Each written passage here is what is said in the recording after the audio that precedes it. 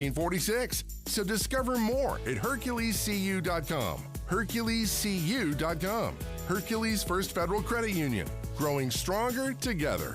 Rates based on approved credit, equal housing lender. All accounts insured to $250,000 by NCUA. Traffic and weather together brought to you by Sinclair's Dino Pay app. Save up to 20 cents per gallon. And here's Heather Kelly. Significant delays on the I-15 corridor throughout Utah, Salt Lake, and Davis counties. You may just see a few brake lights from time to time trying to get into Salt Lake City, both north and southbound. You've got good speeds on the east and west side belt routes around the Salt Lake Valley, and just occasional slowdowns as well on the 201 freeway right near the road construction around 3200 West. With Two Brothers Mattress, lowest prices guaranteed and their 100-night trial, Two Brothers Mattress is your locally owned #1 choice in Tempur-Pedic mattresses. Learn more at twobrothersmattress.com. Heather Kelly in the KSL Traffic Center. This is our last day in the 80s for a while. Today's high 84 with a 40% chance of thunderstorms. Tomorrow, the high temperature will only be 67. Right now, it's 70 degrees. I'm Amanda Dixon from the KSL Common Spirit Health Studios. Listen online at kslnewsradio.com. We're Utah's news, traffic, and weather station. Dave and Dejanovic, your morning companions for talk, analysis, and key perspectives on Utah's biggest stories on KSL News Radio. I'm just going to ask the control room real quickly. Can we dip into either CNN's coverage or News Nation's coverage right now? Because it appears there's some developments in the attempted assassination attempt, the second attempted assassination attempt of former President Trump in the last 9 weeks. Do we have that pulled up? Let's go to it live. Clearly, the serial number had been destroyed. Both of those are very serious charges, Chief Ramsey. Well, they are very serious charges, again, and there'll be additional charges more than likely when all is said and done. But they certainly have enough right now to be able to charge him with felonies and to be able to keep him in custody. And that's the main thing right now. This investigation is ongoing. More information will surface as time goes on. And we have to be just patient and wait for additional information as it comes out. But there is still an awful lot of unanswered questions. We don't know motive yet. We don't know how he knew that the president was even going to be on the golf course. I mean, it just goes on and on and on in terms of open questions. But at least he's in custody, and they'll be able to question him, hopefully, in the future.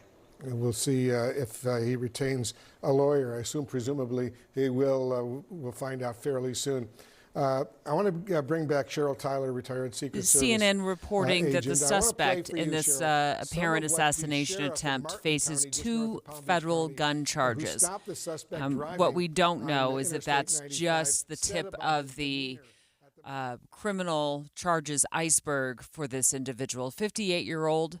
We're getting more information here at Broadcast House about his history. We'll be going into that throughout the show, as well as discussing what went on at the golf course in Florida yesterday. And according to News Nation, it looks like the suspect, as he's been charged with this possession of a firearm, could face 15 years and a fine of $250,000. It's 9:08. It's time for the launch. Sequence engaged. And here are 3 things that Debbie wants you to know. Countdown. 3. Well, we will be spending a significant amount of the show talking about that alleged assassination attempt against the former president. We're also going to talk about some good news for Utah teachers. There's a new poll, a new survey that's out that shows that Utah has catapulted into 4th place around the nation for how well it treats its teachers.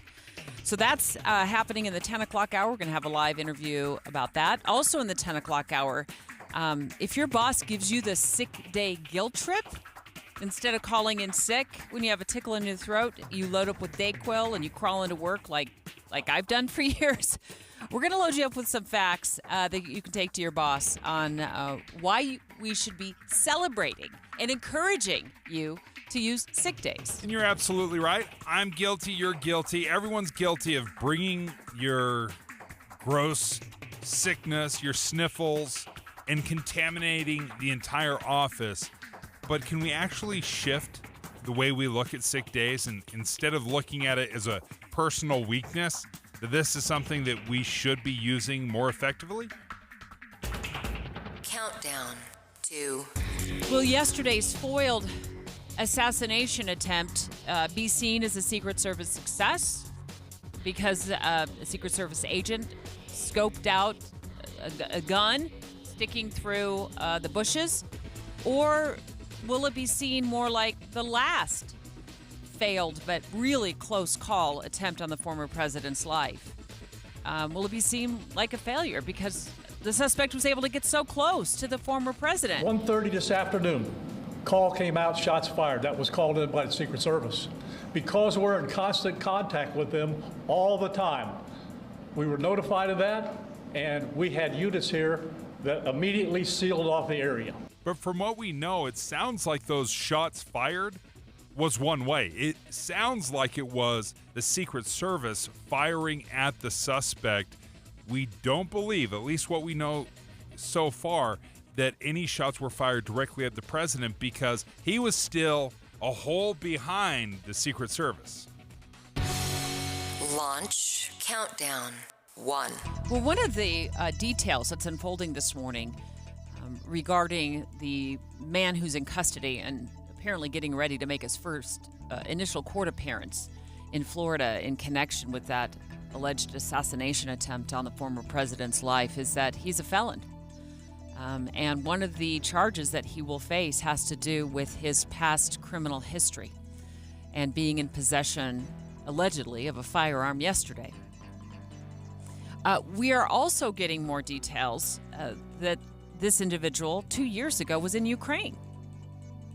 You know, he's a United States citizen who gets over to Ukraine, does a lengthy interview with Newsweek of Romania on his mission in Ukraine to recruit civilian fighters from around the globe in defense of Ukraine. And then a year later, Dave, he self-publishes an ebook that goes all in on his utter disdain for the former president, President Trump. A man he'd actually voted for in 2016. We're going to lose this battle if everyone around the globe does not stop what they're doing, get off the couch, and come to Ukraine and defend the human rights of everyone around the globe. This is so incredible to think that there wasn't just one assassination attempt, but we're talking about a second assassination attempt. I'm trying to figure out, because it's very easy to celebrate Secret Service for protecting President Trump in the first place, but how did a gun get there in the first place? A rifle sticking out of a fence, apparently. What a failure again. What's it going to take to get unbelievable protection for President Trump? Because it still seems like this is the budget protection of President Trump. Dave and Dujanovic. The launch. Commence. Trump assassination attempt. Special coverage with Dave and Dujanovic. For the second time in 9 weeks, here we are. We're talking about an attempted assassination on the former president's life. It was almost, Dave, like when I got the alert from KSL News Radio on my phone yesterday, I thought, wait a minute. I mean, is this happening again? It just feels so unreal. But here we are, former president golfing at his golf course in Florida, a day after leaving Utah. That was not lost on me either. I mean, he was just here in Utah. He flies home, enjoying a round of golf, one hole ahead of the former president. A Secret Service member notices a rifle muzzle peeking out of the bushes on the course. And what's the way they describe it of how the Secret Service was able to prevent this is fascinating. We heard from the Palm Beach County Sheriff, Rick Bradshaw, and he describes what happened. Fortunately, we were able to locate a witness that came to us and said, hey, I saw the guy running out of the bushes. He jumped into a black Nissan, and I took a picture of the vehicle and the tag, which was great. Pretty incredible that somebody was so aware that they saw someone suspicious, takes a picture, gets it to police, and then this is how they caught the suspect. We had that information. Our real-time crime center put it out to the license plate readers. And we were able to get a hit on that vehicle on I-95 as it was headed into Martin County. We got a hold of Martin County Sheriff's Office, alerted them, and they spotted the vehicle and pulled it over and detained the guy. Okay, so he comes across to me as a man without a plan, right? He gets close to the president. He sets up, apparently sets up a GoPro, an AK-47 style rifle, and then not anticipating that might be a Secret Service agent on the golf course who happens to see me, who got shots fired in his direction. The guy takes off and runs and jumps into an easily spottable vehicle and is spotted by a witness. And so they're able to use a witness account to identify him once they do pull him over. In the meantime, all of his stuff is back at the golf course. So here's a guy who's trying to pull off a second assassination attempt in a matter of 9 weeks. We know that while maybe there's some questions over adequacy in terms of how much Secret Service protection the former president has, maybe there needs to be more. We know that it has stepped up since that first attempted assassination. And if this man is willing to risk it all and get caught at the president's own golf course. And I still have a major question about that. Like, how did he know the president was going to be golfing yesterday? You know, he's been on the campaign trail. He's gone from Nevada. You know, he had a debate last week. He's gone from Nevada to Utah, and then he's back home in Florida golfing, and here's this man lying in wait. Yeah, I would imagine it's probably not too hard to follow the motorcade, right? As he's moving around, he always golfs at his own golf properties, so perhaps it wouldn't take too much sleuthing to figure out where he's golfing, but I think as we're learning more about the response and what happened, the prevention, there's one piece of a detail that stands out to me, that despite the first assassination attempt, that the former president still doesn't have the level of Secret Service coverage that the acting president has. And I'm trying to figure out, why would that be the case? Why are they still shorting former President Trump his Secret Service detail? Because the direct threat is to him, nobody else. And it still feels like we're doing the budget Secret Service thing for him. Let's talk about that in 15 minutes with retired FBI Special Agent Carl Schmay, who weighed in and gave us his analysis on the previous assassination attempt and his take on the Secret Service. Straight ahead, we're going to get live with ABC News' Derek Dennis to bring us the latest detail on the second assassination attempt of former President Trump. What does ABC News know about the suspect? How did he figure out that the president was going to be golfing yesterday at that particular spot? And will there be an attempt to beef up security for the former president in the weeks ahead? Dave and Dujanovic. Dave and Debbie go out of their way to make sure you hear all sides of a story. They're working the phones to get several viewpoints on for you. Hi, it's Tim and Amanda. We get you the full story, too. We have you covered on KSL News Radio. Key stories are changing by the day. The air was unhealthy up and down the state. It's going to cost a lot more to keep the homeless warm this winter. Stories that affect family and community. The whole state has absenteeism rates that are higher than average. An appeal has already been filed to reinstate Amendment D. When you're in the car, KSL has updated info on where stories are going and what's changed. Get important breaking news each time you jump in the car. We have you covered on KSL News Radio.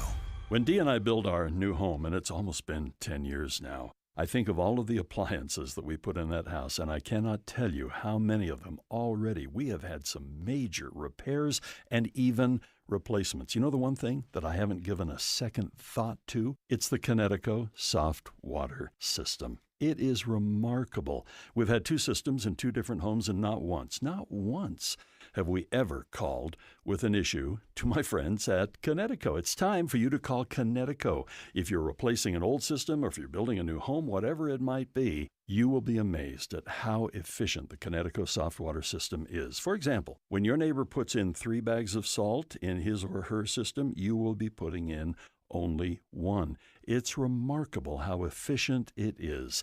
Give them a call. Great people to do business with. Call Northern Utah's authorized Connecticut dealer at 801-576-8600 or go to softwaterutah.com. In a world where ugly siding, leaky gutters, and inefficient windows are sapping homeowners of their will to live, one company must save us all. This year, join RGS Exteriors as it embarks on a mission to eliminate outdated home exteriors, one Utah home at a time. Every plank of old, ugly siding must be replaced. Every leaky gutter must be eradicated. Every inefficient, energy-sapping window must be vanquished once and for all. Begin your epic remodeling quest by calling RGS Exteriors for a free estimate. Discover how a heroic team of experts will save your siding, gutters, or windows for a fair, no-nonsense price. Call RGS Exteriors at 801-280-3110 or journey online to rgsexteriors.com. RGS Exteriors, coming soon to a home near you. Alpine Home Medical, we bring wellness home. This is Jay Broadbent from Alpine Home Medical. I'm excited to let you know we're currently having a summer sale on power scooters. As we celebrate the spirit of freedom and independence, we want to make sure you have the chance to experience it. We have a wide range of power scooters designed to enhance your mobility, and they're all available at a discounted price. These special offers only come around every couple of years, and once they're gone, they're gone. Come visit us at any of our 11 locations to take advantage of these fantastic deals, or you can browse our selection of discounted scooters on our website. We're committed to providing the 5-star experience. We can't wait to assist you in finding the perfect power scooter. Visit us online at alpinehomemedical.com. That's alpinehomemedical.com.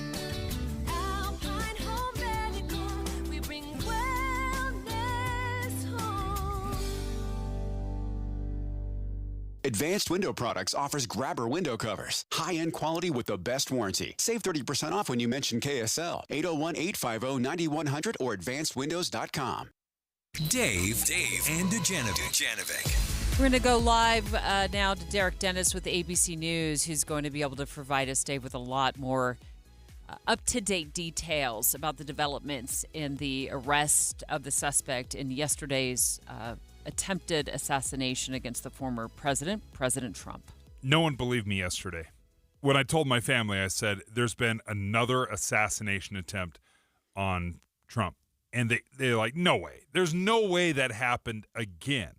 But sure enough, as we're learning more and more, it sounds like if it were not for a very alert Secret Service agent, that this could have been absolutely catastrophic. Joining us right now, Derek Dennis, ABC News correspondent out of New York. Do we have any better idea, Derek, of how close he got to the president? A few yards, it appears.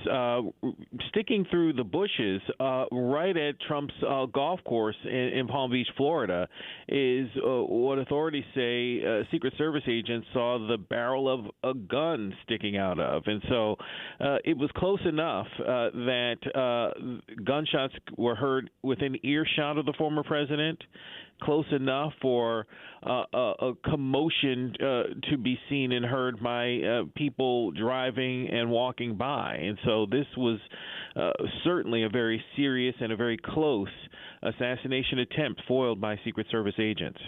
Derek Dennis of ABC News joining us live with the latest on the attempted assassination yesterday. The president is fine, in case you're just hearing the news. I want to make sure we're clear about that. Mm-hmm. And Derek, what you might not know that we covered here on Saturday is the former president was here. He was at Salt Lake International Airport for just a quick campaign stop with supporters. Then apparently flies back home to Florida I wasn't tracking. I don't track his schedule, but how would this alleged shooter or attempted shooter know that the president was going to be golfing yesterday after all of his campaign stops over the last week? Yeah, it's unclear, how versed he was in Trump's travel, his arrangements, his whereabouts, but found him on the golf course. Now, we know the former president is known to golf at his golf course when he's in Florida. So, putting two and two together, maybe he just got lucky, so to speak, to be there as the former president was on the fifth hole. In this suspect, I should tell you, he's identified as 58-year-old Ryan Wesley Ruth. He was arraigned in federal court this morning in West Palm Beach, possession of a firearm by a convicted felon, possession of a firearm with obliterated, scratched out serial number. Those are the two charges. Each, could get him 10 to 15 years in prison together. And so serious charges for sure. And it appears he had some sort of connection to Ukraine, is what ABC News is confirming. Apparently, he was among, a number of Americans who went to Ukraine as the war broke out with Russia, looking to help fight, but was turned away by, official channels there, and sort of was operating in rogue on his own, and, eventually came back to the U.S. According to the charges that were filed, it doesn't seem to me, it doesn't indicate to me that he actually fired off any rounds. Do we know if the suspect had fired any rounds from that rifle? Yeah, it appears not. It appears that the firearm discharge was by Secret Service toward him, and he was able to flee, jump in his car, and head up I-95 and was pulled over in another county. So it appears he did not actually get off a shot, but that he was fired at by Secret Service agents. But they did find, an AK-47 rifle. They found a scope. They found a GoPro camera and two backpacks, in the bushes hanging from a fence. And so authorities believe he was well armed and well prepared to carry out an assassination. Oh, but doesn't seem to me that he had much of a plan to get away without being detected. And maybe he didn't anticipate that the Secret Service would be one hole ahead of the former president on that golf course yesterday.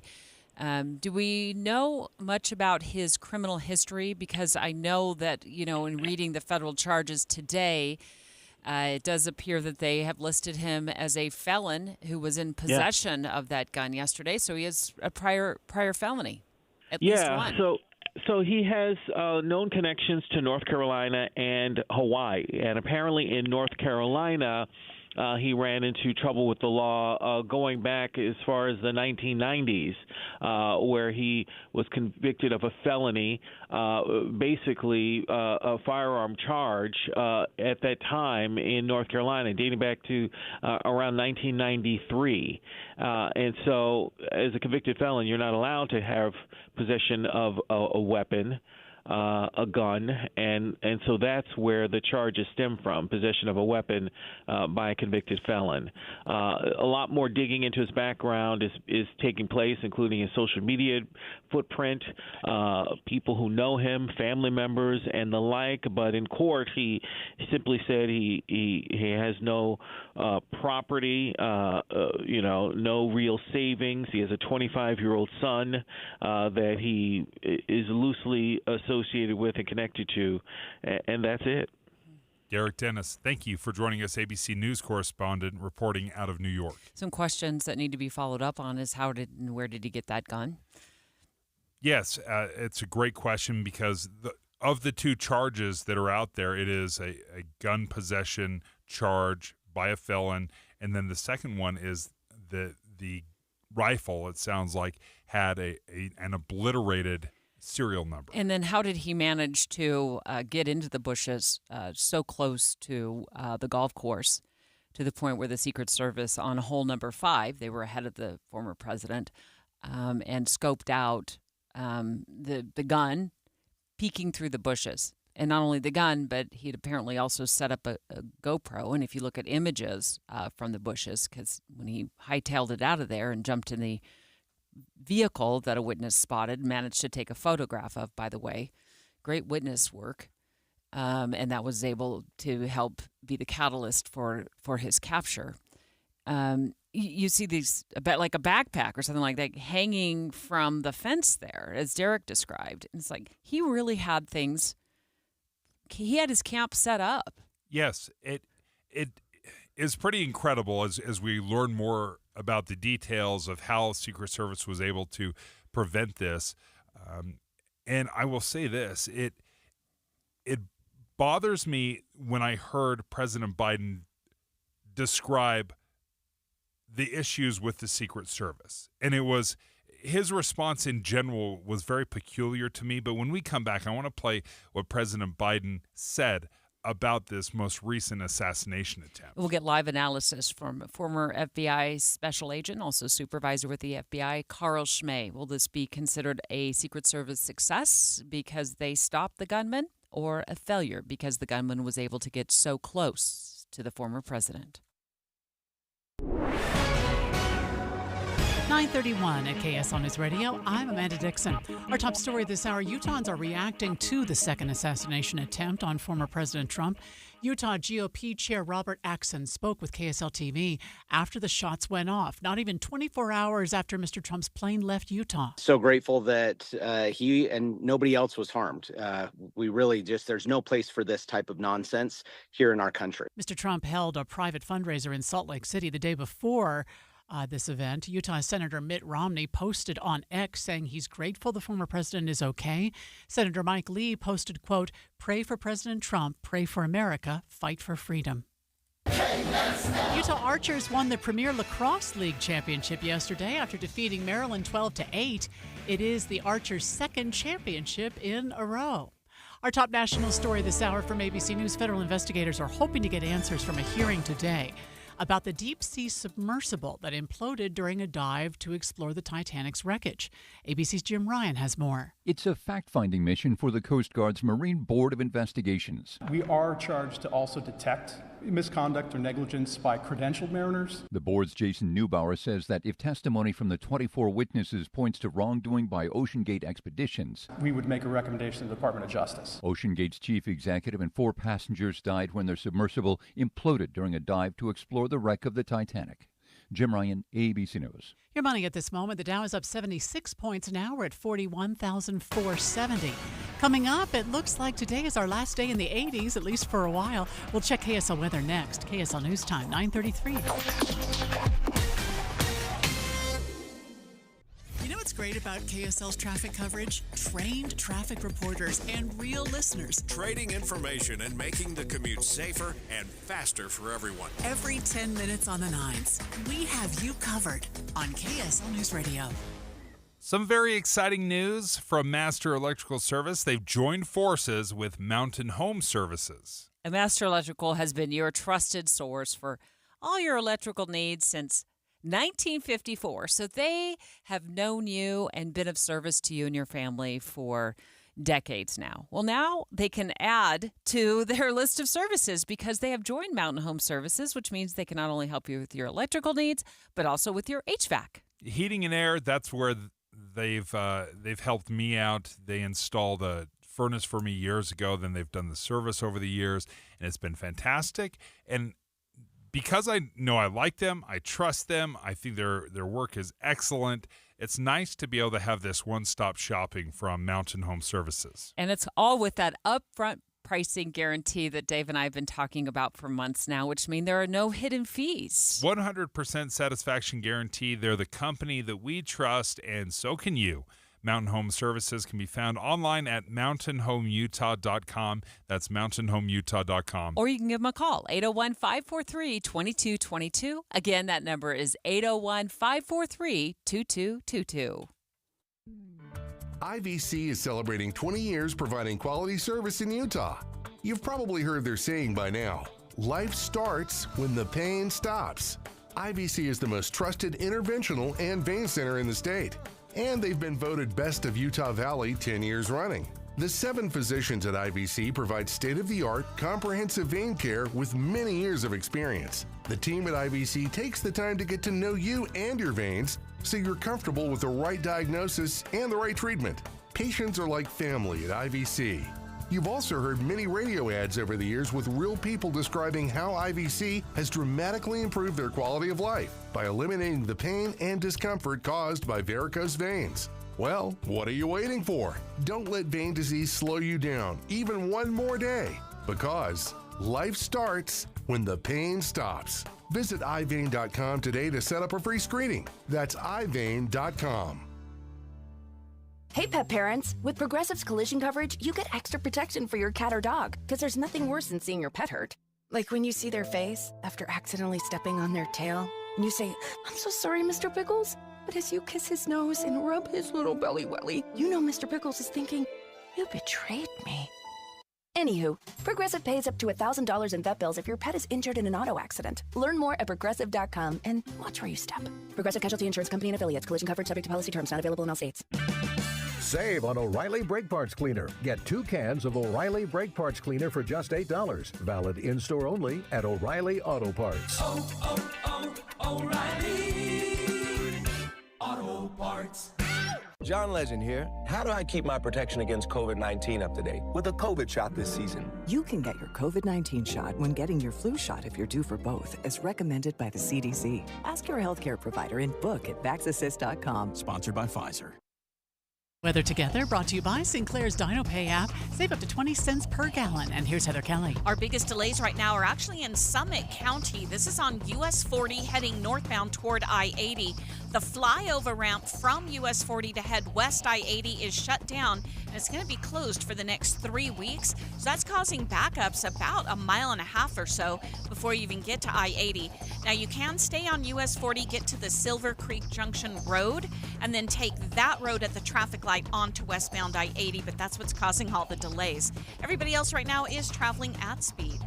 Use Superior Water and Air for all your HVAC and plumbing needs. Call 974-9090 or visit superiorwaterandair.com. Superior Water and Air. Heather Kelly in the KSL Traffic Center. Today's high will be 84 degrees, but we do have a chance of thunderstorms both today and tomorrow. Tomorrow, a cold front moves in and we'll only get up to 67 for a high tomorrow. Right now, it's cloudy and 72 degrees. I'm Amanda Dixon from the KSL Common Spirit Health Studios. Listen online at kslnewsradio.com. We're Utah's news, traffic, and weather station. Dave and Dejanovic, your morning companions for talk, analysis, and key perspectives on Utah's biggest stories on KSL News Radio. Dave and I are going to take a broader look now on how this second assassination attempt against the former president will be viewed. Will it be viewed as a Secret Service success because they foiled the plot or were able to fire off shots at the suspect, who then ran off before the suspect in this attempt was able to fire off shots, like the attempt 9 weeks ago where the bullet got the president in the ear in Pennsylvania as he was at a rally. What they do is they have an agent that jumps one hole ahead of time to where the president was at. And he was able to spot this rifle barrel, stick it out of the fence, and immediately engage that individual, at which time the individual took off. That's how it unfolded yesterday at the President's Golf Course in Florida. And another thing I learned from that sheriff, and that was Rick Bradshaw, he's the Palm Beach County Sheriff, he said that the Secret Service protection is still short on President Trump, short of what a sitting acting president would have. So it is still, sure, they've claimed that they've increased Trump's security detail, but it still falls short of what President Biden gets. And I've got my head, I'm just scratching my head right now as I heard President Biden address this as he was about to board Air Force One. One thing I want to make clear, the service needs more help, and I think the Congress should respond to their needs. They made the deciding whether they need more personnel or not. Number one, very strange that President Biden has not addressed the nation after this. This is the second assassination attempt. incredible that he would also say, I think Congress needs to look into this so that we can provide more money, increase the Secret Service. Just do it. Like a mayor does not wait for the city council to authorize funding to plow the roads after a huge snowstorm. They just blow the budget, and then they figure out how to fund it later. I'm just scratching my head, like, what's it going to take to give President Trump absolute security right now? Because this is completely unacceptable. You said in the morning meeting, drones. Why not drones? Yeah. Thermal imaging drones. And they're like, I wonder what this person is doing lurking around the sixth hole in the middle of the forest. Which is what happened yesterday. Carl Schmay, retired FBI special agent and supervisor here in the Salt Lake City division. I know you go around the world now training other law enforcement agencies all over the globe on how to enhance protection and keep people safe. What's your first quick analysis of yesterday's assassination attempt compared to the one that happened in Pennsylvania 9 weeks ago? Hey, good morning, guys.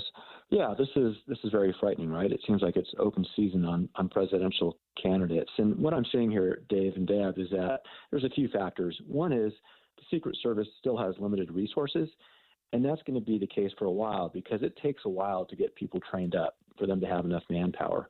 The second thing is trying to secure a place like a golf course that's an open public venue really, really hard when you've got all that wooded area around, potentially houses around, and that takes a lot of manpower that the Secret Service doesn't have right now. The third thing we have, which in this country, is that we have widespread access to assault rifles.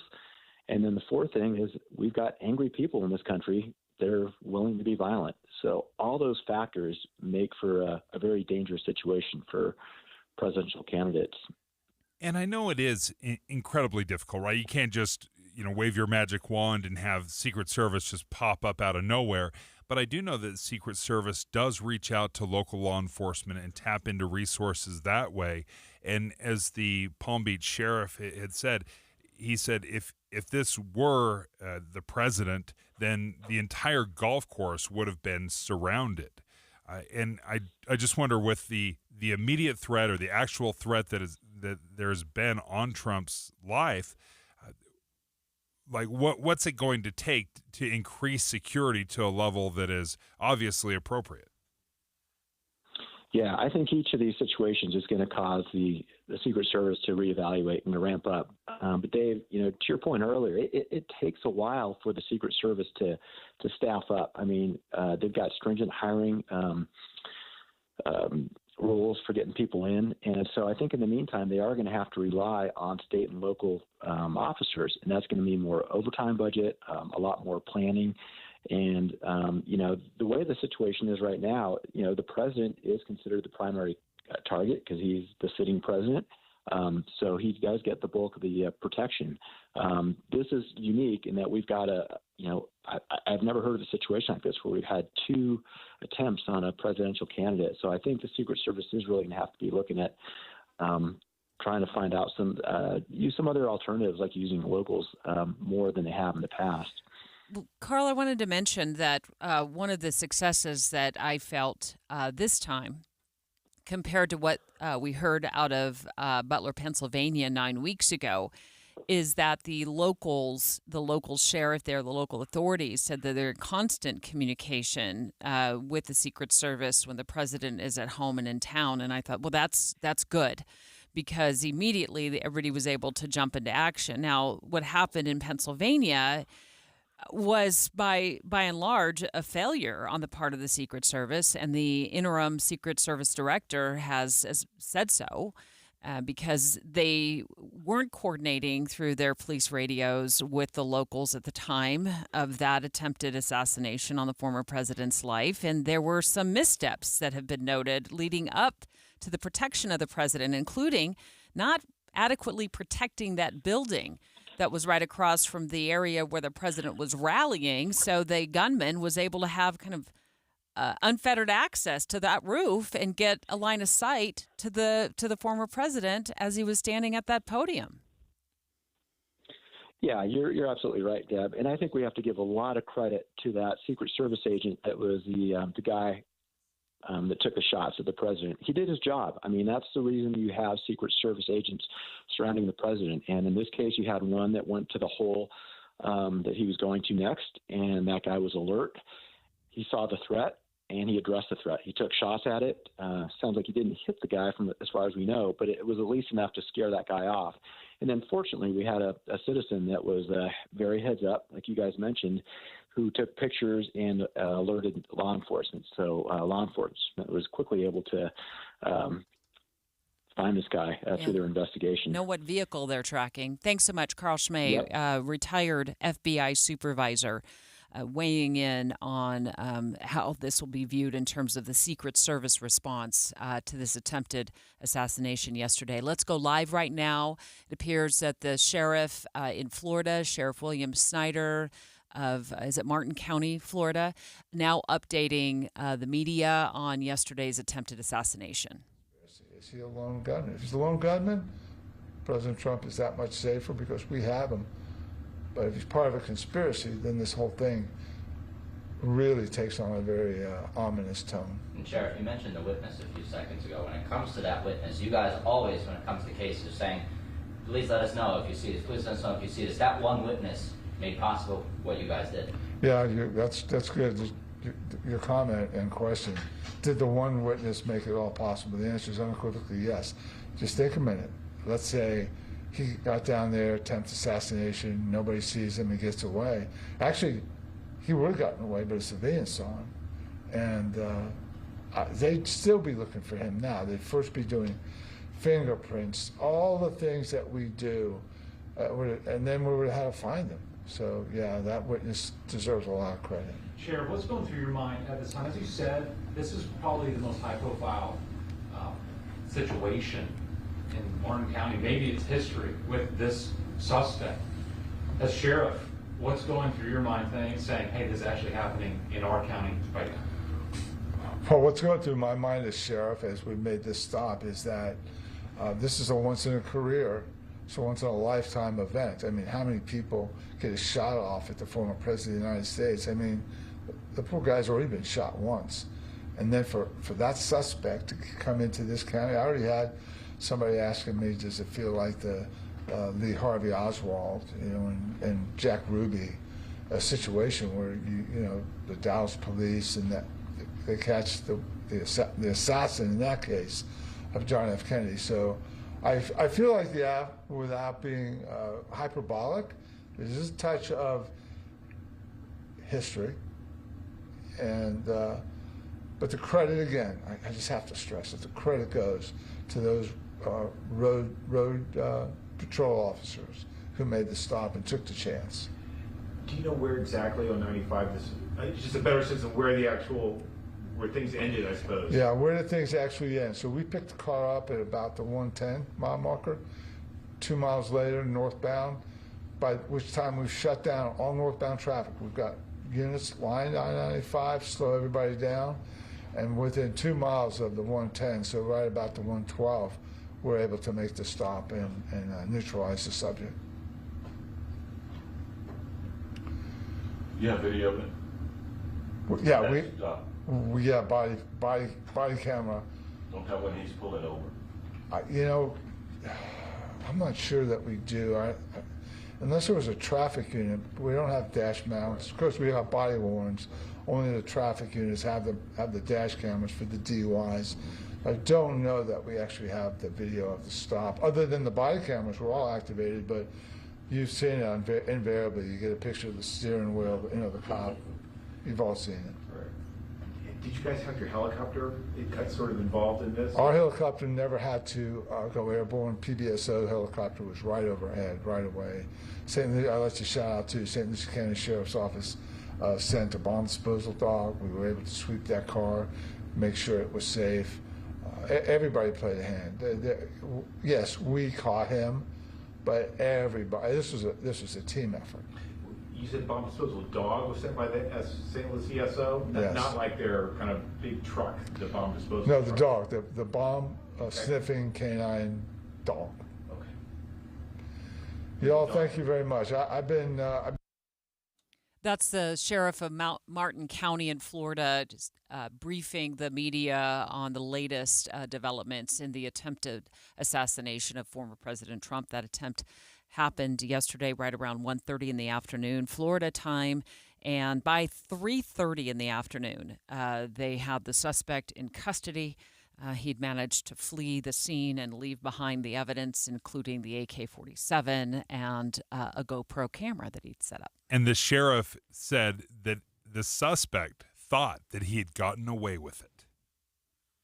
Dave and Dujanovic. Current events can have a lot of moving parts. Our job is to make it easy to keep up. You're part of a bigger world, so spend 15 or 20 minutes here and be part of it. Join us weekday mornings between 5 and 9 on KSL News Radio.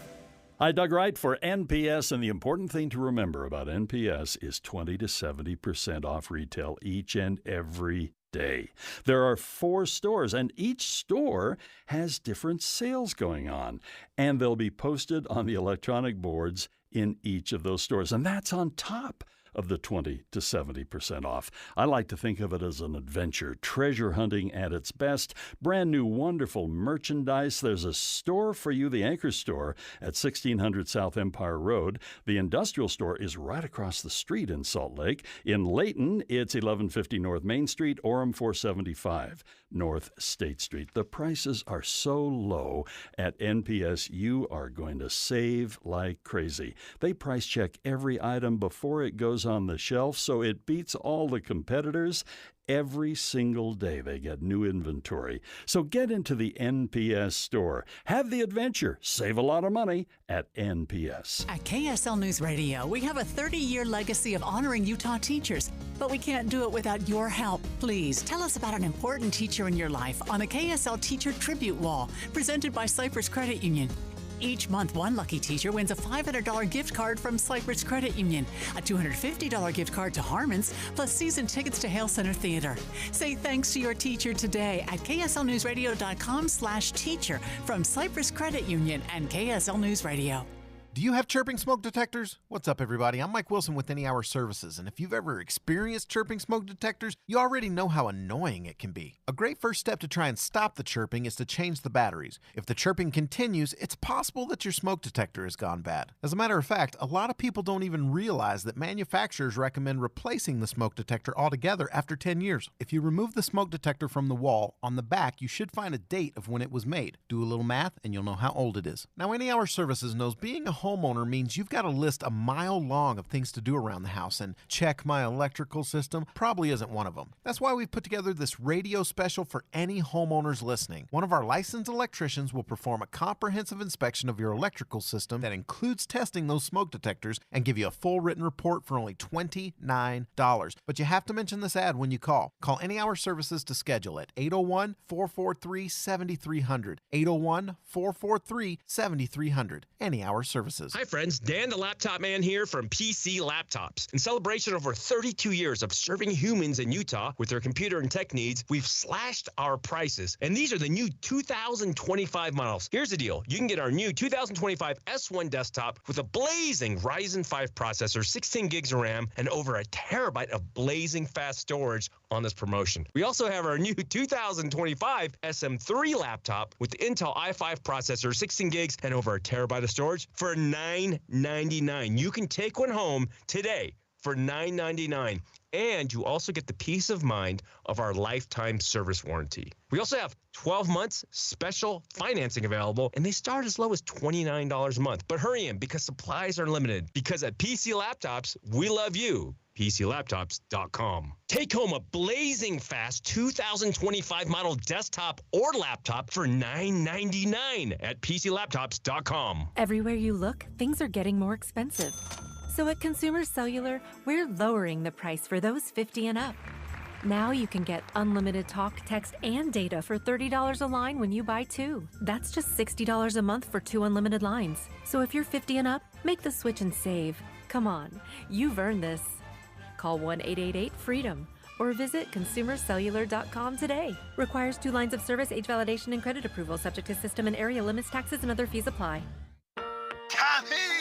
I can't wait for golf this weekend, huh, buddy? Time flies. Love you, man. Oh, don't forget your knee brace again. We aren't in college anymore. Moments together matter, so help protect yourself from RSV. If you're 75 or older or 60 plus with a chronic condition like asthma, COPD, heart disease, or severe diabetes, you're at higher risk of landing in the hospital from RSV, and there are no prescription RSV treatments. Check eligibility and schedule your RSV vaccine at vaxassist.com. Sponsored by Pfizer. Dave and Dujanovich. We know that 58-year-old Ryan Roth is formally criminally charged. He's already been in court this morning in connection with the attempted assassination yesterday on the former president. If you're just joining us, you're like, didn't this happen already? Yeah, this is the second one. Different suspect, obviously. The first one was killed by the Secret Service back 9 weeks ago in Pennsylvania. But this is a second attempt on the former president's life at his golf course. The gunman managed to get access to the bushes with an AK-47 style rifle and a GoPro, and he was caught. The president is okay. But we're starting to get more details about what this individual has been up to for the last 25 years. And thank goodness that this suspect was caught because of one witness. We just heard from the sheriff just a few minutes ago that said that this one witness that saw him leaving the forest or, the kind of the wooded area, jumping in a car and driving off, made it all possible because they took a picture of the vehicle, they sent it to law enforcement, then law enforcement was able to then track it down. But again, we shouldn't have to rely on the random witness out there that just happens to notice something, see something, and then start documenting it. This guy is red flags.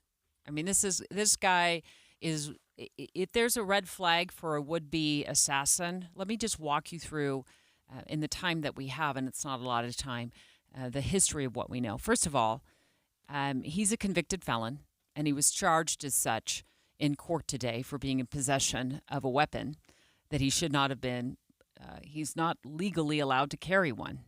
So he's been charged with that. But this dates back to 2002 when numerous media organizations, and I actually went to his North Carolina rap sheet, it is online. He was charged with, the reports say he was charged with carrying a concealed weapon and possession of a weapon of mass destruction after he barricaded himself inside a local business. It appears to have been a roofing company with a fully automatic machine gun in Greensboro. Or at least that's what the Greensboro News reported. That's according to Forbes. We do know that in 2022, he managed to make his way over to Ukraine and goes on camera with Newsweek Romania, who's recording this interview with him. He's like up against this wall. Looks like maybe he's in a hotel room or an office, talking about, as a United States citizen who has no formal military training, that he has gone over to help Ukraine in its efforts to fight Russia. But we're going to lose this battle if everyone around the globe does not stop what they're doing and get off the couch and come to Ukraine and defend the human rights of everyone around the globe. This is the most important thing going on in the world today. He's trying to rally support, get people to the cause, show up and fight the war with the Ukrainians. He'd even reached out to people in Afghanistan, apparently, and was trying to recruit Afghani fighters to come and fight in defense of Ukraine. Sounds like there was no support for him and his cause. And then a year later, he self-publishes an ebook, and Time magazine has done a breakdown on what the contents of that ebook said.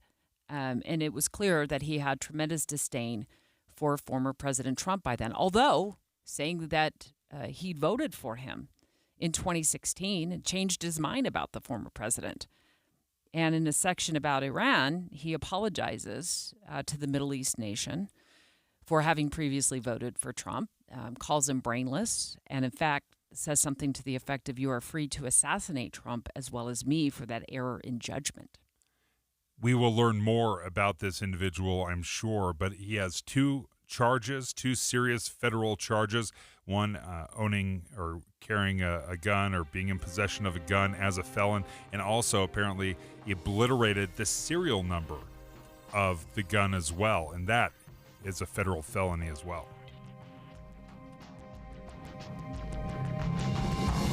KSL FM Midvale. KSL Salt Lake City. From the KSL Common Spirit Health Studios, this is KSL News Radio. Utah's news, traffic, and weather station. It's 10 o'clock at KSL News Radio. I'm Britt Johnson. KSL's top story this hour. Temperatures are going to take a nosedive tomorrow through the rest of the week, with highs not expected to exceed the low 70s. Along with the cooler weather, KSL meteorologist Matt Johnson says the entire Wasatch Front has the chance of seeing thunderstorms today. He says the best chance is between about 2 and 6 o'clock. There's definitely a chance that some of these storms could be severe warned, but it would only be for the stronger wind gusts and brief heavy rainfall. Matt says there's a better chance of rain tomorrow morning, and we could continue to see scattered storms all the way into the weekend. Our top national story this hour from ABC News. Another Gilgo Beach murder under investigation in New York. ABC's Derek Dennis reports. He's been labeled by authorities as Asian Doe, an unidentified South Asian found dressed as a woman and suspected of being a sex worker whose remains were found on Long Island's Gilgo Beach in 2011 with evidence of blunt force trauma. This is a call to action. We want to enlist the public's help in trying to identify Asian Doe. Suffolk County District Attorney Ray Tierney, the big question whether suspected serial killer Rex Heuermann was involved, as he's currently charged in the murders of 6 women on Gilgo Beach. Derek Dennis, ABC News, New York. Your money at this moment, a bit of a mixed market. The Dow is up 116 points, but the S&P has lost 9 points, and the NASDAQ has lost 147 points. Coming up, cooler temperatures and rain. KSL weather is next. KSL News Time, 10:01.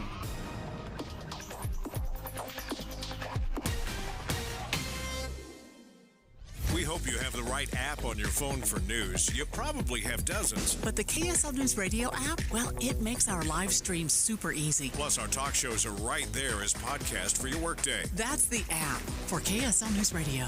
Hey, pet parents. With Progressive's collision coverage, you get extra protection for your cat or dog, because there's nothing worse than seeing your pet hurt. Like when you see their face after accidentally stepping on their tail, and you say, "I'm so sorry, Mr. Pickles." But as you kiss his nose and rub his little belly welly, you know Mr. Pickles is thinking, "You betrayed me." Anywho, Progressive pays up to $1,000 in vet bills if your pet is injured in an auto accident. Learn more at Progressive.com and watch where you step.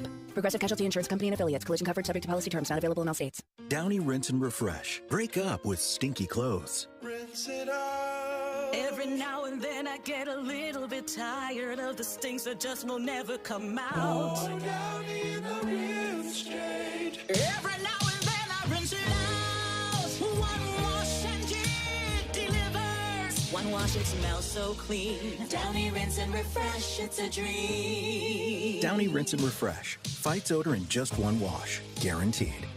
Tim Jr. here from RGS Exteriors. I want to tell you about our famous "You Don't Need a Warranty" warranty. That's right. It's a warranty you don't need, but we give it to you anyway. Let me explain. Most warranty problems for siding, gutters, and windows are caused by not installing stuff right in the first place. If you rush the work, cut corners, or use subpar materials, you're just begging for problems later. At RGS Exteriors, we don't tolerate careless workmanship. We slow down, focus on every detail, and use only the best materials. We prevent warranty work by doing the job right in the first place. That's why the 10-year everything guarantee we give you is also known as our "You Don't Need a Warranty" warranty. We absolutely will be there if you need to use it. But honestly, you probably will never have to. Done right the first time. That's the RGS way. For siding, gutters, and windows, call 801-280-3110 or visit us at rgsexteriors.com. Everywhere you look, things are getting more expensive. So at Consumer Cellular, we're lowering the price for those 50 and up. Now you can get unlimited talk, text, and data for $30 a line when you buy 2. That's just $60 a month for 2 unlimited lines. So if you're 50 and up, make the switch and save. Come on, you've earned this. Call 1-888-FREEDOM or visit consumercellular.com today. Requires 2 lines of service, age validation, and credit approval, subject to system and area limits, taxes, and other fees apply. Tommy! Can't wait for golf this weekend, huh, buddy? Time flies. Love you, man. Oh, don't forget your knee brace again. We aren't in college anymore. Moments together matter, so help protect yourself from RSV. If you're 75 or older or 60 plus with a chronic condition like asthma, COPD, heart disease, or severe diabetes, you're at higher risk of landing in the hospital from RSV, and there are no prescription RSV treatments. Check eligibility and schedule your RSV vaccine at vaxassist.com. Sponsored by Pfizer. Traffic and weather together brought to you by Sinclair's Dino Pay app. Save up to 20 cents per gallon. Here's Heather Kelly. We've had a few minor fender benders around the Wasatch Front, but none of them are in traffic or slowing anybody down. We do have a bit of slowing, though, if you transition from the I-215 West Belt going southbound I-15 in Midvale area, but that's the only real delay I see in the Salt Lake Valley. You do have big delays, though, US 40 heading northbound, trying to get onto I-80. That's because the flyover ramp to head westbound I-80 from US 40 is shut down. The UACPA supports certified public accountants in Utah through ongoing professional education and leadership development. Find a CPA that works for you. UACPA.org. Heather Kelly in the KSL Traffic Center. Warm today, a high of 84 degrees, but tonight rain moves in and there will be a big temperature drop with just a high of 67 degrees tomorrow, and we'll have some scattered thunderstorms this evening and tomorrow. Right now it's 72 degrees and partly sunny. I'm Britt Johnson from the KSL Common Spirit Health Studios. Listen online at kslnewsradio.com. We're Utah's news, traffic, and weather station. Dave and Dejanovic, your morning companions for talk, analysis, and key perspectives on Utah's biggest stories on KSL News Radio. Here I sit across from you, Dave. What am I, about 3 feet away, 4 feet away? Yep. Terrible sore throat, watery eyes, a dry cough, pure exhaustion, achiness. You're But fine. I felt pressure to be present today. As you should. Even though you have sick days, you're not actually supposed to use them, Debbie. Does your company give you the sick day guilt trip? We're going to speak live in just a moment to Lois Collins, a writer, a reporter with the Deseret News, has been doing some research on some new research that has come out regarding pressure to be present. It's called presenteeism at work. And it talks about how this backfires actually on companies. I've never actually experienced this. Maybe a lot of it is just kind of self-imposed, where I think, oh, they're gonna think I'm so weak because I got a little sniffly. Oh, wait a second. What do you do this all the time? You call me up. It's like 6 o'clock in the morning, and you say things like, I lost my voice. And I said, well, that's a problem because you're on the radio. Like, that's a problem. That's not going to work. Like, there's certain jobs. Like, if you're a police dispatcher, you need your voice. If you are a radio talk show host, you need your voice to perform. You have called me just before the sun comes up to say, I don't think I'm going to have a voice. But you come on the show anyway. And I was on the show, and I sounded like Kermit the Frog. It's a disaster. You didn't even sound that good. No, it was like this. And I was trying to plow through. And finally you said, you sound ridiculous. Yeah. This is crazy. We cut off your I'm microphone. like, I'm fine. We cut totally off your fine. microphone. So to say you don't have this, you do. You live it. Lois Collins of the Deseret News. She's special projects reporter, also reports on family issues of the Deseret News. Love this article, loved your research, and have felt this pressure to be present. And I think largely it's honestly, Lois, for me, it's self-imposed pressure. Oh, I think that's true for most of us. I think that we all have a tiny bit of imposter syndrome. Like, if I don't show up, they're going to see that somebody else can do my job. 100%. And so I think there's some insecurity there. And I also think it's like getting ready to go on vacation. I'm on vacation this week, but that meant that last week was just terrible because I had so much to do to get ready that I almost didn't go. It's just so much work. So when you're gone for a day, stuff piles up. And so, yeah, we all impose it on ourselves. So what is the benefit? What did you find in your research for employers to tell us, the employees, hey, if you're sick, stay home? Okay, so the first benefit is that you don't get sick you don't get everybody else sick. That's like an overlooked benefit. I don't want people sniffling and sneezing and coughing around me because I don't want to take home what they have. But the other thing is that people resent it, even if it's self-imposed. If they feel like they're pressured to be there and like they can't take a day off, then they resent it, and you start looking for a job that doesn't make you feel that way. I think it spills over into other things too. If you start resenting that, then maybe you just start being resentful. But people start looking for other jobs, or they show up and they don't do anything.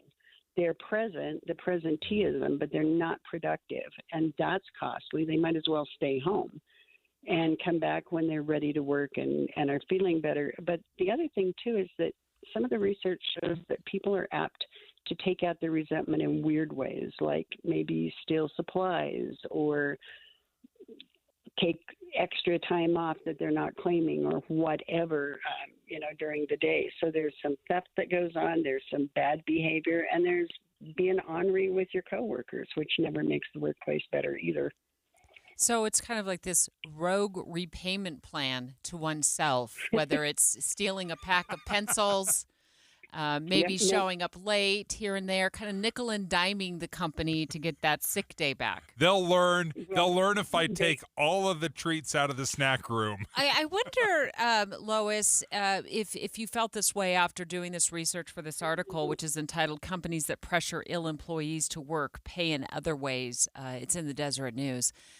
If the companies and management needs to be like very clear with what their expectations are when we are sick. And by the way, I started this segment saying I have a sore throat and all this other stuff. I don't, Dave. You don't have to worry about it. I was just teeing up this conversation. But I do tend to feel like I'll gut it up. I'll be there. I don't want to put anybody else out. And it's not just this job. This has been historically how I have thought. And I know hundreds of other people think the same way. But I wonder if employers being more clear with the support of sick time and encouraging employees to call in sick and also letting employees know we have a backup plan. Like, you're important to us, but you're not so important that you need to walk in here with a 104-degree fever. What do you think? One of the things with that is cross-training. If you felt like people could do your job and would do your job, but I don't know how that would play into that imposter syndrome feeling of what if they figured that the other person is better than me.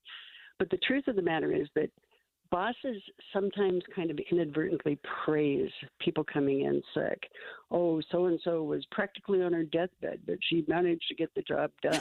She works around the clock. And so there's kind of that feeling of, well, Katie did it, so I need to do it too, or I will look bad. So I do think they need to be clear on it. And I think if you're in the office and your eyes are watering and you're sneezing, they should say, go home.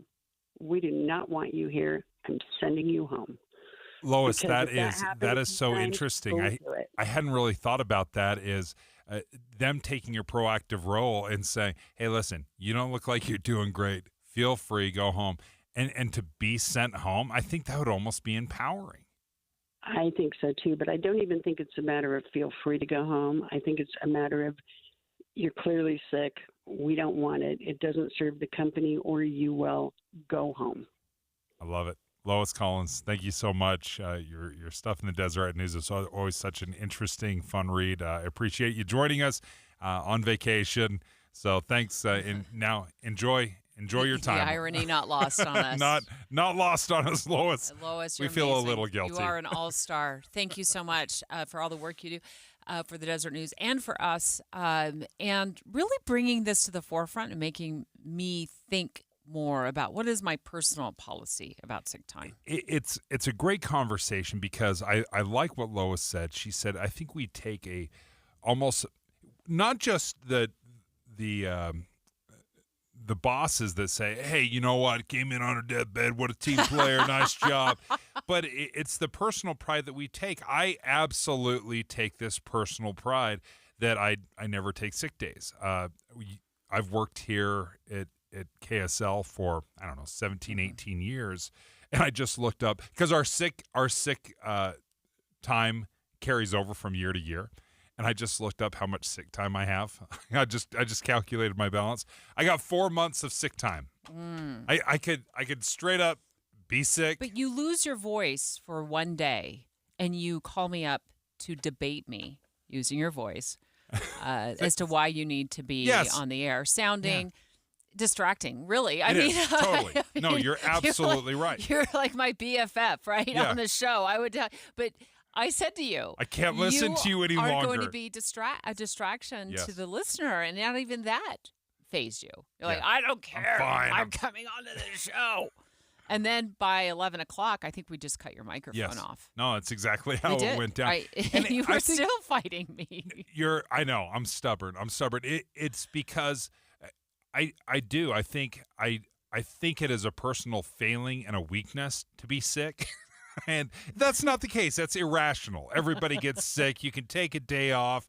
You know, you're not abusing it. And everyone knows the folks if you're abusing the sick leave policy, right? I mean, absolutely there are people that abuse it and take advantage, but I think that Lois Collins makes a very good point. It's a team effort. We have to be able to say, you know what, I'm sick, or my kids get sick, and that happens. It's not a personal failing. It doesn't say I'm bad at my job, and bosses need to go out there and say, you sound awful. You go home. Or your coworkers. Yeah, or your coworker. You need to listen. So let's take live phone calls. Do you feel pressure to be present? Do you feel pressure to be present at work? It's called presenteeism. Are you getting pressure from yourself? Are you getting pressure from your boss? 801-575-TALK. 801-575-TALK. Taking your live calls next. Dave and Dujanovic. Here's a trick to podcasting at work and getting all the Utah news you love. Download the KSL News Radio app. The podcast for Utah's morning news and Dave and Debbie are right there. Dozens of podcasts a day. That's the app for KSL News Radio. Key stories are changing by the day. The air was unhealthy up and down the state. It's going to cost a lot more to keep the homeless warm this winter. Stories that affect family and community. The whole state has absenteeism rates that are higher than average. An appeal has already been filed to reinstate Amendment D. When you're in the car, KSL has updated info on where stories are going and what's changed. Get important breaking news each time you jump in the car. We have you covered on KSL News Radio. Do you currently use a CPAP machine to treat sleep apnea? Are you looking for a smaller, more comfortable solution? Consider a custom-fitted oral appliance from Sound Sleep Medical. In many cases, these appliances can be as effective as CPAP, and oral appliances are usually covered by insurance or Medicare. To make an appointment or to learn more, call Sound Sleep Medical at 801-285-9731. That's 801-285-9731, or visit soundsleepmedical.com. This is Derek Overstreet of the New Millennium Group and host of Stop Working and Start Living Radio. If you're close to or in retirement and you don't have a tax plan, call us right now, 888-999-6370. That's 888-999-6370. Listen, our country's been spending like never before, and the tax bill is coming soon. If you need an income tax strategy and a financial plan that will get you through the rest of your life, give my team a call, 888-999-6370. That's 888-999-6370. If you want an investment plan that allows you to keep more of your gains and pay less taxes, give us a call, 888-999-6370. My team specializes in the type of plan that will get you retired 3 to 5 years sooner than you thought possible. So, get a no-cost tax analysis by calling 888-999-6370. That's 888-999-6370. My team is standing by now. Getting help with electrical repairs is easier than you think. All you have to do is call Any Hour Services or schedule an appointment at anyhourservices.com. No one helps more homeowners than Any Hour Services. With the 3 things you need to know this hour, I'm Britt Johnson. First, temperatures are going to take a nosedive tomorrow through the rest of the week with highs not expected to exceed the low 70s. Second, another victim on Gilgo Beach has been found. Officials trying to see if serial killer Rex Heuermann was involved, as he's charged with the murders of 6 women on Gilgo Beach. Third, a massive storm system bringing the Sierra Nevada its earliest snowfall in 2 decades should also provide some powder to Utah's highest peaks. Right now, it's 72 degrees and sunny in Salt Lake City. Back to Dave and Dujanovic on KSL News Radio. Dave and Dujanovic. Do you feel pressure to show up to work even when you know you shouldn't because you're super sick. 801-575-TALK. Taking your live calls. Bert from Bountiful, hold the phone for just a moment. We just spoke with Lois Collins of the Deseret News, who did some research and an article on new research that's out regarding presenteeism at work and the pressure to be there. And what she found is it can backfire on companies in ways that you might not suspect. Employees go looking for another job, or they start stealing the small stuff. Little passive-aggressive stuff. From the supply closet. I notice you have a big stack of pens. I'm taking the entire box. Yeah, I'm paying myself back for that sick day I never took.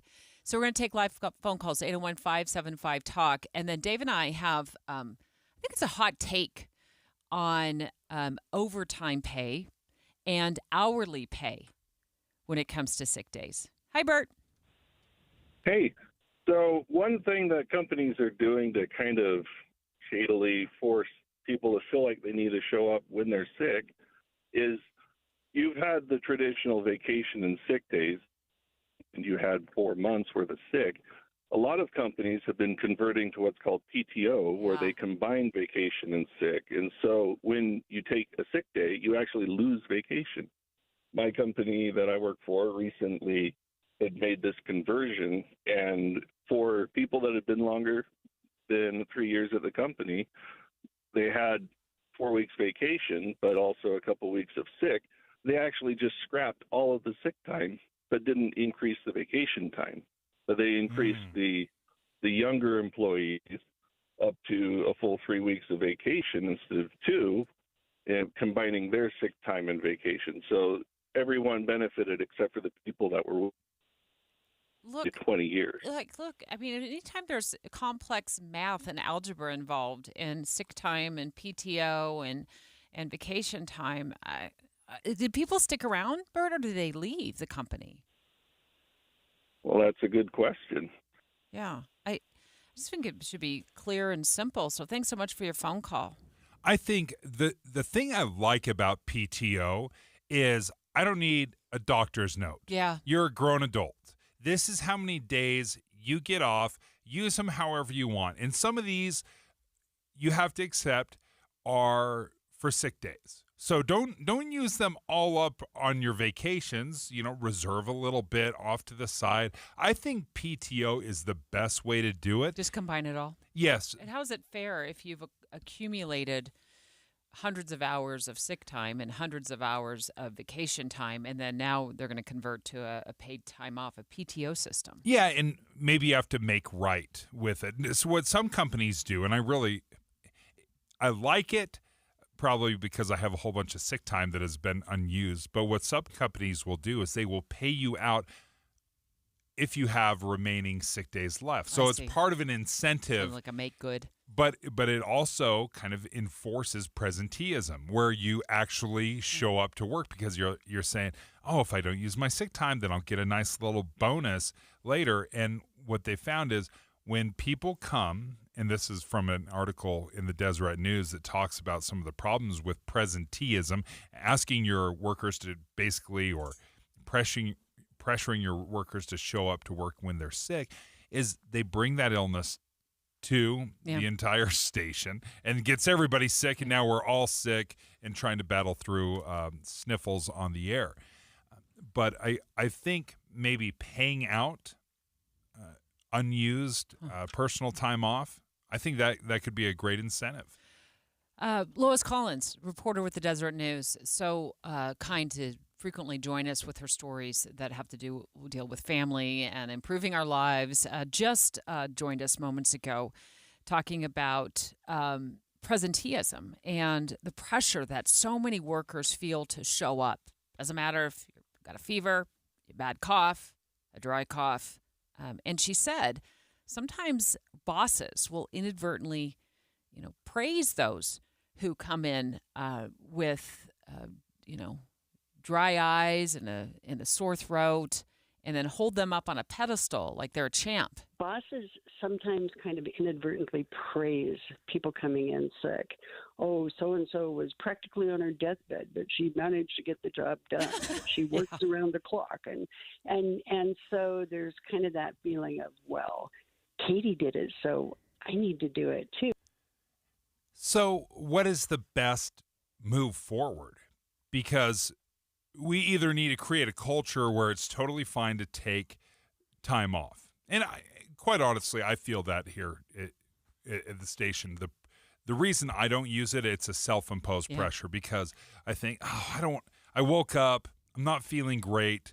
Do I really want to call my boss at 4:30 in the morning and say I'm not coming in, I don't feel it? Because then I know we're moving mountains to find a co-host. You don't want to let me down. Yeah, I don't want We've said that before. For sure. I don't want to let you down. And you've done the same thing. Yeah. Hey. You've totally done the same. I'm totally fine, Dave. Just because I can't breathe out of my toes, I'm doing fine. I think a lot of this, too, is I feel badly for people who are hourly. And so if they take a sick day, they don't have sick time. They aren't afforded a pay check for that day. So as a result, their paycheck is shorter and or shorted because they don't have sick time, and because they're hourly, they don't get paid for as many hours during the week. What do you think about that? No, that I've experienced that. I've been both a salaried employee and then I've been an hourly employee. So I will say, when I was a photographer, I was traveling all over the country. I was traveling all over the state. Living on French fries and overtime. Oh yeah, that is no joke. French fries and overtime was the meal of the day. But I loved getting the overtime. But if I called in sick and I got paid for those 8 hours, but it would directly affect my overtime. I see. So you had sick time. Yes.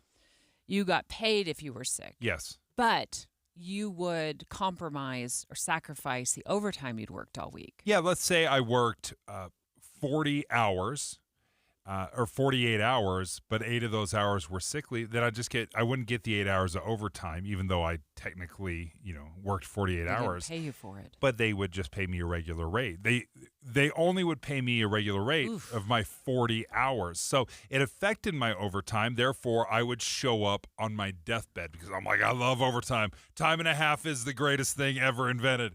So you'd show up. Again, it's just one of those policies that would reinforce presenteeism, where you just show up, you're present, and you worked through it, and I'd work through it. And you get everybody else sick. Yeah, because you're usually, as a photographer, traveling around with a reporter in the car right next to you. Yeah, so you get the reporter sick. Thanks a lot, and then you just load up on Dayquil and get their family sick. That's another thing that we have time to talk about is forced presenteeism or self-imposed presenteeism when your kids are sick.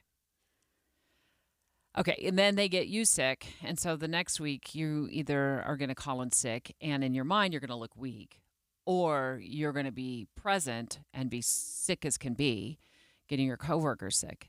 But I felt this when I was raising kids, like this pressure to not call in sick when my kids were sick, and especially when I worked. I've always worked odd hours. I mean, I guess these are odd hours. They're normal to me, but they may be odd to everybody else. When you get up at 3:30 in the morning, that's odd, right?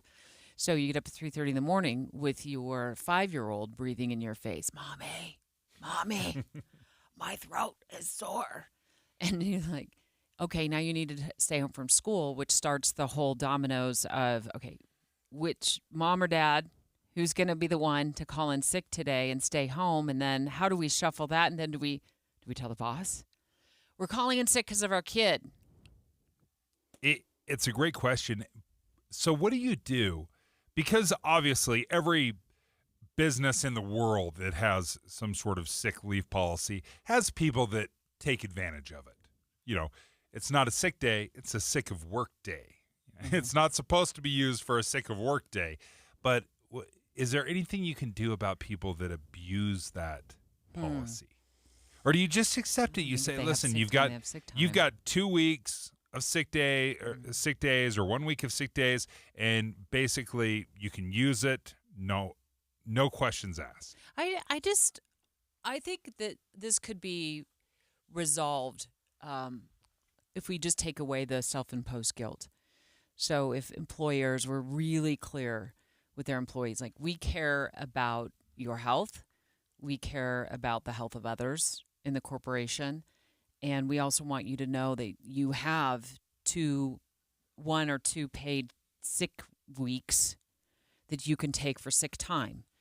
Don't let it pile up if you're not feeling well, and don't feel pressure to come in when you're not feeling well. And we trust you, right? I mean, I think building trust between employees and employers is key to any successful company. We trust you with our ideas and our vision and our future. So we should also trust you to take 8 hours of sick time if you have a sore throat. It's such a great point.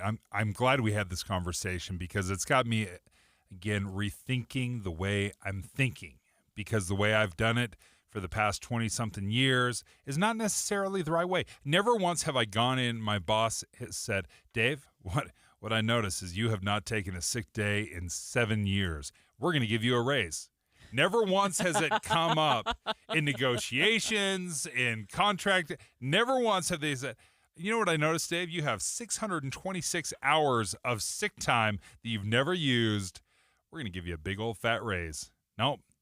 So, therefore, I'm going to start using them, Deb. I'm going to start eating into all those hours. You're not going to see me for a while, friend. Yeah, especially when you don't have a voice. You have permission to not be on the air when you do not have a voice. It's 10:30 at KSL News Radio. I'm Britt Johnson. KSL's top story this hour: a Delta flight headed to Oregon landed back in Salt Lake City after the plane didn't pressurize. Jacqueline Blaine told KSL TV she was on the flight and some of her coworkers were hurt. She put her finger in her ear and was like, "Oh my God, my ear's bleeding," and then my other colleague 2 rows behind me, I look back and he's in tears. And then, and just to see all of my colleagues, the people that I work with every day and care about, and I'm like, oh gosh, is everybody going to be okay? When the plane landed, paramedics treated around 15 people, and Delta paid for Lyft to take some people to the hospital. Our top national story this hour from ABC News. The Federal Trade Commission and the state of Washington are trying to stop a multi-billion-dollar merger between grocery giants Kroger and Albertsons. ABC's Brian Clark has more. As part of a proposed merger between Albertsons and Kroger, the companies would sell off 124 of their grocery stores in the state of Washington. The Attorney General there says the proposed buyer has little experience running stores, and it's reminded of when Albertsons bought Safeway a decade ago, and the third-party buyer closed 127 stores within 6 months. He's asking the entire deal to be blocked, but Albertsons and Kroger say the merger would lower grocery prices and preserve competition. Brian Clark, ABC News. Your money at this moment: the Dow up 138 points, the S&P has lost 9 points, the Nasdaq is off 161 points. Coming up after today, things really cool off. KSL weather is next. KSL News Time, 10:32.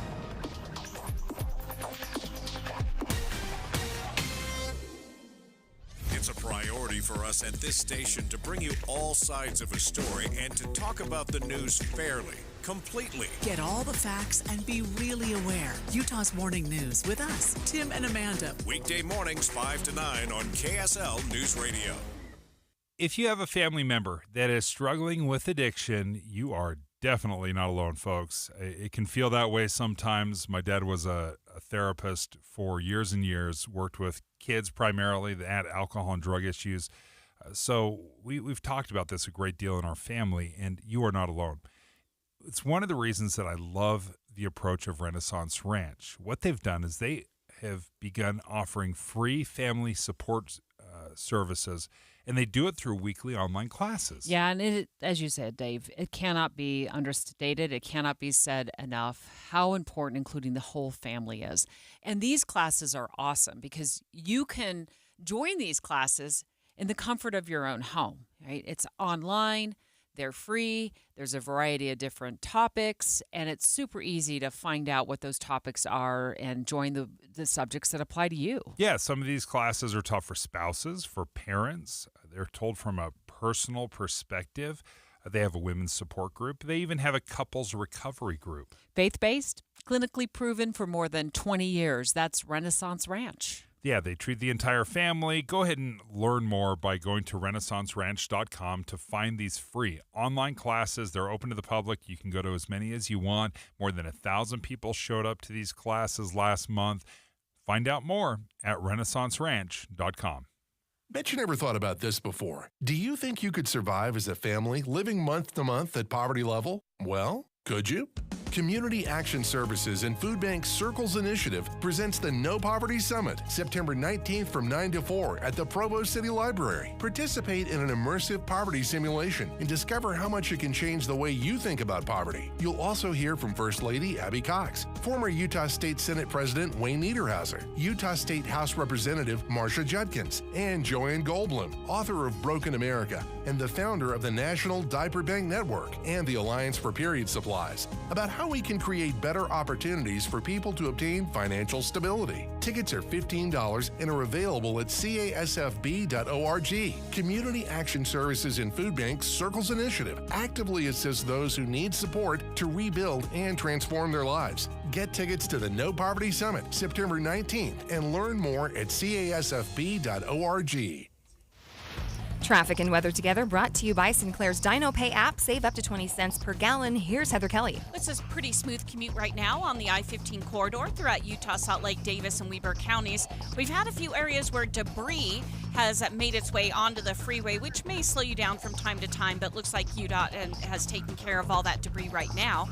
Also, good speeds on the east and west side belt routes around the Salt Lake Valley, and no problems coming out of Tooele County.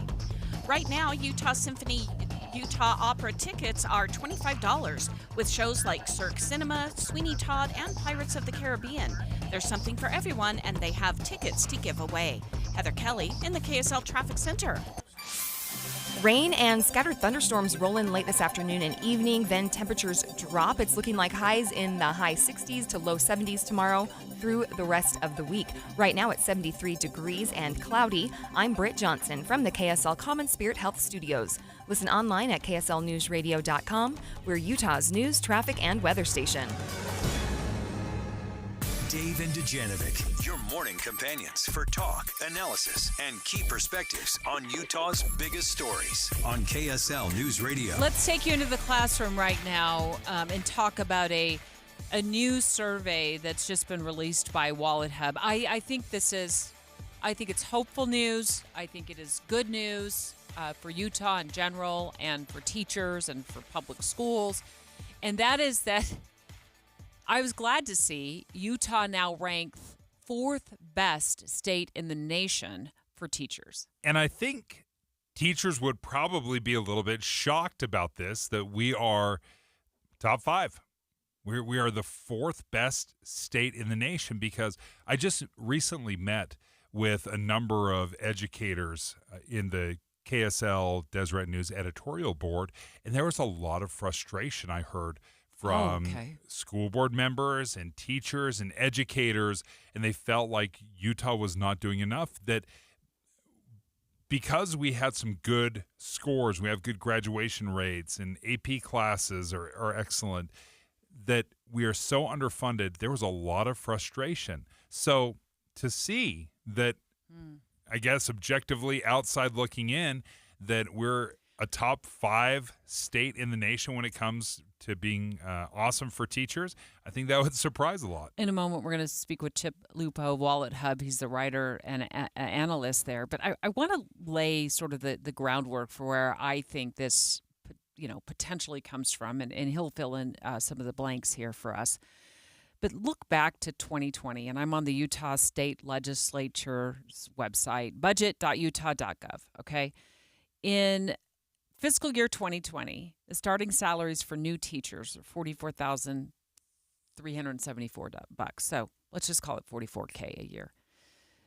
Estimated for this fiscal year will be just an inch shy of $60,000. That's for new teachers. Starting salaries have gone from just under $55K a year in 2020 to this year. It's estimated there'll be about $67,581. which is incredible growth. And I went back just a few years before you did. Okay. Before that, I looked at 2015, 2016, and that's where I saw there were teachers with a starting salary under $40,000. They were making $38,000 in South Summit, $39,000 in the Salt Lake School District, $39,000 in the Ogden School District. We'll be speaking to the Ogden School District in about 7-8 minutes from now and ask what they've done and what their teachers' starting salary is and what they're doing to retain teachers. But let's go with Wallet Hub's writer and analyst Chip Lupo on this. Is salaries the one reason that, or one of the reasons why Utah got high marks, Chip? Good morning, folks.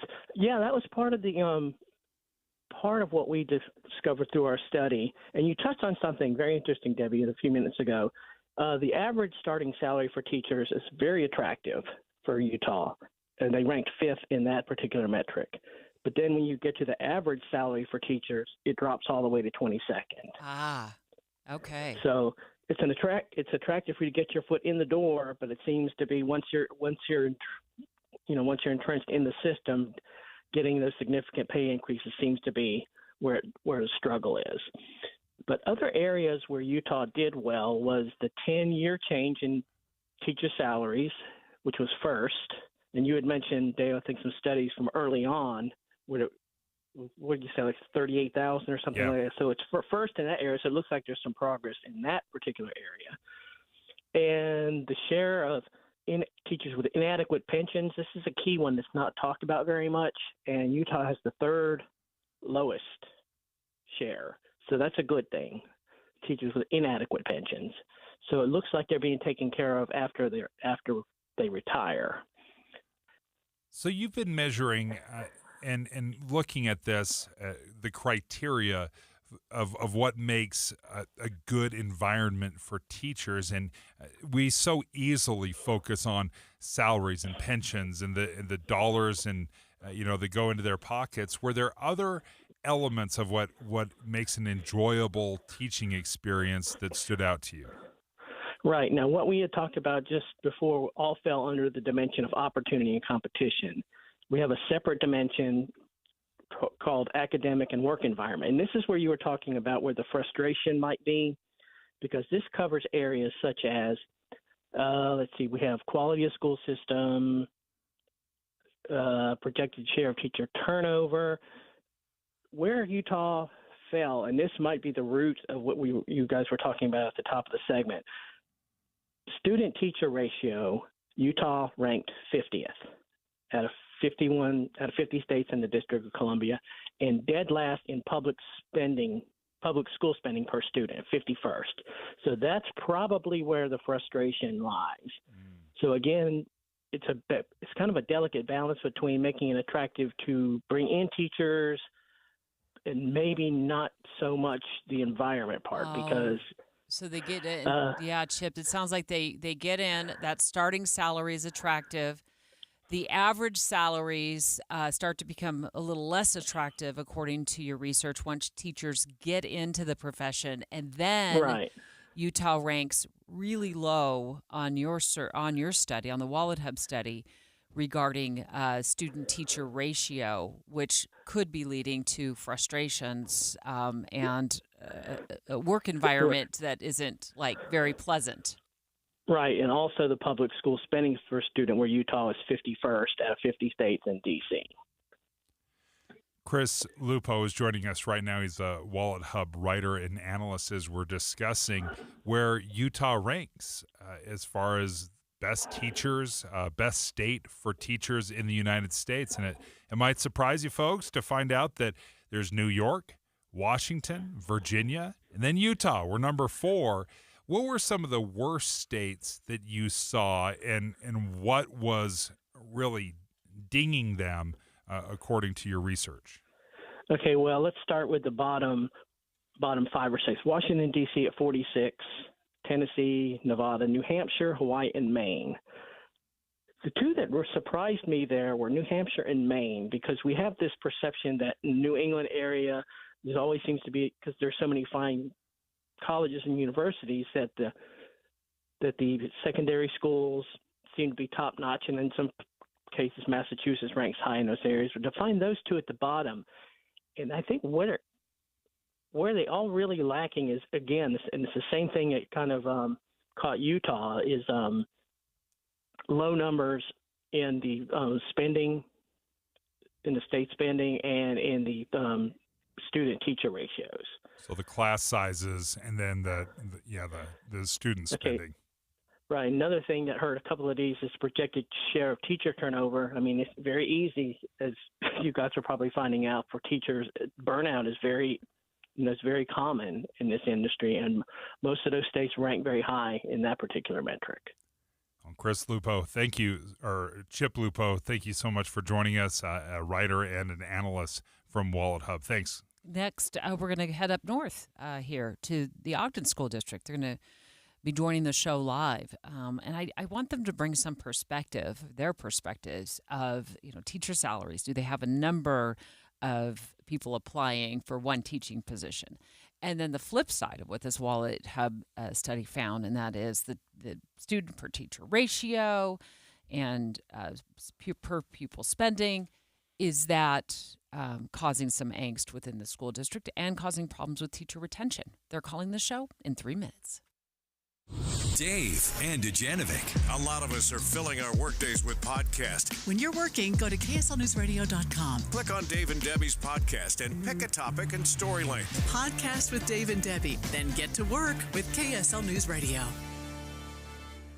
Winter is coming, but there's still time to replace those drafty old windows before the cold comes and drives up your heating bill. Just make one call and take advantage of the Advanced Window Products Fall Special. $2,500 off on 10 windows or more, and that's $2,500 off their already low factory direct prices, because at Advanced Window Products, they're the factory. Your windows are built in their facility right here in Salt Lake City. You're buying local, and with their lifetime guarantee, you don't ever have to call some faraway state for help. Advanced Window Products is right here, proudly backing up their work. So make one call, save on your heating bill, and get a rebate from the energy companies. Advanced Window Products offers 0% financing. They can even give you amazing new windows with no money down. And don't forget, $2,500 off their factory direct prices, but you have to call now. Advanced Window Products, 801-850-9100. That's 801-850-9100, or go to advancedwindows.com. I know this is a silly question, but wouldn't you like to have more money in your savings account? Sure. UCCU wants to help you do that with some high-rate savings options with yields up to 5.25%. So you can supercharge your savings. Take that money that you have sitting in a savings account, transfer it to UCCU, and make more money on your money. They have incredibly high yields on money market savings accounts and short-term savings certificates. We've talked about that before, but if you've forgotten a savings certificate, you just make one deposit up front and then let your money grow over a fixed period of time. And they've got them laid out for 3 months, 6 months, even 12 months. Or 5 years, whatever works for you. And if you need immediate access to your money, UCCU's Money Market will give you a high yield and anytime access. So if you've got your money in a savings account at a different lending institution, transfer it over and start earning more on your money today with yields up to 5.25%. Get a true financial advocate, one that's always outperforming the average rates of Utah banks. Go to uccu.com. You're going to love where you bank. September has come and fall is here. Make this new season the time when those extra pounds and inches fall off of you. Soda Weight Loss will assist you without drugs, without injections, without side effects, or the return of those pounds once you stop taking the medication. My fall with Soda Weight Loss was 37 pounds, falling away in 90 days. I'm over 2.5 years into my journey, still 37 pounds down. I've never felt better. The results don't lie. The difference will surprise and amaze you. So let a Soda Weight Loss dietitian help you get ready for the winter holiday season by using the fall season to get the pounds and inches to fall off of you and to become a better, healthier version of you. As I always say, when it comes to your Soda Weight Loss journey, there is no time to lose, especially in this season, only time to win.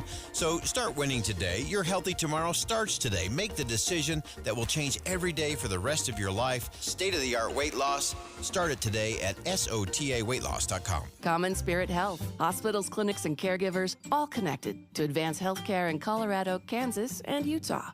Healthcare with human kindness is here. Hello, human kindness. With the 3 things you need to know this hour, I'm Britt Johnson. First, paramedics treated over a dozen people after a flight was diverted to Salt Lake City when the plane failed to pressurize. Second, the Federal Trade Commission and the state of Washington are trying to stop a multi-billion-dollar merger between grocery giants Kroger and Albertsons. Third, Utah Fire Watch. The Elizabeth Ridge Fire is a new fire in Subic County. It's burned about 132 acres of heavy timber. Right now it's 73 degrees and cloudy in Salt Lake City. Back to Dave and Dujanovic on KSL News Radio. Dave and Dujanovic. We're going to get live right now with the Ogden School District. We decided to fly up north today to talk about this new survey that just got released. We just talked to, this is a study by Wallet Hub that puts Utah fourth best state in the nation for teachers.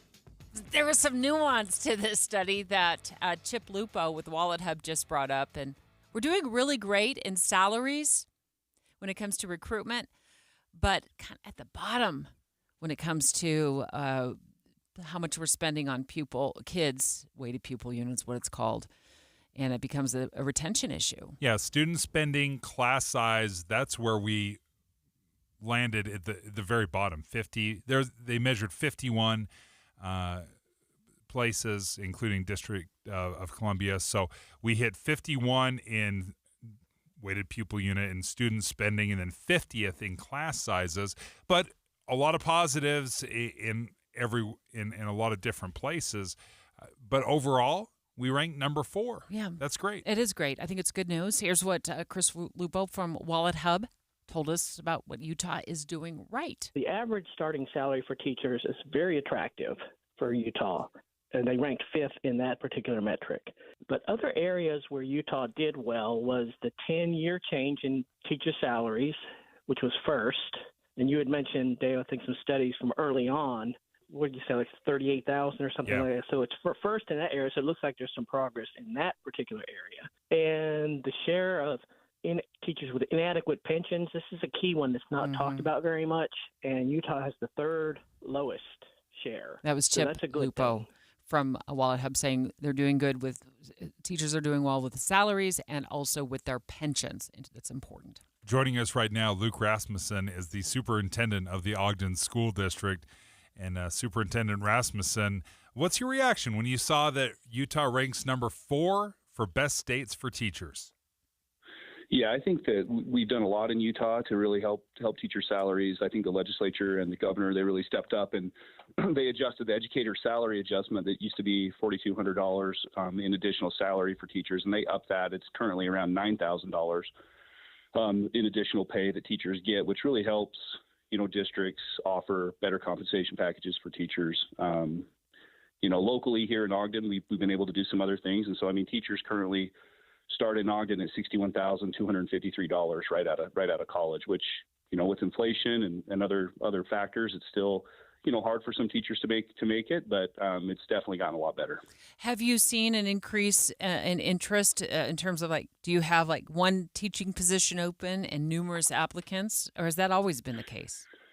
So I can't speak to the rest of the state, but in Ogden's demographically, it's a tough area. We're 70% free and reduced lunch. We have a population that's fairly impacted, and again, with that can come some challenges.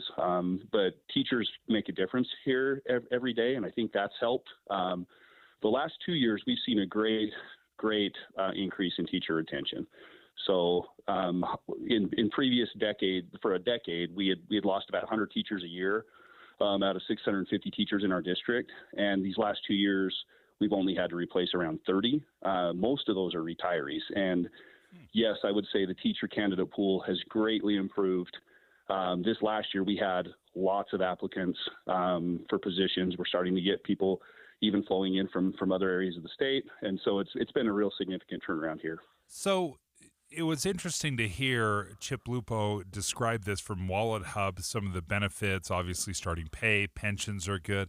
But he said where we kind of fall in the middle amongst the states across the country is, I guess, how much you can earn once you are a teacher. The starting salary is very good, but I guess the upward mobility is where we kind of fall in the middle there.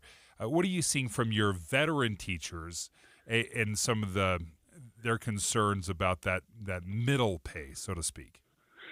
Yeah, no, I totally understand that. The incremental steps are fairly small for teachers. They do get a step every year typically that increases their salary. Here in Ogden, we had to adjust that a little bit. So with some local funding, we were able to add in some longevity steps, which has really helped. Kind of got creative with our salary table to increase those teachers after they get to year 7, year 10, year 15. We're able to give them a more significant bump. So I think there's other districts doing the same thing. Superintendent of the Ogden School District, Luke Rasmussen, live on the line with us right now. I want to play this just about a 13-second or so interview clip from our previous interview with Chip Lupo of Wallet Hub, who broke down an analysis of why Utah fell number 4 in the nation for teachers. I thought this was really great news.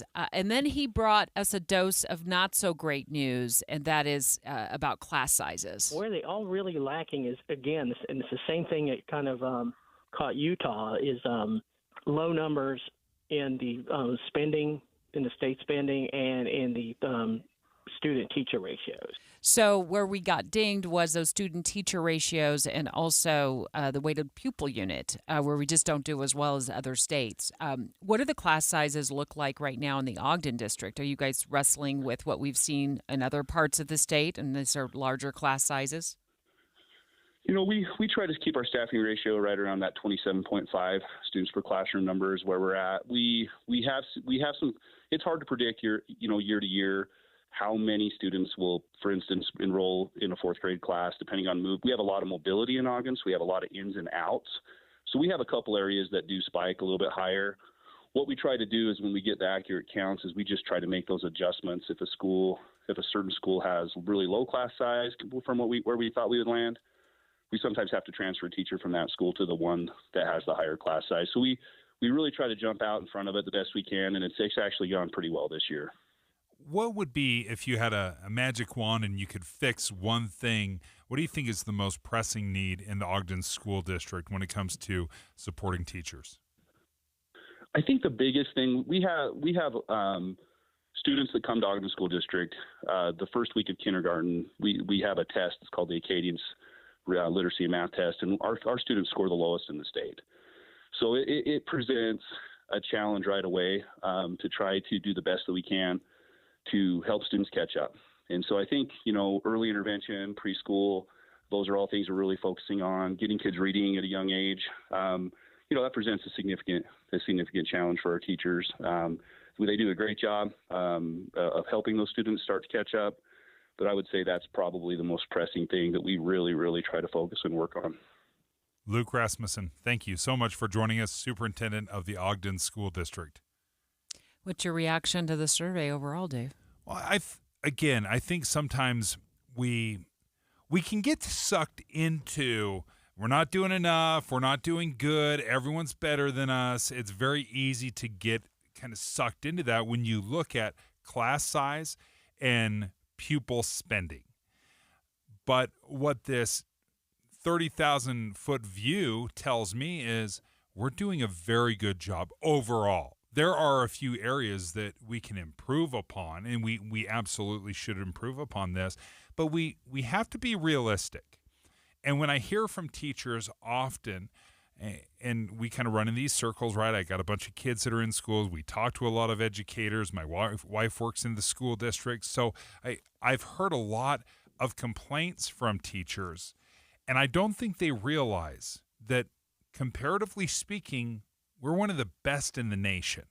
And that should be celebrated and recognized. Well, I also want to recognize if you went to work every day and you were overrun or overwhelmed, and it doesn't sound like they're experiencing that in the Ogden School District with 37 kids in your class, like we've talked about in the Davis District at that one elementary school where we highlighted a couple of weeks ago. I believe it was 2 5th grade teachers with 37 kids in each class. What is the quality of your work life? And are you there to just kind of maintain calm?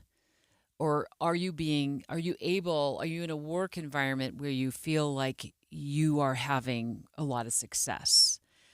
So it may differ from classroom to classroom.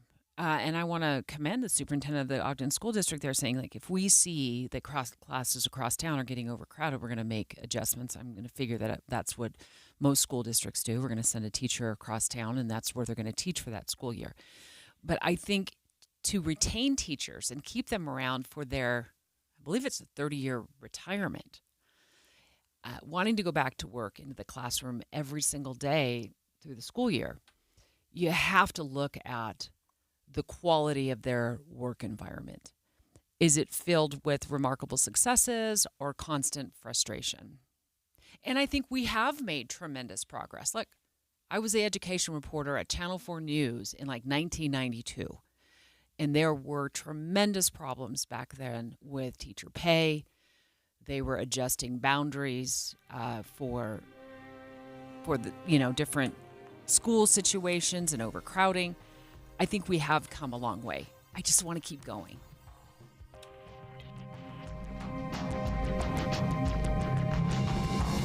KSL FM Midvale. KSL Salt Lake City. From the KSL Common Spirit Health Studios, this is KSL News Radio. Utah's news, traffic, and weather station. It's 11 o'clock at KSL News Radio. I'm Britt Johnson. KSL's top story this hour, a massive storm system bringing the Sierra Nevada its earliest snowfall in nearly 2 decades should also provide some powder in Utah. Lead meteorologist with the National Weather Service in Salt Lake City, Mike Seaman, says our mountaintops above 9,000 feet should also get a couple of inches, which is unusual for September. Police are cracking down on people failing to follow traffic rules around school buses. Passing a bus while the lights are going and the stop sign is out is a Class C misdemeanor. Moab Police Department have had 11 incidences already and are now giving $1,000 fines without any warnings. Our top national story this hour from ABC News. First court appearance, would-be Trump assassin 58-year-old Ryan Routh was in federal court in Florida this morning. ABC's John Stantucci has the latest. The suspect was just charged with 2 felony counts, 1, possession of a firearm as a convicted felon, the second, possession of a firearm with an obliterated serial number, meaning that the gun that the suspect had on him where he was intending to shoot for the former president, the serial number was actually scratched off. Routh is facing weapons charges related to his alleged attempt to kill the former president at a golf course yesterday. Your money at this moment, the Dow in the green, 124 points. The S&P has lost 6 points. The NASDAQ is down 143 points. Coming up, warm today, but that's changing. KSL weather is next. KSL News Time, 11:01.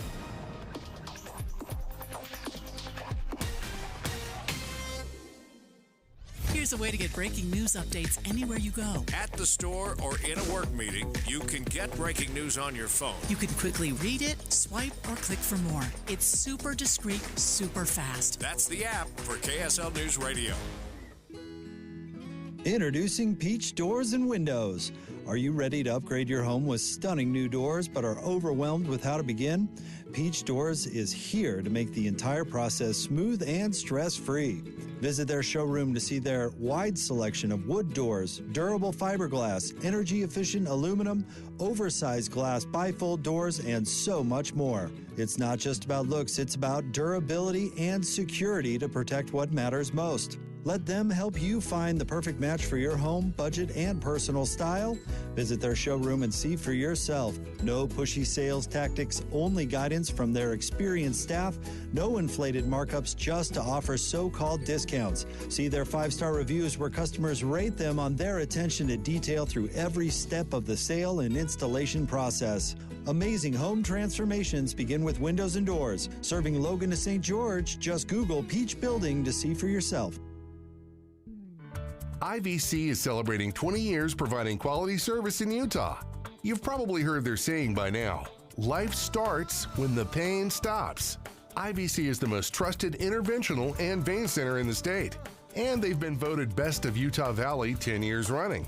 The 7 physicians at IVC provide state-of-the-art, comprehensive vein care with many years of experience. The team at IVC takes the time to get to know you and your veins so you're comfortable with the right diagnosis and the right treatment. Patients are like family at IVC.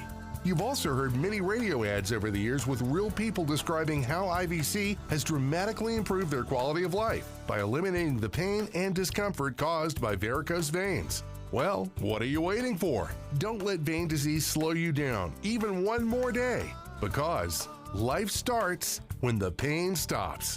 Visit iVein.com today to set up a free screening. That's iVein.com. Drivers who switch and save with Progressive could save hundreds, which could be life-changing. I mean, you could put that money towards concert tickets for your daughter to see that singer who sings about painful breakups. And one song will inspire your little beauty to break up with that beast she's dating, Brian. Instead, she'll date someone who's nice and worthy of her love, not someone who addresses you and your spouse as bro. And it's all because you could save money switching at Progressive.com. Progressive Casualty Insurance Company and affiliates, not available in all states. Want to keep your gas-powered engines running like new? Stable's proprietary formulas are proven by third-party testing to outperform the competition in keeping fuel fresh, preventing corrosion, and cleaning the entire fuel system. With Stable, you can have confidence you are doing the right thing for your engine's long-term health. Just pour into your gas can or fuel tank, then top off with fresh fuel. At every fill-up or when you store, start with Stable. Available where fuel additives are sold. Traffic and weather together brought to you by Sinclair's Dino Pay app. Save up to 20 cents per gallon. Here's Heather Kelly. Well, it appears to be debris day on the roadways. Our latest area is westbound I-80 near the airport. It's after you pass under the I-215 ramps, just before the ramp that'll take you onto Bangerter Highway near the airport. It had been in lanes of travel. Looks like one of the cars hit it and it kind of bounced over to the right shoulder. But you definitely need to use caution on your drive today. We've had a lot of debris hit the roads. Put the equity in your home to work with a home equity loan line of credit and get 6.49% APR for the first 6 months. Learn more at cypresscu.com. Heather Kelly in the KSL Traffic Center. A high of 84 degrees today, and then it cools off, only getting to 67 tomorrow, with rain starting tonight and this afternoon. Possible thunderstorms as well, and that will stick around through tomorrow. Right now it's 79 degrees and cloudy. I'm Britt Johnson from the KSL Common Spirit Health Studios. Listen online at kslnewsradio.com. We're Utah's news, traffic, and weather station. Dave and Dejanovic, your morning companions for talk, analysis, and key perspectives on Utah's biggest stories on KSL News Radio. We're going to get with Boyd Matheson in just a moment. But I do want to give you an update on an alert that I just received from ABC News to my cell phone. And they are reporting, Dave, that the suspect in the alleged assassination attempt yesterday on former President Donald Trump, according to a criminal complaint that's been filed, and we're trying to get a copy of that complaint right now and have our producers print it out and bring it in here, that the suspect, the 58-year-old man that has been arrested, was apparently lurking around the golf course where he was perched on that fifth hole. Thankfully, the Secret Service foiled the plot when they saw the AK-47 poking out of the bushes. But he may have been lurking, according to cell phone data from the area, nearly 12 hours before the Secret Service spotted him on Trump's golf course. And as we heard from Palm Beach County Sheriff Rick Bradshaw, he said the Secret Service, even after they have stepped up security after the first assassination attempt, they still would have treated it differently if he were the acting president. So they've increased security for Trump, but not to the level that he would be if he were president. Also, we just got the body cam footage, at least some of the body cam footage of the arrest that was made. Now, I want to be clear. The former president was safe. It does not appear from what ABC News told us earlier that the alleged would-be assassin got off any rounds, fired any rounds. However, a Secret Service agent who was one hole ahead of the president, kind of scoping out the area, spotted this gun poking out of the bushes and did fire rounds toward the suspect, who then fled the scene, left behind the weapon, left behind a GoPro, jumped in a car. A witness captured a photograph of this car, and then police moved into action and pulled the suspect over. Here is just a clip of the body cam footage of that arrest. Driver, take 2 steps to your right. Take 2 steps to your right. back. Driver, walk straight back.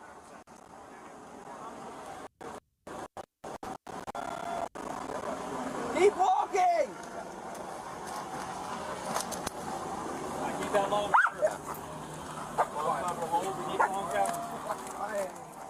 And when I was telling people about this yesterday, they didn't believe me. They said, no way this happened again. Yeah, this absolutely, it happened all over again. Boyd Matheson, I want to bring you into this conversation because I will say I am most shocked about the response or the lack of response that we've seen so far. I want to talk specifically about President Biden. Let me play a little bit from what he said when he was asked about this latest assassination attempt. He was asked as he was boarding Air Force One. One thing I want to make clear, the service needs more help, and I think the Congress should respond to their needs. They've made the deciding whether they need more personnel or not. You can barely hear him, first of all. And he says, what? Oh, I think Congress needs to do something. I think Congress needs to fund the Secret Service more. Like, what is going on here? This is like, ho-hum, yeah, this is something we probably should address. I am shocked that the president has not given a national address. This is a second assassination attempt, and it's like, oh, well, okay, that's today's story. Let's move on. Yeah, and a lot of it was really, I hope Congress gets around to passing a funding bill that will fund the Secret Service a little bit bigger. And when you think about it, we've been using executive orders, presidents of both political parties, to deal with things just like this, or emergency declarations, to take the funds and just do what needs to be done. Ironically, we actually have emergency laws on the book that go all the way back to the Carter administration. They're still emergencies 30 years later, 50 years later. But here we have a president who had an opportunity. I think President Biden clearly had an opportunity to step forward and lead. Not to point fingers, not to shrug his shoulders and say, well, Congress is kind of in charge of funding the Secret Service. Maybe I ought to go talk to them. No, he could have said, look, this is unacceptable. Let's have a real conversation about that. And immediately I am ordering the Secret Service to do X, Y, and Z. That sends the right message. I think it gets the conversation started, and it frames it as, look, folks, regardless of what's going on in our country politically, this is not how we do this in the United States of America. Boyd, I know there has been some increase in security since the first assassination attempt 9 weeks ago. However, just based on what I just reported from ABC News, that the suspect was apparently, according to his cell phone data, lurking in the bushes right near the golf course 12 hours before.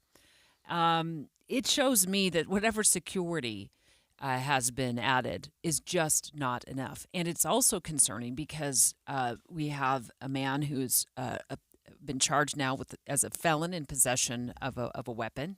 He's had previous convictions, right? We know that based on an ebook he published last year that he said some things they disdain for President Trump, things that I think were massive red flags, including mentioning assassination.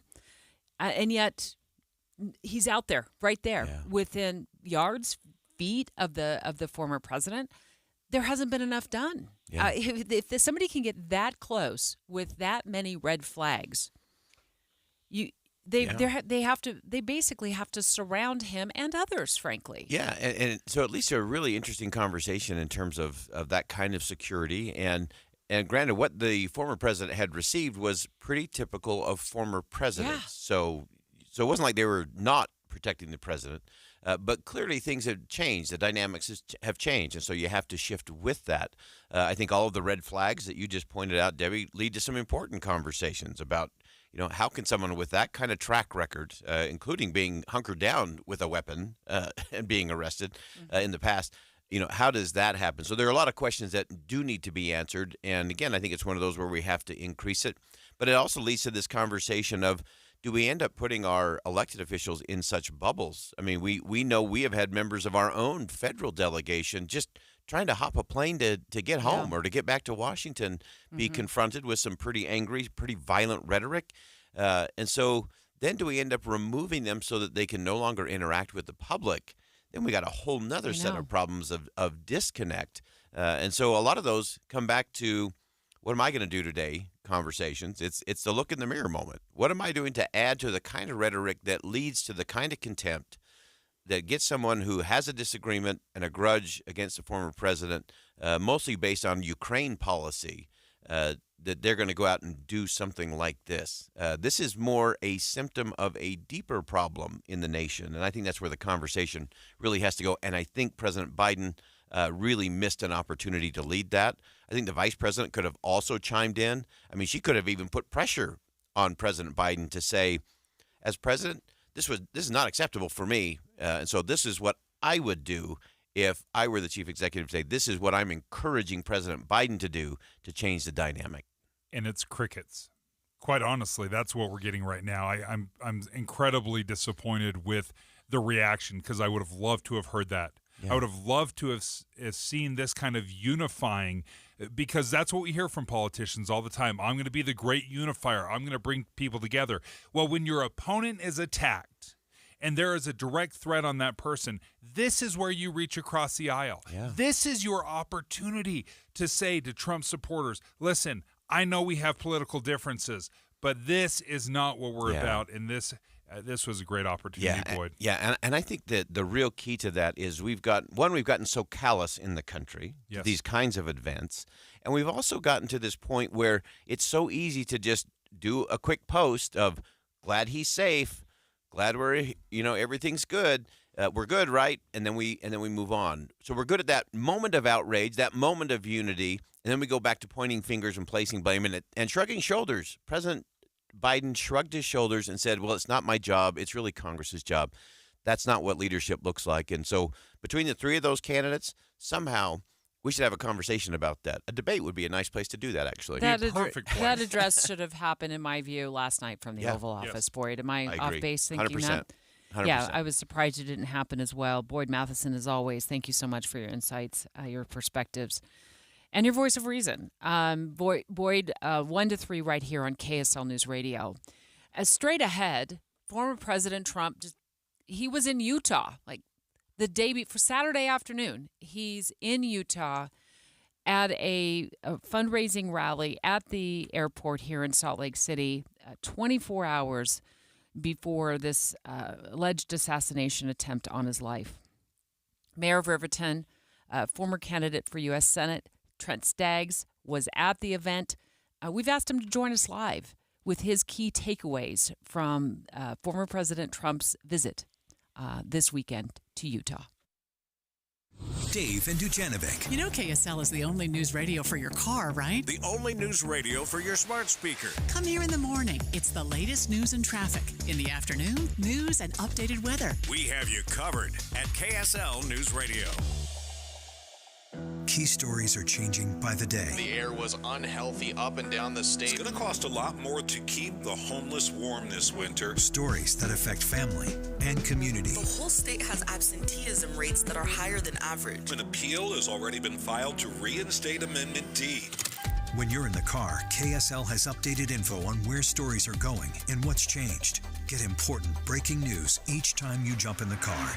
We have you covered on KSL News Radio.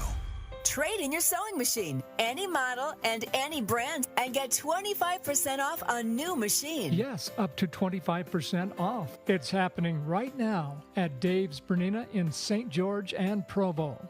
Take advantage of 1.9% financing for 48 months on certain machines. And all machines are discounted. Amazing bargains on previously owned machines while they last that come with warranties. And how about this offer? Buy any Bernina presser feet or big book of embroidery, quilting, or stitching, and get the second one 50% off. It's time to get a new Bernina machine and see the difference. Trade in your machine and save at Dave's Bernina, 691 East St. George Boulevard and 2017 North 550 West in Provo. Don't miss the sale. Dave's Bernina. Did you know magic is here? Come see the new Bernina 990. This is the most amazing, revolutionary sewing machine in the world. If you ordered a steak sandwich and they served you bologna, you'd be ticked off. B-O-L-O-G-N-A or B-A-L-O-N-E-Y. It doesn't matter how you spell it. It's still bologna. Hi, this is Jason. And Kathy of Window World. We could go on and on about Window World, but folks, it's all about you. Your home and what you need. Window World is America's #1 window replacement company. Call Window World at 801-281-8111. Or check windowworldutah.com. And as Doug always said, that's no baloney. At Macy's, we're proud to be local and support local. Carrying local products and produce is important to us. We are proud to support our local growers and bring peak freshness to you and your family. To make shopping local easier for you, we have added Utah Proud tags beneath local products. As you shop our stores, look out for the tags as you shop and show your pride for local Utah companies and growers. Thank you for shopping local yourself by shopping at Macy's. Macy's, happy shopping! Any Hour Services free furnace sale is going on right now. If you haven't scheduled your free estimate yet, what are you waiting for? Call Any Hour Services today or schedule online at anyhourservices.com. With the 3 things you need to know this hour, I'm Britt Johnson. First, Utah's highest peaks may get their first skiff of snow of the season thanks to a storm system coming in from the Sierra Nevadas. Second, police are cracking down on people failing to follow traffic rules around school buses. Third, the first court appearance, would-be Trump assassin 58-year-old Ryan Routh was in federal court in Florida this morning. Right now it's 79 degrees and cloudy in Salt Lake City. Back to Dave and Dujanovic on KSL News Radio. Dave and Dujanovic. Former President Donald Trump in Utah at the Salt Lake International Airport for a campaign stop on Saturday. And then Sunday afternoon, like a lot of us, Dave, I got the KSL News Radio alert saying that the former president was reported safe after an apparent assassination attempt while he was golfing yesterday at 1:30 in the afternoon, his golf course in Florida. So 24 hours after he leaves Utah, this is where we ended up. Yet another assassination attempt reported against the former president. Which is absolutely unbelievable. This actually has happened in the past. Gerald Ford, there were 2 assassination attempts on his life within a 2-week period. The first one was from one of Charles Manson's followers. And then 2 weeks later, another attempt on his life. So we have not seen this for 50 years. It is incredible that this is happening. I think we look at it, and even though it's heroic to say the Secret Service noticed it, they fired on this individual, and no shots actually went toward President Trump, that's a win. But I tell you, nevertheless, you look at this, and it is such a sobering experience for me to live through this, that we're at a point where the climate is so toxic that it is physically dangerous to our candidates. Current mayor of Riverton, former candidate for U.S. Senate, and also Mayor Stags, I believe you were endorsed by former President Trump when you were on the campaign trail for U.S. Senate here in Utah. I just happened to be driving by your city hall yesterday. I was running over to the post office, and you came to mind as I was getting these alerts, and I didn't realize you were at President Trump's campaign stop in Utah on Saturday. So it must have been incredibly, daunting to you to get this notification yesterday that you had just seen the president 24 hours beforehand, and yet here it is, another assassination attempt on Sunday against him. Yeah, thanks for having me on. Yeah, absolutely unbelievable. I mean, incredible. I think this is somewhat unprecedented, right, to have this level of attempt on the life of a former president.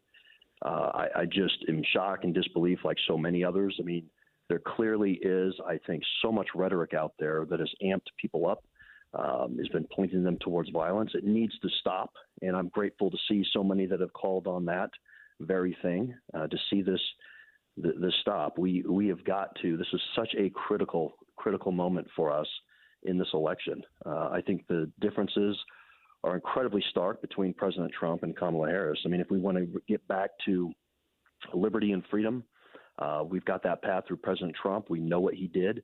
He's got a great record to run on. If we want to see more of the same, illegal immigration, a consistent abuse, I think, of law and order, then we can go ahead and vote for Kamala Harris. But my hope is that President Trump continues to be protected, and that we will see him victorious in this presidential election. Where are we missing on this conversation? Because obviously when you're running a campaign and you're trying to point out your solutions compared to your opponent's solutions, where is it becoming so toxic, and how can we be better? And I say this from both sides, not just from Biden and Harris, but from President Trump as well. Where does that messaging change from disagreements to that hateful rhetoric that can creep into this? Well, I think far too often in a campaign, they want to make it about two personalities, right? That's been my experience too. Rather than focusing on policy, let's stick to the policy. Let's stop with the personal ad hominem attacks. That doesn't do any good. Let's just focus on the policy. And, that's what I've seen President Trump do when he was in Utah, as one that did attend this event. And yes, I did receive his endorsement as a United States Senate candidate. He expressed just so much love and support for the people of Utah, for also, how critical it is that we come together at this time and that we unite, and that we focus on the policies that were so successfully implemented during his first administration, where we saw record tax cuts, we saw great Supreme Court justices that were nominated by President Trump. We saw a great energy policy that unleashed record low or very low energy costs. That led to an economy that was booming, because that energy is the base of really any economy. And we want to return to that. And, he expressed many of those things. He really to a packed crowd there that night, and just how important it is to come together. And we had, we saw Governor Cox there, which, some have indicated there before he released a statement after the first assassination attempt, about some were questioning whether he was going to support President Trump, but he indicated his willingness to support, and him being there that night to introduce him, I think, shows that willingness to come together. So my understanding, Mayor, and by the way, we're speaking with Mayor of Riverton, Trent Stags, former candidate for U.S. Senate, also received former President Trump's endorsement when he was on the campaign trail. My understanding was this was a campaign fundraising event. From your just view of the area, how many people showed up? Was it successful in terms of raising a good amount of money for the former president? Yes, it was. I spoke to one of the organizers, a good friend of mine, Doug Quezada, and he mentioned this also in the press, that I believe there was an excess of $5 million raised. There was, I would guesstimate, at least 500 people there in attendance, really packed. Many people that were, having to stand through the course of his hour-plus remarks that he made to the general public. But that, the fundraising was one aspect of it, and I think, another was his willingness to come to Utah. I mean, you think about it from his perspective. We got very few days left in this presidential campaign. Utah is viewed mostly as a reliable state for a Republican nominee for president, but he made it a point to want to come out here and show his support for the people of Utah. He also went out of his way to talk about members of the LDS faith and how important it is, and the shared values that we believe that, his policies, his campaign, his administration has with members of the LDS faith, and that it is incredibly important that he have the support of those members. They make up such a good percentage of our state, but not only our state, but the states of Arizona and Nevada. It's a respectable, sizable percentage of their electorate as well. And in a close presidential contest like we have here, that could very well be the difference, as members of the LDS Church and coming out and really supporting President Trump. Well, and I want to make sure I'm getting this right. I was reading the Deseret News this morning, and my producer printed off the article at Deseret.com, where the president, and maybe you can fill in the blanks for me on this, Mayor, addressed those of the Church of Jesus Christ of Latter-day Saints in a way that requested them to maybe travel to Arizona and Nevada to speak to fellow church members about the former president. Am I getting that right? Yes, there's I believe you'll see in the coming days a movement. He's asked. There's some support. There's a movement for those of the members of the Church of Jesus Christ of Latter-day Saints in support of President Trump, and to be able to do that in the states like Arizona and Nevada, and I think it's really compelling. I mean, what he has done in his time in office, the policies that he has, I think they align very well with members of that faith, of which I am one, and more than happy to go out and really be a surrogate and go out and talk about those things to other members of our faith, because this election is so incredibly critical.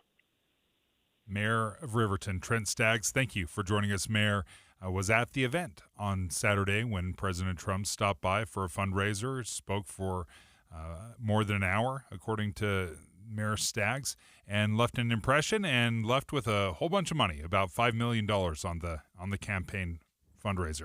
And then, of course, we know when he returned home to Florida, he went golfing yesterday, at least afternoon. He was on the golf course, and at about 1:30 in the afternoon is when the Secret Service spotted a gun pointed through the bushes on the fifth hole, fired at a suspect who has since been taken into custody. Driver! Take 2 steps to your right! Take 2 steps to your right! Made his initial court appearance this morning, charged with 2 counts involving possession of a firearm. Our very own Greg Skordas, our KSL legal analyst, joining us straight ahead. New documents filed by the FBI about this suspect, Dave, reveal that he was at the golf course, lurking around in that area almost 12 hours before he laid in wait for the former president to approach the fifth hole of the golf course. We'll read through how the FBI has figured this out and why they allege this straight ahead. 11:30 at KSL News Radio. I'm Becky Bruce. KSL's top local story this hour.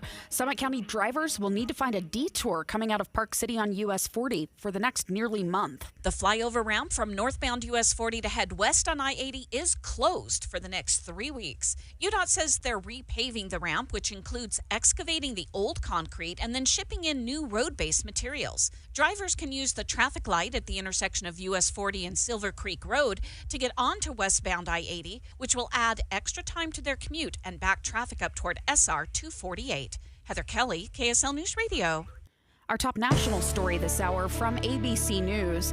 Boeing is making moves to protect the company's financial situation amid a strike. With 33,000 of its machinists who build commercial airplanes out on strike, Boeing says it's taking actions to preserve cash and to safeguard the company's future. Boeing is implementing a hiring freeze along with moves like stopping all non-critical employee travel, pausing employee recognition spending, and canceling off-site team meetings. It's also telling suppliers to stop shipping parts to Boeing for the 737, 767, and 777 because the planes are not being built during the strike. Alex Stone, ABC News. Your money at this moment, the Dow is up 122 points at this hour, the S&P 500 down 4, NASDAQ down 130. Coming up, we got some storms moving in. KSL weather is next. KSL News Time, 11:32.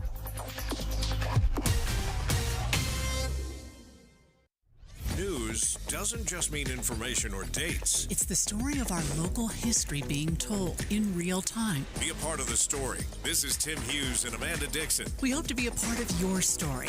We have you covered on KSL News Radio. Do you have an IRA or 401k? It's natural to think of this as being your money, right? But remember, you still have to pay taxes when you withdraw this money in retirement. And you could be paying a lot more in taxes on these accounts than you know. A lot more. Learn the strategies that can help you reduce or eliminate your taxes in retirement. Don't miss a special edition of Retirement Solutions Radio this Saturday afternoon at 3 o'clock, right here on KSL News Radio 1027. Nearly 70% of Utah's land is controlled by the federal government, severely limiting Utah's ability to actively manage and protect our natural resources. Our families, businesses, and communities know there's a better way. Utahns have been good stewards of our public lands for generations. That's why we're asking each and every Utahn to get informed, speak up, and learn more at standforourland.utah.gov. Have you heard? You can listen to your favorite news podcasts ad-free. Good news. With Amazon Music, you have access to the largest catalog of ad-free top podcasts included with your Prime membership. Enjoy shows like The Daily, Up First and Consider This, available ad-free on Amazon Music. To start listening, download the Amazon Music app for free or go to amazon.com/ad-free. That's amazon.com/ad-free to catch up on the latest episodes without the ads. You might wonder, John Legend, how do you keep your voice sounding so legendary? Honey. And how do I keep my protection against COVID-19 up to date? With a COVID shot this season, designed for recent variants. You can get your COVID-19 shot when getting your flu shot if you're due for both, as recommended by the CDC. The fresher, the better. Ask your healthcare provider about getting this season's COVID-19 shot when getting your flu shot. Sponsored by Pfizer. Traffic and weather together brought to you by Sinclair's DinoPay app. Save up to 20 cents per gallon. Let's check in with Ricky Meese. Well, crews are cleaning up an accident at California Avenue and 1900 West. We are seeing a delay-free drive on your Salt Lake County freeways, but we did have an accident northbound I-15 just before 6 North. Ricky Meese in the KSL Traffic Center. Looks like it's going to be warm today with a high of 84, but storms are moving in. Look for some rain this afternoon and evening, possibly some scattered thunderstorms, and more of the same tomorrow with a big temperature drop. Right now, mostly cloudy, 79. I'm Becky Bruce from the KSL Common Spirit Health Studios. Listen online at kslnewsradio.com. We're Utah's news, traffic, and weather station. Dave and Dujanovic, your morning companions for talk, analysis, and key perspectives on Utah's biggest stories on KSL News Radio. Driver! Take 2 steps to your right! Take 2 steps to your right! That is body camera footage, part of the body camera footage from the arrest of a suspect who law enforcement says was hunkered down in the bushes with an assault-style rifle pointed toward the 5th hole where former President Trump was about to approach on his golf course in Florida yesterday. The Secret Service fired shots. The suspect left the evidence in the bushes, including the gun, according to law enforcement, a digital camera, like a GoPro camera, and other evidence, and took off in a Nissan with, according to an affidavit I'm reading, Dave, that was filed by the FBI, that Nissan, that black Nissan he drove off in, had stolen license plates on it. And it sounds like there was a Secret Service agent that was walking about a hole ahead of President Trump as he's out there golfing, and he's just trying to make sure everything's clear and safe. And that's where the Secret Service agent saw a gun pointing out. He pulls, I guess, his own service rifle or his pistol, whatever. He starts firing on that, and that flushes the would-be assassin out. Fortunately, we were able to locate a witness that came to us and said, hey, I saw the guy running out of the bushes.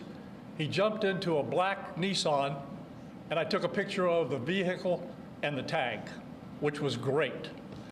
And pretty incredible. What if that witness had not been there? Did the Secret Service, would they have been able to track this person down? Well, according to the FBI complaint that's on file now, now that the suspect's been charged, and by the way, if you're just joining us, the president is fine. The former president is fine. He was not fired upon. In fact, according to ABC News, it's unclear that the suspect himself even got any shots off before the Secret Service fired at him. He's a 58-year-old man, and officers, according to the complaint, said that the license plate attached to the Nissan is registered to a 2012 white Ford truck and has been reported as stolen. So you're right, Dave. Had a witness not captured a photograph, there might have been some confusion because of the license plate. However, there are license plate readers and cameras potentially in the area, surveillance cameras that they could have worked off of. The other thing of note, and let's bring on our legal analyst, Greg Skordas, here to talk more about the suspect, what he potentially faces in terms of more criminal charges. There have been 2 filed against him this morning.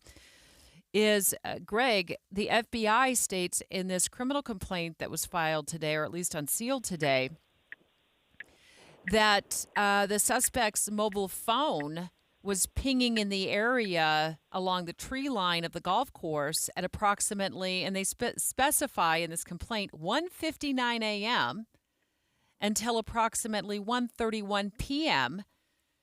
On September 15th. So this guy is in the bushes or that area for like 11 hours before the Secret Service fires some shots at him, according to what the FBI is saying. Yeah, I mean, there's nothing per se unlawful about hiding around in a golf.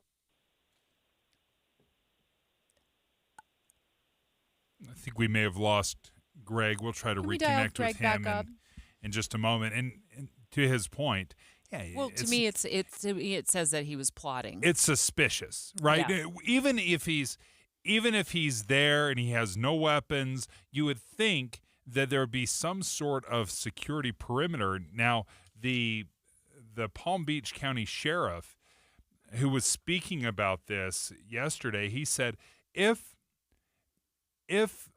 President Trump were the sitting president, he said, we would have had this entire golf course surrounded. So the difference between candidate Trump and the actual president of the United States, it's just much more comprehensive, obviously, when you're the president.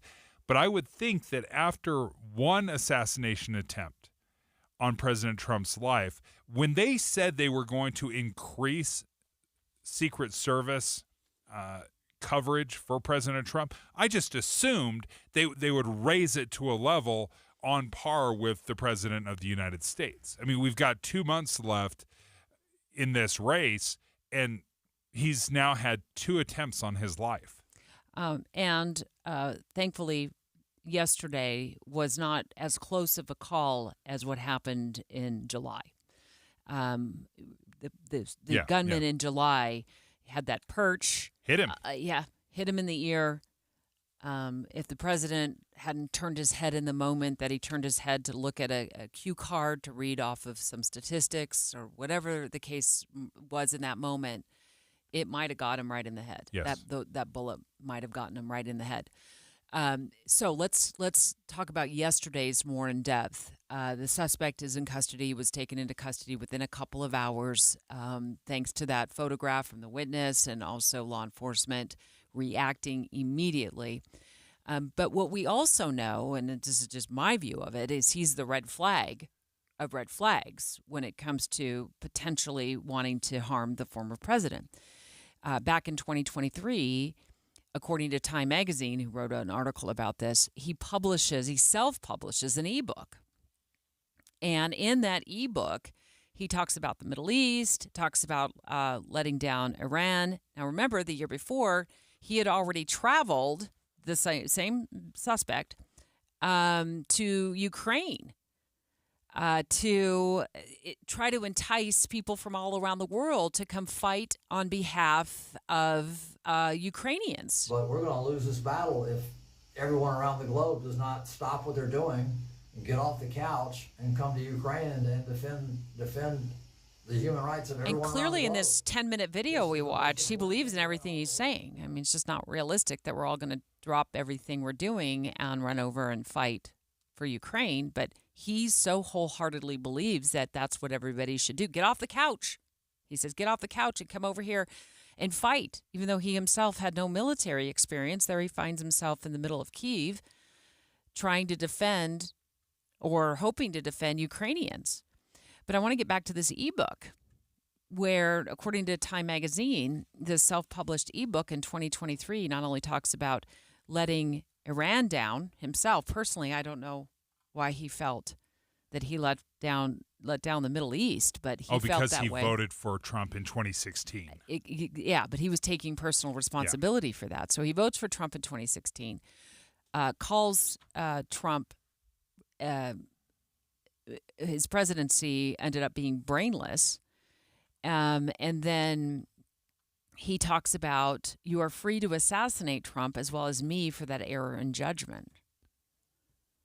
So to me, he's a walking red flag, right? I mean, he's just a walking red flag for the potential that that he did what he did yesterday, but he has disdain for the former president. And we had an experience here in Utah. You just reminded me of this, of where threatening comments were made about President Biden, and then what happened next? By a man in Provo. A man in Provo had made some threatening posts online, and then was it police or FBI that showed up to his house? Mm-hmm. Law enforcement was there. Law enforcement showed up to his house to talk to him, and it ended up in this man being shot and killed for these threatening comments that were made. So again, it just speaks to when threats are made to a presidential candidate or the president himself, what's being done to address this or to track down and find out if they're legitimate threats. Before they get too close to the president. Because he was a few hundred yards away, apparently, from President Trump. And he was there for hours. Yes. He was camped out with a AK-47 style rifle, waiting for him to come onto the 6th hole. You spotted a statement by Representative Blake Moore, who's going to be joining the show live with his reaction. What caught your eye regarding his statement? I think he was referencing this political violence, this out of control political violence, the vitriol, the dangerous rhetoric. And I want to know, okay, yes, we recognize this. We see it.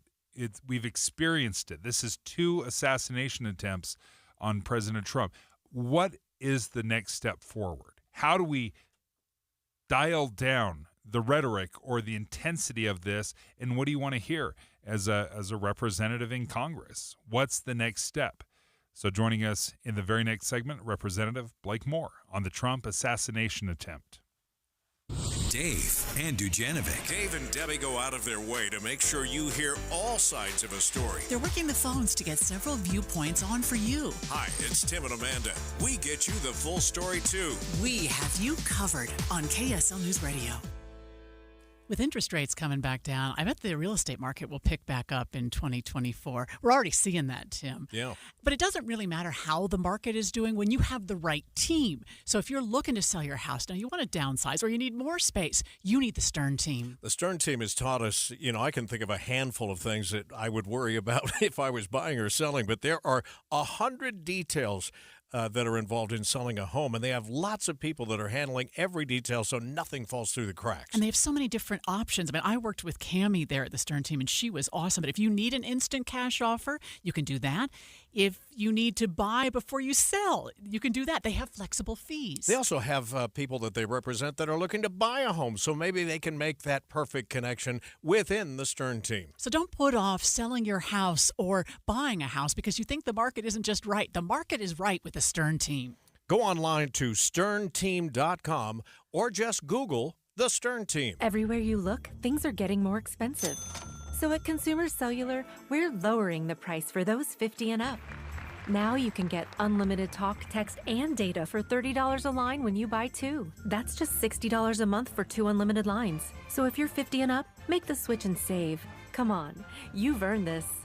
Call 1-888-FREEDOM or visit consumercellular.com today. Requires 2 lines of service, age validation, and credit approval, subject to system and area limits, taxes, and other fees apply.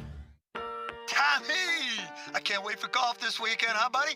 Time flies. Love you, man. Oh, don't forget your knee brace again. We aren't in college anymore. Moments together matter, so help protect yourself from RSV. If you're 75 or older or 60 plus with a chronic condition like asthma, COPD, heart disease, or severe diabetes, you're at higher risk of landing in the hospital from RSV, and there are no prescription RSV treatments. Check eligibility and schedule your RSV vaccine at vaxassist.com. Sponsored by Pfizer.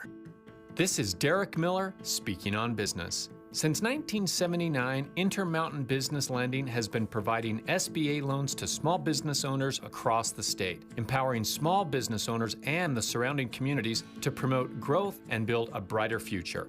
President Carol Erickson joins us with more. At Intermountain Business Lending, we are passionate about supporting small businesses and creating economic opportunities. Our mission is to strengthen our small business community and local economy, bridge the gap between SBA loan programs and our partners, and inspire confidence by providing a connected, efficient, and reliable experience. Since our inception, our purpose has been to promote the SBA 504 program while extending a helping hand to small businesses that want to accomplish their goals.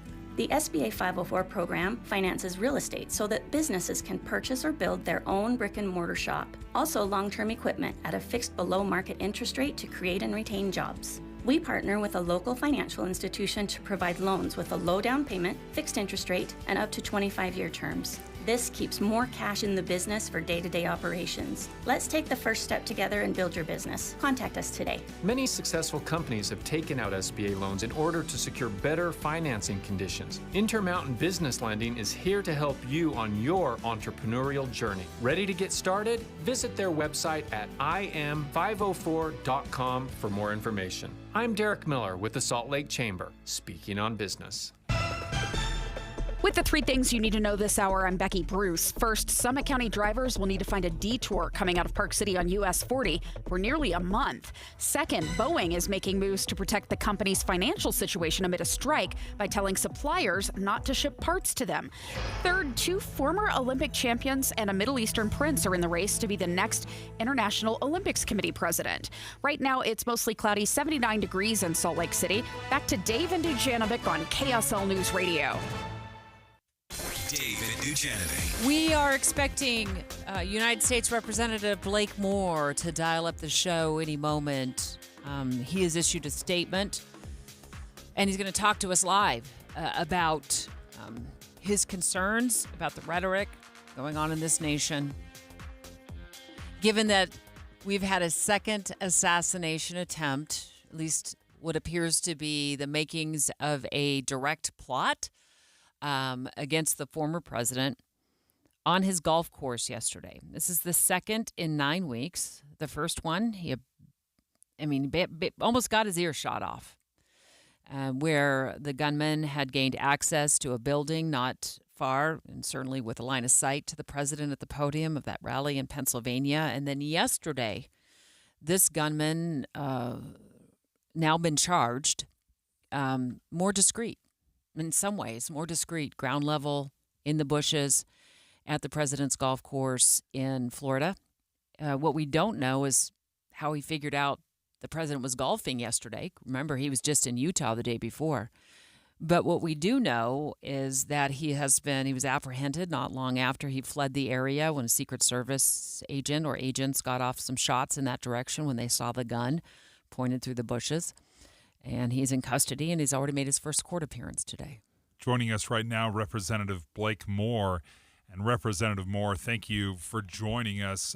I will tell you, just in the Noriega family, when I told people that a second attempt had been made on the former president's life, it was disbelief. No one could believe that this could happen again. What is your message? Where were you when you found out about this? Yeah, the first attempt was kind of a sobering moment for our nation. It was caught on camera. It was really tragic, and you saw both sides saying we can't have this, and then to see it happen to potentially have happened so quickly again is really, really concerning. I was in the middle of all of my Little League games yesterday, to be honest with you, and it was just had to check in with my team and just kind of see what we knew and when. No, yesterday was Sunday. I'm losing my head. Yeah. It was just a Sunday afternoon. I was probably in the middle of a Sunday afternoon nap, to be honest with you. So, given your statement, it said this is getting out of control. The political violence, the vitriol, and the dangerous rhetoric needs to stop. How do we get there? We have recourse in this country. We get to vote. We get to voice our opinion, and we have to stick to that. And you've got two candidates, particularly this heightened political season right now with the presidential election. Just dig into their details, understand where they are on tax policy, look into their whole everything economic policy. That's typically where I land when I'm looking at all this kind of stuff. But look at their records. They have records, right? We have plenty of time with her as vice president, and you have a term with him as president, and just decide which way you want to go, and let's move. I know which way I'm going to go, and let's move in that direction. We have to stop with this nonsense. It's so much. Social media has created such a storm for people to get so engrossed in this in political rhetoric. It's really frustrating. We don't know much. I haven't, and I've seen a little bit here or there. This gentleman has posted stuff inflammatory. Obviously led to it, and led him to be in the woods waiting with a rifle, right? To take that extreme measure. We cannot get there in this country anymore. We're speaking with Representative Blake Moore, and one thing that really disappointed me is we hadn't heard anything, quite frankly, from President Biden, and I thought this was a moment where I want to hear from the President of the United States, whether it's in the Oval Office, but this is the second attempt.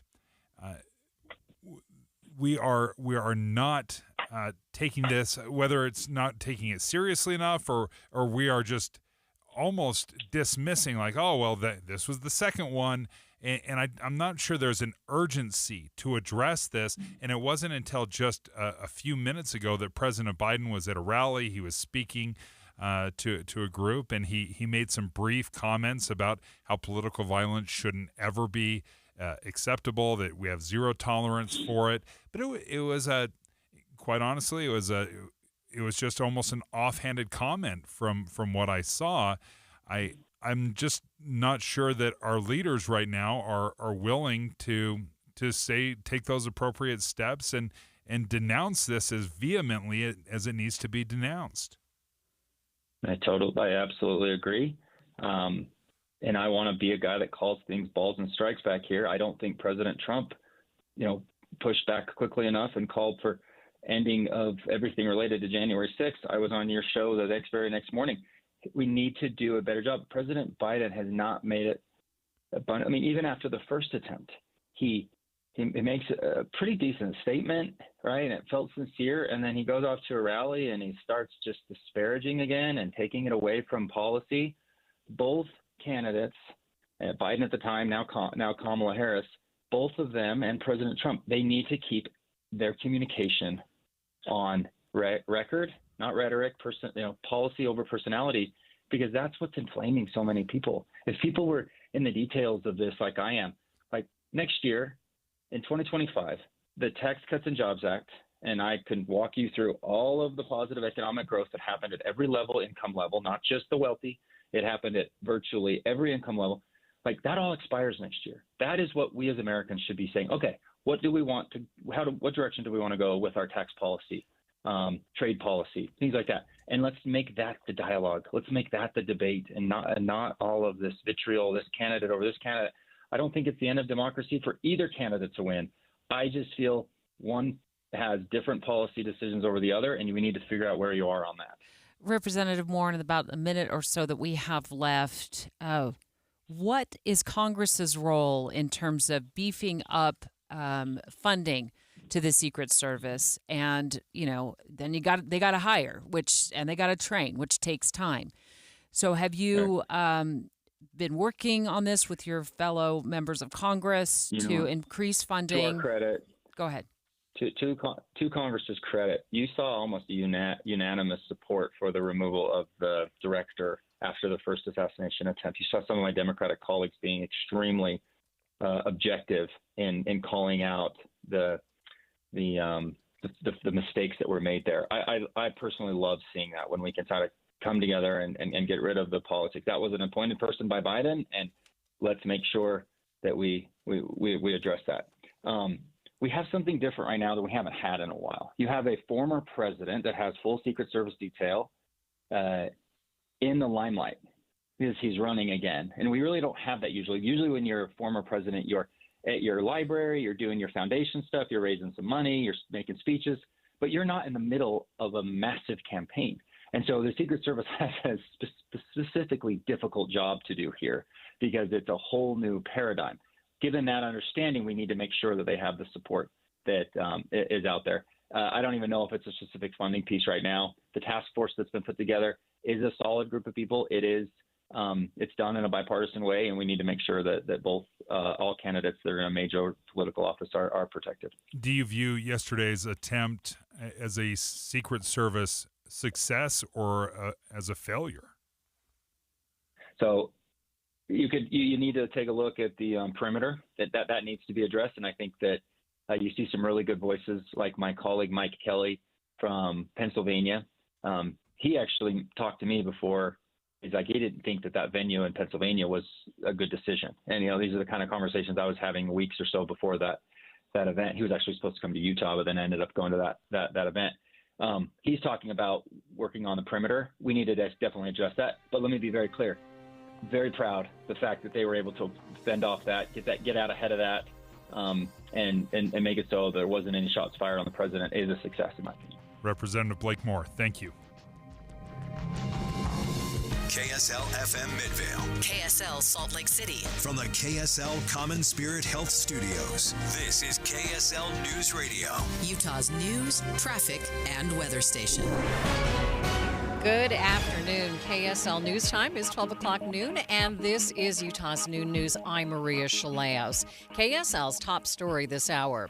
A suspected would-be assassin has had his first court appearance. 58-year-old Ryan Ruth is accused of carrying a weapon onto the golf course where former President Trump was playing yesterday with the intent to shoot him. We have multiple reports, starting with ABC's John Santucci from court. The suspect was just charged with 2 felony counts, one, possession of a firearm as a convicted felon, the second, possession of a firearm with an obliterated serial number, meaning that the gun that the suspect had on him where he was intending to shoot for the former president, the serial number was actually scratched off.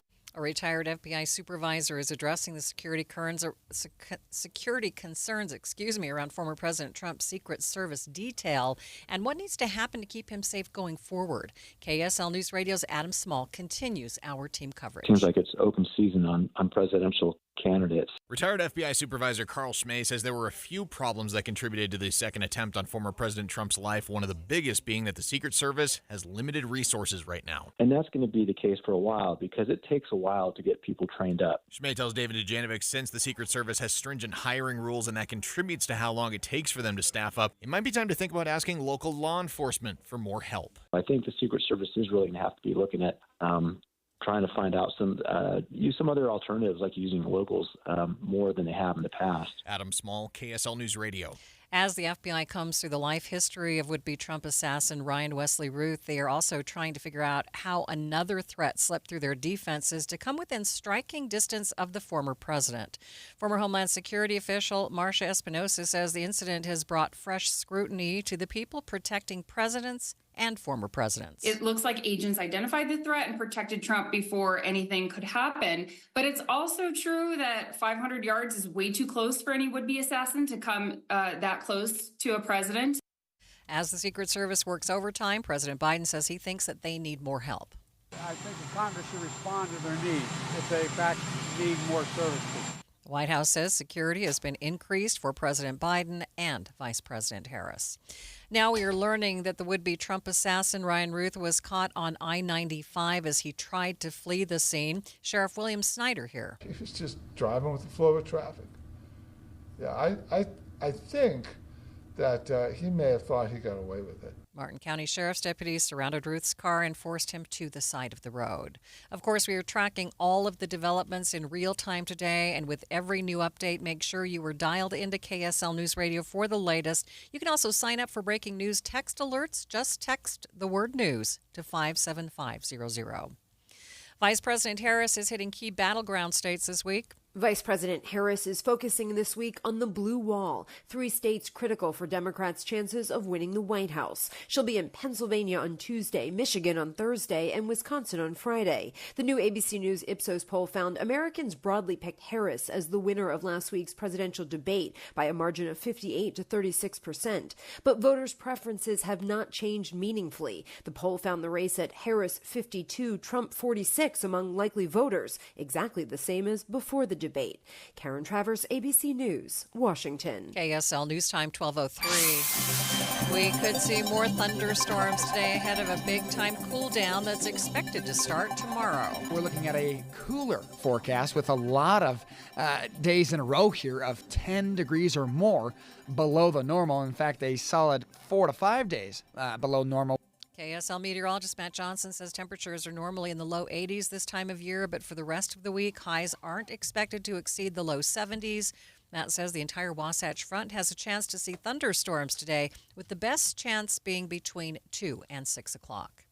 Today's storms have their roots in the Sierra Nevada, which had its earliest forecast for snowfall in nearly 2 decades this weekend. The last time the Sierra Nevada had a winter weather advisory in September was back in 2007. Lead meteorologist with the National Weather Service in Salt Lake City, Mike Seaman, says our mountaintops above 9,000 feet should also get a couple of inches. And while it does happen sometimes here in Utah, September snow is definitely not the norm. It's not uncommon to see snow across the higher terrain of northern Utah as we get into the middle portion of September. There's certainly years where we don't see any snow well into October and sometimes even early November. Seaman says it's a little too early to say whether that means good things for the ski season, but the early snowfall certainly doesn't hurt, and it definitely helps our water picture. Becky Bruce, KSL News Radio. 2 former Olympic champions and a prince are in the race to be the next IOC president. The global leaders of cycling, gymnastics, and skiing are also in play. The International Olympic Committee has published a list of people who want to be candidates, and only one is a woman. The election to succeed outgoing President Thomas Bach will take place in March. First Look Traffic. Good afternoon, Ricky. Good afternoon, Maria. We do have a small accident called out in Bountiful, southbound I-15, right about 4th North. Ricky Meese in the KSL Traffic Center. KSL News Time, 12:05. Utah's news, traffic, and weather station, as close as your pocket. I usually go to the KSL app. Because it's on your phone, you have such a wide ability to choose what you're listening to. That's the only news app that I use. Listen anytime, anywhere with the KSL News Radio app. Do you recognize this piece? It's Vivaldi's The Four Seasons. How about this? That's Gershwin's An American in Paris. Hear more iconic works from the greats of classical music when you join your Utah Symphony for a Masterworks performance at Abravanel Hall. Tickets start at $21. Get yours today at utahsymphony.org/masterworks. Trail mix, beef jerky, mixing all the soda flavors at the gas station soda machine. Snacks are better on the road. The gas is better when it's top tier. And the pit stop is better when there's a dinosaur there. Love the filler moments at a Sinclair gas station near you with DinoCare, our top tier gasoline. Some sweet and salty snacks for the commute and a big green dino for the memories. Find a gas station near you at sinclairoil.com. Sinclair, fill up your life. Before you take another injection or another weight loss pill, can you listen for just a second? We just want to talk to you about Soda weight loss because I was with you. I was so frustrated. I thought, I want to lose this weight and lose this weight fast. I don't want to live one more day like this. But then I realized, but I want to be healthy for the rest of my life, not just for the next year or two while I'm taking these pills. With Soda weight loss, I lost 34 pounds in less than 3 months. It's really sustainable, which is what Tyler says. I would recommend Soda because it's sustainable. This is lifetime change. I would recommend Soda because it works. And look, most people, if they go the injection route or the pill route, end up gaining that weight and some on the other side of it. That's not going to happen with Soda weight loss because they change the way you look at food. You're going to keep that weight off, and isn't that your real goal? Find out more. Go to sodaweightloss.com. It's spelled SOTA, and it stands for State of the Art. Thank you for joining us for Utah's Noon News. Recapping our top story, the investigation begins into a second suspected assassination attempt on former President Trump. Stay with us for the very latest details. KSL News Time 12:08. We're learning more about a Delta flight that had to turn back to Salt Lake City on its way to Portland after the plane didn't pressurize. The FAA is investigating, and we are told the plane was a Boeing 737, not a Boeing Air Max. Jacqueline Blaine was on that plane, and she tells KSL TV some of her coworkers were hurt. She put her finger in her ear and was like, "Oh my God, my ear's bleeding." And then my other colleague 2 rows behind me, I look back and he's in tears. And then, and just to see all of my colleagues, the people that I work with every day and care about, and I'm like, oh gosh, is everybody going to be okay? Paramedics treated around 15 people. Delta paid for a lift to take some people to the hospital. Federal investigators are hoping to get answers from a hearing today about the deep-sea submersible that imploded during a dive to explore the Titanic's wreckage, killing 5 people. ABC's Jim Ryan has more. It's a fact-finding mission for the Coast Guard's Marine Board of Investigations. We are charged to also detect misconduct or negligence by credentialed mariners. The board's Jason Neubauer says that if testimony from the 24 witnesses points to wrongdoing by OceanGate Expeditions, we would make a recommendation to the Department of Justice. OceanGate's chief executive and 4 passengers died when their submersible imploded during a dive to explore the wreck of the Titanic. Jim Ryan, ABC News.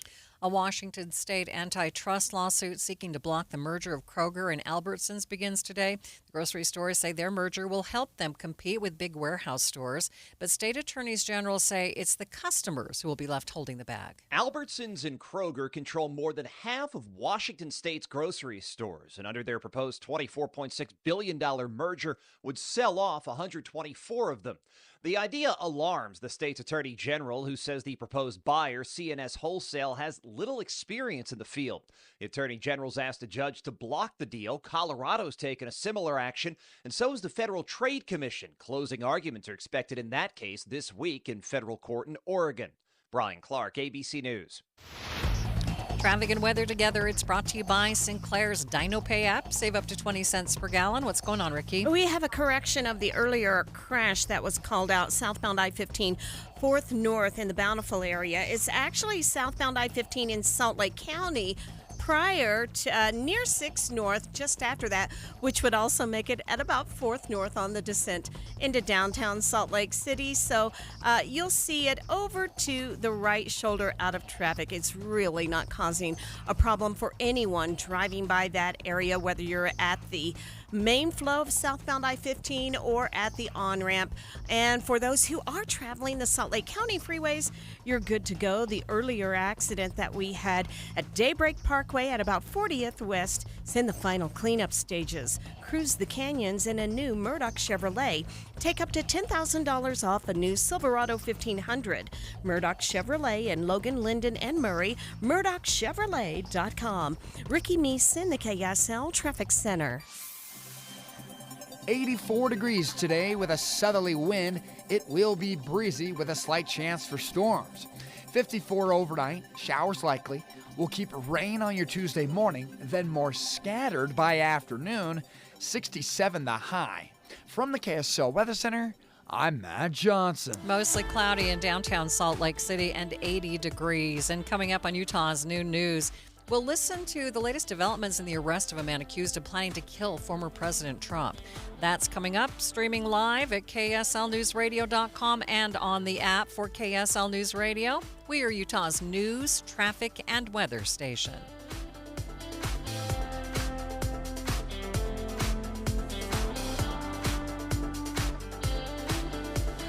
You know, it's hard to believe that Dee and I have now been living in our new house for about 9 years now. You know, the thing that has really surprised me is how many appliances we have had to have work on and even replace. You know, the one that we haven't replaced, haven't done any work on at all, have not had a minute's trouble with, it's the Connecticut soft water system. And it's so interesting because when we were building the home, the builder said, okay, well, what do you want for a water softener? And I just interrupted. I said, wait, we're going to go with Connecticut. And they just smiled at me like, yeah, we know about Connecticut. Never once have we had an issue with our Connecticut soft water system, not only in our new home, but in our previous home as well. It just sits there in the basement, does its job, does it so much more efficiently than any other soft water system out there on the market today. Why don't you give them a call, 801-576-8600, or go to softwaterutah.com. Beatty, Nevada, your getaway to Death Valley, an entryway to a true desert adventure. Enjoy exciting offerings for all your senses and imagination. In Beatty, visit Eddie World, the largest candy store in Nevada, and visit their historic museum, the ghost town of Rhyolite, and see sculptures in the desert at Goldwell. Hiking, biking, and hundreds of miles of ATV trails await you. For the ultimate adventure, make Beatty, Nevada your next destination and claim a free gift at beattynevada.org. Wrangle up some fun at Beatty Days 2024, Friday, October 25th through Sunday, October 27th. It's old-fashioned family fun with a chili cook-off, live music, bed races, a classic car show, cornhole and horseshoe tournaments, model railroads, a parade, food and craft vendors, contests for everyone, and lots more. The fun is in Beatty, Nevada this October 25th through the 27th. Visit beattynevada.org for the full schedule. That's beattynevada.org. Getting help with plumbing repairs is easier than you think. All you have to do is call Any Hour Services or schedule an appointment at anyhourservices.com. No one helps more homeowners than Any Hour Services. I'm Dave Cawley, investigative journalist and host of the podcast Cold. Don't miss Cold's new Season 3, where I look into the unsolved disappearance of Cherie Warren, a woman last seen leaving her job at a Salt Lake City office in 1985. Police cast suspicion on Cherie's estranged husband and boyfriend, but never made any arrests or recovered Cherie's remains. Find Cold Season 3, The Search for Cherie, anywhere you get your podcasts. KSL News Time 12:15. The three things you need to know this hour. First, a retired FBI supervisor says he thinks the Secret Service should consider other avenues to keep former President Trump safe until they have more staffing. For example, leaning on local law enforcement for more help. I'm KSL News Radio's Adam Small. Second, Utah could get our first snow of the season later today, at least above 9,000 feet. Third, traffic and weather together, Ricky. We do have Salt Lake City PD working on an accident at 4th South and 3rd East, and then a small crash, two vehicles out of traffic on the shoulder southbound I-15 just after 6 North. Ricky Neeson, the KSL Traffic Center. Scattered storms possible this afternoon, then cooler tomorrow. I'm Matt Johnson. It's mostly cloudy, 80 degrees at the KSL Common Spirit Health Studios. Time now for KSL's top national stories. From ABC News, I'm Daria Albinger. The suspect in the second assassination attempt on former President Trump in a matter of months is now charged with 2 gun-related crimes. Ryan Ruth left the federal courthouse in West Palm Beach, Florida, without entering a plea. Meanwhile, we're learning more about how the suspect was taken into custody. Told to be on the lookout, sheriff's deputies in Martin County, Florida, pulled the suspect over about 50 miles north of Trump's West Palm Beach Golf Club. Sheriff William Snyder says Ryan Ruth had been heading up I-95 at a normal rate of speed. I think that he may have thought he got away with it. In court papers, the FBI says Ruth's cell phone records show he'd arrived at the perimeter of Trump's golf club at around 2 a.m. Sunday, and he didn't leave until he was found and fired at by Secret Service nearly 12 hours later. Stephen Portnoy, ABC News, Washington. Today in Philadelphia. Let me just say, there is no, and I mean this from the bottom of my heart, those of you who know me, many of you do, no place in political violence for political violence in America. None. Zero. Never. President Biden says he is thankful the former president wasn't hurt. So does Attorney General Merrick Garland, who also promised the Justice Department would bring every available resource to bear in its investigation. TikTok and the federal government are in court today. They're battling a law which could result in the social media app being banned in the U.S. TikTok today in court argues that this ban is unconstitutional. It says that it's being unfairly, singly targeted as an app, that it is an essential platform for free speech. There was a little bit of skepticism because the fact is this was passed by Congress, and the judge said, why is TikTok questioning this thing that was passed with such bipartisan support? That's ABC's Elizabeth Schulze. The markets are waiting for what could be a major decision from the Fed this week. The central bank is expected to announce a key interest rate cut when it meets. You're listening to ABC News. Time now for the KSL In Depth. Trump assassination attempt. Special coverage on KSL at night. A retired FBI special agent and supervisor is weighing in about security concerns after a second suspected assassination attempt, apparently targeting former President Trump. Carl Schmay says he believes the Secret Service still needs more people. The Secret Service still has limited resources, and that's going to be the case for a while because it takes a while to get people trained up for them to have enough manpower.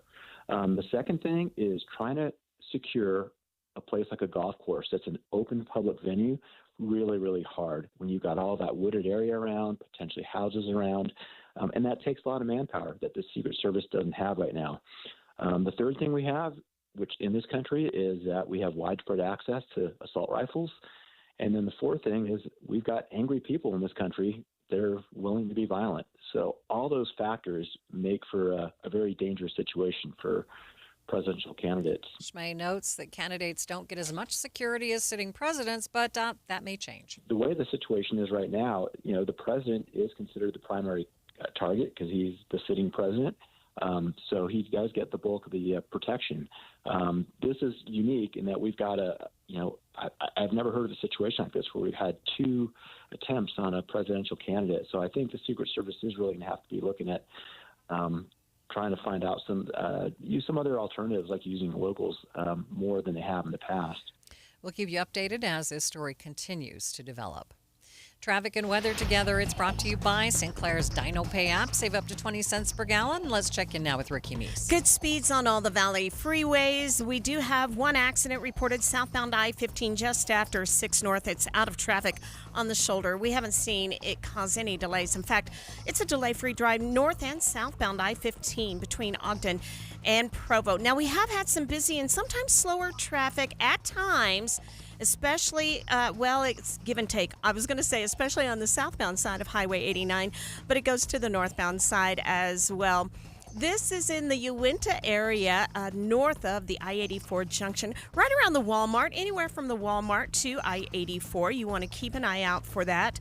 And a possible accident called out on I-215 at about 4th West. So far, I'm not seeing any trouble. Ricky Meese in the KSL Traffic Center. KSL 7-day forecast starting out on the warm side here. 84 degrees, scattered storms, and breezy out of the south. 67 tomorrow, more than 10 below the normal, and scattered storms likely, especially in the morning. Wednesday, partly cloudy, 69. We'll go 70 on Thursday, showers likely. Mostly cloudy, 69 is all you get for a high on Friday. Saturday, partly cloudy, 73. Low 70s into Sunday. From the KSL Weather Center, I'm Matt Johnson. Right now, very pleasant 81 degrees, mostly cloudy skies in downtown Salt Lake City. And the 7-day forecast is brought to you by Performance Automotive Bountiful. Quick check of the markets. Dow up by nearly 200 points, but the NASDAQ is down. A complete update of your money news is next.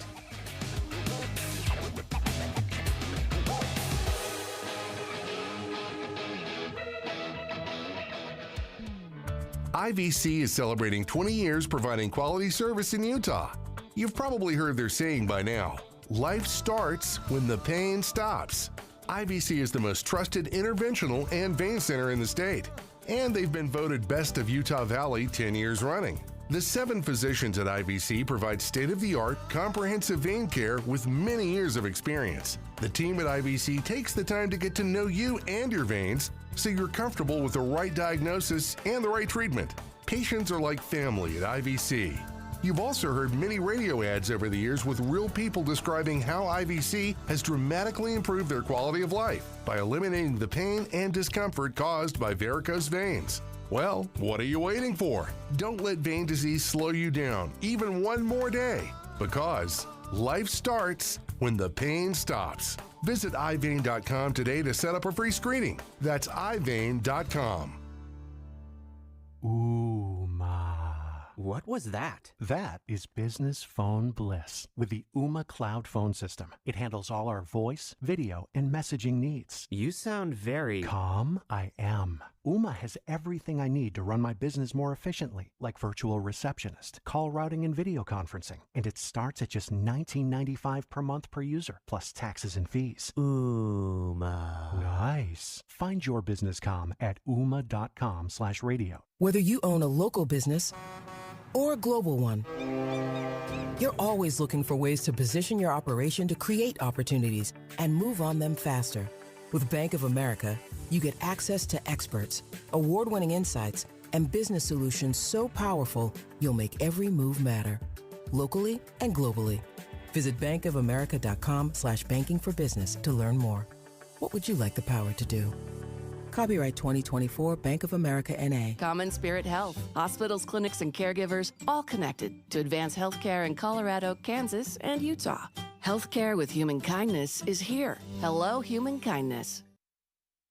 Jeff Caplan. I'm energized by breaking news. First of all, because it's right now, and second of all, because in many cases the audience needs to know. There's no more important service that we can provide, and I find it critically important to get more details to the audience as quickly as possible. There's nothing more energizing than that for me. Not at all. The most important thing we do is breaking news. I am gratified that so many people listen to me every afternoon on KSL, but what they don't know is that there are so many people behind the scenes making it happen, checking on the traffic, answering the phones, making the calls, talking to the newsmakers. They're out in the street, into the field to get the raw information, and then putting it all together so that I can sit in front of a microphone and be a source of information every afternoon. But there are so many people who make it happen. That's what you don't know. Ride Home with Jeff Caplan, weekdays 3 to 7 on KSL News Radio.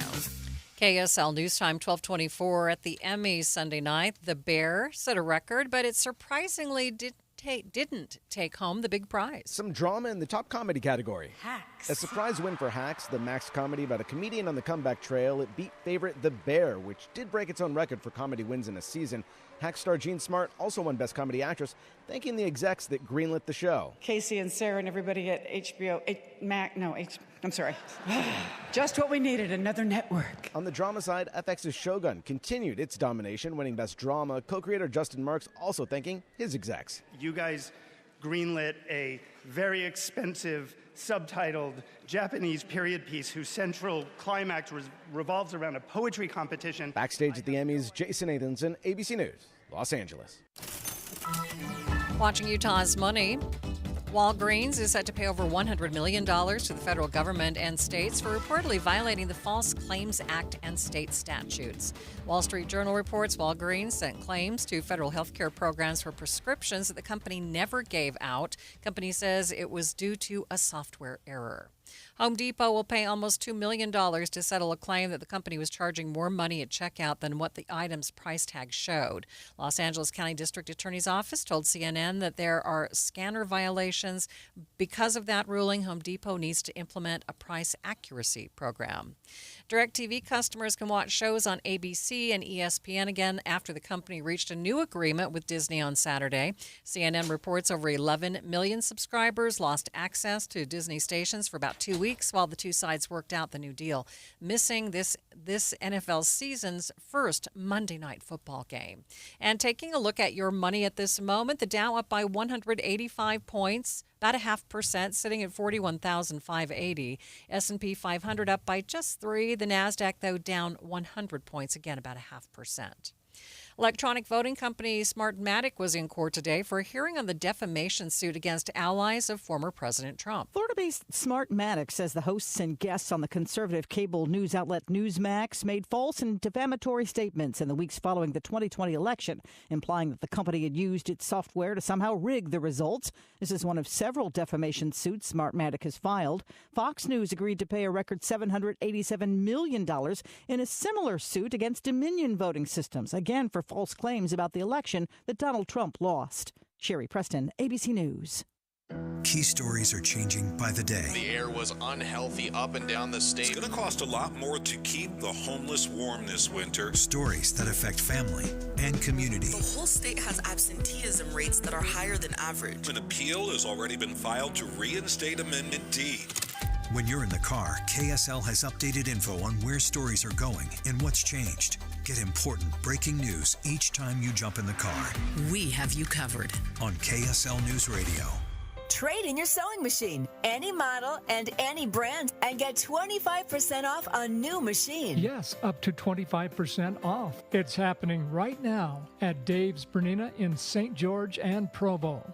Take advantage of 1.9% financing for 48 months on certain machines. And all machines are discounted. Amazing bargains on previously owned machines while they last that come with warranties. And how about this offer? Buy any Bernina presser feet or big book of embroidery, quilting, or stitching, and get the second one 50% off. It's time to get a new Bernina machine and see the difference. Trade in your machine and save at Dave's Bernina, 691 East St. George Boulevard and 2017 North 550 West in Provo.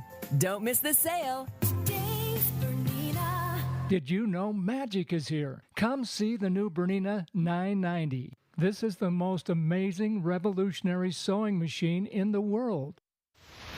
Traffic and weather together. It's brought to you by Sinclair's Dino Pay app. Save up to 20 cents per gallon. Ricky Meese, any trouble spots? It's a good-looking drive on all the Valley freeways. No accidents and no delays. That includes I-15 in Weber, Davis, Salt Lake, and Utah counties.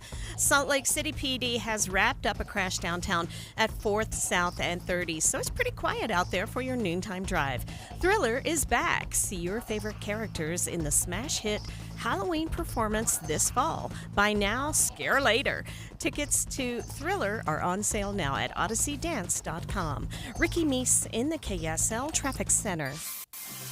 We'll keep it above normal today with a high of 84 degrees and a chance for thunderstorms. Overnight, rain showers likely, 54 the temperature. Tomorrow, AM rain, 67, then scattered storms. From the KSL Weather Center, I'm Matt Johnson. Right now it's mostly cloudy, pretty blustery in downtown Salt Lake City, and 80 degrees in Ogden, 77, Provo at 77, Logan at 72, and in Moab at this hour, Pleasant 83. You're listening to Utah's New News with Maria Chaleos on KSL News Radio, 102.7 FM and 1160 AM. Good afternoon, KSL News Time, 1230. KSL's top story this hour. Another assassination attempt. Former President Trump wasn't harmed, but the Secret Service thwarted a second attempt on his life yesterday in Florida when an agent spotted a rifle sticking out of some bushes at Mr. Trump's golf course in West Palm Beach. We have multiple reports for you. We begin with ABC's Rachel Scott and what we know about the suspect. We believe that the suspected gunman was just one hole ahead of him when that Secret Service agent identified him and responded very quickly. Then you had the suspected gunman run and flee on foot. Thanks to an eyewitness who saw someone hopping into a vehicle, was able to take a picture of the license plate, identify the vehicle. That is when authorities were able to put out that alert for that individual, and ultimately they were able to find that vehicle, find the suspect, and detain him. Martin County Sheriff's deputies are being credited with arresting the suspect, Ryan Ruth. Sheriff William Snyder says dozens of his deputies responded. Once we saw that vehicle and got the tag, we were locked on. We had a green light. There was no backing down at that point. Of course, we still have a lot of questions, including how did a suspect get so close to the former president, and how did he know where to find him? It sounds like he was definitely studying the movements of the former president and where he likes to golf, and all of that is public information that we see, on TV and elsewhere. That is former Homeland Security official Marcia Espinosa. Ruth has already had his first court appearance on charges related to the weapon police say that they took from him, but authorities aren't done digging yet. Here's ABC's Stephen Portnoy. The suspect, 58-year-old Ryan Routh, was prolific on social media, posting on his various accounts about his efforts to recruit foreign fighters to take on Russian troops in Ukraine. He is seen in his selfies looking thin with white hair and a beard, an American flag wrapped around his neck like a scarf. Investigators are looking carefully at Routh's posts as they consider how to build a case against him. President Biden is expressing gratitude after learning former President Trump is unhurt. He's also calling on Congress to get the Secret Service more funding. Thank God the president's okay. I think we got a full report so far. We're down there tonight. But one thing I want to make clear, the service needs more help. President Biden spoke to reporters as he left the White House for Delaware. A retired FBI supervisor based out of Salt Lake City sees a few different problems that may have helped create the environment where a would-be assassin could get that close. But he also has some possible solutions in mind. Our team coverage continues with KSL News Radio's Adam Small. Retired FBI supervisor Carl Schmay says there were a few problems that led up to the attempt, one being golf courses are hard to secure in general. It's an open public venue, really hard when you've got all that wooded area around, potentially houses around. And that takes a lot of manpower that the Secret Service doesn't have right now. And that's the kicker. Schmay tells David Dujanovic it'll take a while for the Secret Service to staff up because they have stringent hiring rules. He thinks they should consider leaning on local law enforcement more for help for the time being. I think each of these situations is going to cause the Secret Service to reevaluate and to ramp up. Adam Small, KSL News Radio. We are just learning federal and local law enforcement officials plan to hold another news conference this afternoon. That's expected around 2 o'clock Mountain Time. Stay tuned for the very latest here on KSL News Radio and online at kslnewsradio.com. Brian Kohberger has been moved to Boise, where he will stand trial over charges stemming from the murder of 4 Idaho college students 2 years ago. The sheriff's office telling us that he will be housed by himself due to safety within the facility. His exact location will not be released. His lawyers, who say he is innocent, argued successfully that they felt Kohberger could not get a fair trial in Latah County. Judge Steve Hippler will now preside over this case, and among the things that Judge Hippler will need to assess is the newest argument from the defense to take the death penalty off the table. That is ABC's Kana Whitworth. Amazon will require its workers to be in the office 5 days a week starting next year. CEO Andy Jassy made the announcement today, saying in-person work helps the company better invent and collaborate. For now, workers need to be in office 3 days a week. The new policy takes effect on January 2nd.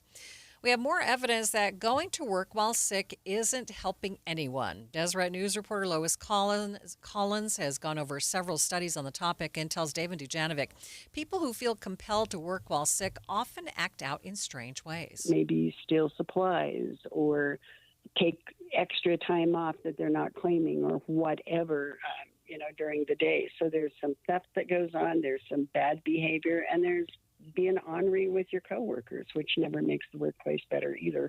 Collins says bosses should be careful not to inadvertently praise people who show up sick, but by talking about how resilient they are. First Look Traffic, let's check in with Ricky Meese. Salt Lake City PD has responded to clear an accident. This is at Redwood Road and California Avenue. Put the Ricky Meese in the KSL Traffic Center. KSL News Time, 12:35. Spend time with KSL News Radio and get a deeper understanding of the world around us. You've got voices like Boyd Matheson. I enjoy his measured approach to things. A very balanced view. Inside Sources, weekdays 1 to 3. On KSL News Radio. This is the day of the big sale at your gift shop. Welcome in. So this isn't just a big day for your business. It's a big day for the network keeping it all connected. That is, if it can handle the pressure. Next in line, please. So is it possible to get business internet you can really count on? It is. With 99.9% network reliability from Comcast Business. It's like this neat little bow. Would you like that gift wrap? Really ties it all together. Reliable internet for your business. It's not just possible, it's happening. Comcast Business, powering possibilities. Switch to Comcast Business and get started with reliable internet and advanced security for $49.99 a month for 12 months with a 2-year agreement. Plus, ask how to get up to a $500 prepaid card with a qualifying internet package. Don't wait. Call or go online to switch today. Offer ends 9/22/24. Restrictions apply. New customers only with 150 megabit per second internet. Eagle bill and auto pay required. Equipment, taxes, and fees extra. After 12 months, regular rates apply. I don't like onions. I'm doing paleo. Do they have gluten-free bagels? You can't juggle every food request for a work event, or can you? EasyCater is the all-in-one tech platform that makes it easy to get restaurant catering for work, with options for any group's size, taste, dietary preference, or budget. EasyCater saves your favorite restaurants and orders, which makes reordering a snap. Need to modify an order? No problem. So when it comes to food for work, make it easy on yourself with EasyCater. Start your order at easycater.com. Sweet chocolate reward. Sweet chocolate reward. This is not just the sound of someone picking up a sweet treat at Walgreens. This is the sound of someone picking up a sweet treat right after receiving all their vaccines in one trip. This is the sound of treating yourself, because you protected yourself. Stop by or schedule both your flu and COVID-19 vaccines today and grab yourself a sweet treat while you're at it. Vaccine subject to availability. State, age, and health-related restrictions may apply. Thank you for joining us for Utah's Noon News, recapping our top local story. How did anyone get within 500 yards of a former president armed with an assault rifle? The investigation continues into what happened this weekend in Florida. KSL News Time 1237. Utah lawmakers want more accountability from the Department of Child and Family Services, especially in light of some recent high-profile child abuse cases. KSL News Radio's Eric Cabrera has more on that story live. Eric? Maria, DCFS revealed data from this year that of 22,000 cases they've received, 27% of them have at least one allegation of abuse. Representative Kara Birkeland expressed to DCFS leadership that public trust in their work is crucial. They want to know that the government, that the legislature is holding people accountable. Was there a failure, right? Did something happen or not happen that should have happened?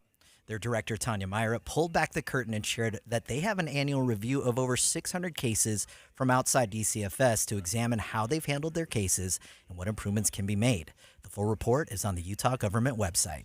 Live, Eric Cabrera, KSL News Radio. Utah is on the honor roll with 2 new rankings of our education system. A Wallet Hub report released this morning ranks Utah's education system as number 4 in the country. And a recent report in U.S. News and World Report ranks Utah as number 2 in the nation. Jeff Haney with the Canyon School District thinks we can credit increasing pay for teachers. What's happened in Canyon School District, and I think in many parts of the state, is that since 2019, salaries for teachers have gone up considerably. He says teachers can thank the community who's chosen to invest heavily in teacher compensation. If you are a brand new teacher right out of school, you can be earning more than $60,000 a year. Don Brinkerhoff, KSL News Radio. Hundreds of people turned up to enjoy the annual Carmelite Fair and Holiday. KSL TV's Brianna Chavez reports that she witnessed hundreds of people entering the monastery to support the nuns. The fair sported games, food, handmade items, and special candies and jams made by the nuns. My favorite jam is nectarine, which is new this year. And I also like pear and plum because you can't get those in the grocery store. The fair is the main financial income for the nuns who devote their lives to God. Traffic and weather together. It's brought to you by Sinclair's Dino Pay app. Save up to 20 cents per gallon. Ricky? Right now we're looking at a good drive on I-15 north and southbound between Ogden and Provo. The rest of the Valley freeways and main secondaries in pretty good shape. Now we did have an accident called out. Salt Lake City PD working to get this wrapped up. It's at California Avenue and Redwood Road. Thriller is back. See your favorite characters in the smash hit Halloween performance this fall. Buy now, scare later. Tickets to Thriller on sale now at odysseydance.com. Ricky Meese in the KSL Traffic Center. With an approaching storm system, we'll go for 84 this afternoon. Scattered storms likely and breezy out of the south. 54 in the overnight, showers likely. We'll keep rain on you Tuesday morning, then becoming scattered by Tuesday afternoon. High of only 67. From the KSL Weather Center, I'm Matt Johnson. Right now it's mostly cloudy, 81 degrees in downtown Salt Lake City. Coming up on Utah's Noon News, reactions are pouring in from Utah lawmakers after a second suspected assassination attempt on former President Donald Trump. That's coming up, streaming live at KSLNewsRadio.com and on the app for KSL News Radio. We are Utah's news, traffic, and weather station.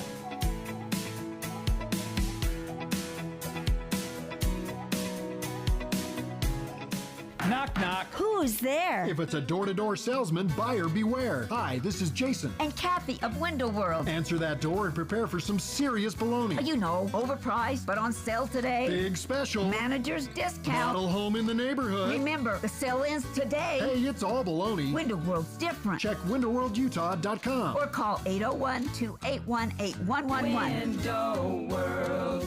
Simply the best for less. And as Doug always said, that's no baloney. Do you know why more homeowners choose Any Hour Services for help when it's time to replace their air conditioners? What's up, everybody? I'm Mike Wilson with Any Hour Services, and the main reasons people choose Any Hour Services is because of our people, processes, and convenience. People tell us all the time that there's just something different about having an Any Hour Services technician in their home.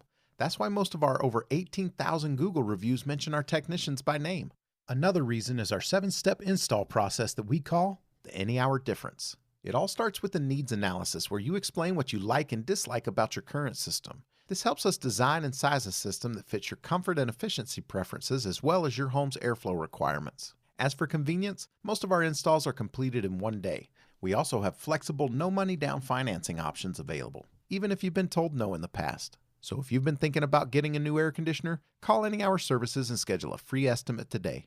Google Any Hour Services or schedule online at anyhourservices.com. No one helps more homeowners than Any Hour Services. Over the years, you've brought them into your home. You were prescribed opioids after the C-section, when Dad injured his back, when your basketball star tore his ACL. Opioids helped with the pain, and you held on to them just in case. But did you know holding on to unused opioids puts your family at risk? Opioids are powerful pain-reducing prescription medicines, but most people who are prescribed opioids don't finish their prescriptions. So millions of unused opioids are sitting in homes across the country. And tragically, more than 100 Americans die every day from overdoses involving opioids. What can you do to protect your family? Remove the risk of unused opioids from your home. Pills, patches, or syrups in drawers, purses, and cabinets, anywhere they might be hiding. To find out how to dispose of them properly, visit www.fda.gov/drug disposal. Tim and Amanda. One of the big differences, I think, between reading a story online and hearing it from us, Tim, is that, you and I are allowed to share a reaction. We need to be able to say, what in the world were they thinking? So that people listening will know. We feel it too. When we read a story that sounds ridiculous, we're right with you. It sounds ridiculous. Well, we get caught up, I'm sure just like our listeners do sometimes, in death scrolling on social media. And fact-checking it on your own is tough. The great thing about tuning in every morning and starting your morning with us on KSL is you can count on the fact that when that information comes out of the radio in your direction, it comes from reliable sources. It's already been fact-checked. Right. And that's not always easy when you're getting it online. Finding who wrote it, when was it written, has it been updated with the current facts of the day that change sometimes minute to minute, not just day to day. Utah's Morning News between 5 and 9 on KSL News Radio.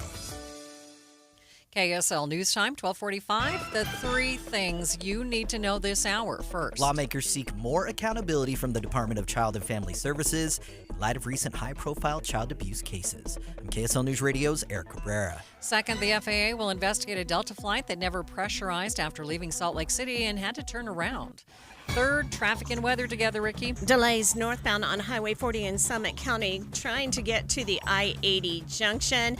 And the clearing of an accident here in the valley with Salt Lake City PD at the scene, Redwood Road at California Avenue. Ricky Meese in the KSL Traffic Center. A cool Pacific storm bringing more fall weather. I'm Matt Johnson. Mostly cloudy, 81 degrees at the KSL Common Spirit Health Studios. Time now for KSL's top national stories from ABC News. ABC News, I'm Daria Albinger. President Biden in Philadelphia today. Let me just say, there is no, and I mean this from the bottom of my heart, those of you who know me, many of you do, no place in political violence for political violence in America. None. Zero. Never. The president saying he is thankful former President Trump was not hurt in what federal authorities say is the second attempted assassination in a matter of months. Suspect Ryan Ruth was arraigned this morning. He did not enter a plea, but he was charged with 2 gun-related offenses. Attorneys for TikTok and the U.S. government are in federal court today. They're battling over a law which could result in the popular social media platform being banned in the U.S. 2 elementary schools in Springfield, Ohio, evacuated due to bomb threats. The latest authorities say that have been fueled by conspiracy theories repeated by Mr. Trump and his running mate, J.D. Vance, about undocumented Haitian immigrants. This is ABC News. Time now for the KSL In-Depth. Trump assassination attempt. In-depth coverage on KSL News Radio. Utah lawmakers are reacting to the latest assassination attempt against former President Trump. Congressman Blake Moore told David Dujanovic this morning to explain what he thought when he heard the news. Yeah, the first attempt was kind of a sobering moment for our nation. It was caught on camera. It was really tragic, and you saw both sides saying we can't have this, and then to see it happen to potentially have happened so quickly again is really, really concerning. I was in the middle of all of my Little League games yesterday, to be honest with you, and it was just had to check in with my team and just kind of see what we knew and when. No, yesterday was Sunday. I'm losing my head. Yeah, it was just a Sunday afternoon. I was probably in the middle of a Sunday afternoon nap, to be honest with you. So given your statement, it said this is getting out of control. The political violence, the vitriol, and the dangerous rhetoric needs to stop. How do we get there? We have recourse in this country. We get to vote. We get to voice our opinion, and we have to stick to that. And you've got 2 candidates, particularly this heightened political season right now with the presidential election. Just dig into their details, understand where they are on tax policy, look into their whole everything economic policy. That's typically where I land when I'm looking at all this kind of stuff. But look at their records. They have records, right? We have plenty of time with her as vice president, and you have a term with him as president, and just decide which way you want to go, and let's move. I know which way I'm going to go, and let's move in that direction. We have to stop with this nonsense. It's so much. Social media has created such a storm for people to get so engrossed in this in political rhetoric. It's really frustrating. We don't know much. I've seen a little bit here or there. This gentleman has posted stuff inflammatory, obviously led to it, and led him to be in the woods waiting with a rifle. Right, to take that extreme measure. We cannot get there in this country anymore. Congressman Blake Moore says that he and his colleagues in Congress are working together to give the Secret Service the support they need to keep candidates safe. Traffic and weather together. It's brought to you by Sinclair's Dino Pay app. Save up to 20 cents per gallon. Here's Ricky Meese. Freeway traffic rolling along and looking good. We did have trouble in traffic called out. A disabled vehicle trying to get over to the shoulder southbound I-15 near 4500 South. So far, I'm not seeing the actual vehicle, but I can tell you traffic through that area is moving just fine. And the final clearing of an accident, Redwood Road at California Avenue. Put the equity in your home to work with a home equity line of credit and get 6.49% APR for the first 6 months. Learn more at cypresscu.com. Ricky Meese in the KSL Traffic Center. KSL 7-day forecast, 84 for today. Scattered storms and breezy out of the south by afternoon. 67 tomorrow, a chilly one for September standards, and a chance for storms. Partly cloudy on Wednesday, 69. 70 with showers on Thursday. Friday's got mostly cloudy, 69. We keep it nice and cool in the low 70s as we head into your weekend. From the KSL Weather Center, I'm Matt Johnson. Bit of sunshine in downtown Salt Lake City. A little bit blustery, though, blowing in some storms. 81 degrees. The 7-day forecast is brought to you by Performance Automotive Bountiful. Quick check of the markets. The Dow up by more than 200 points. A complete update of your money news coming up next.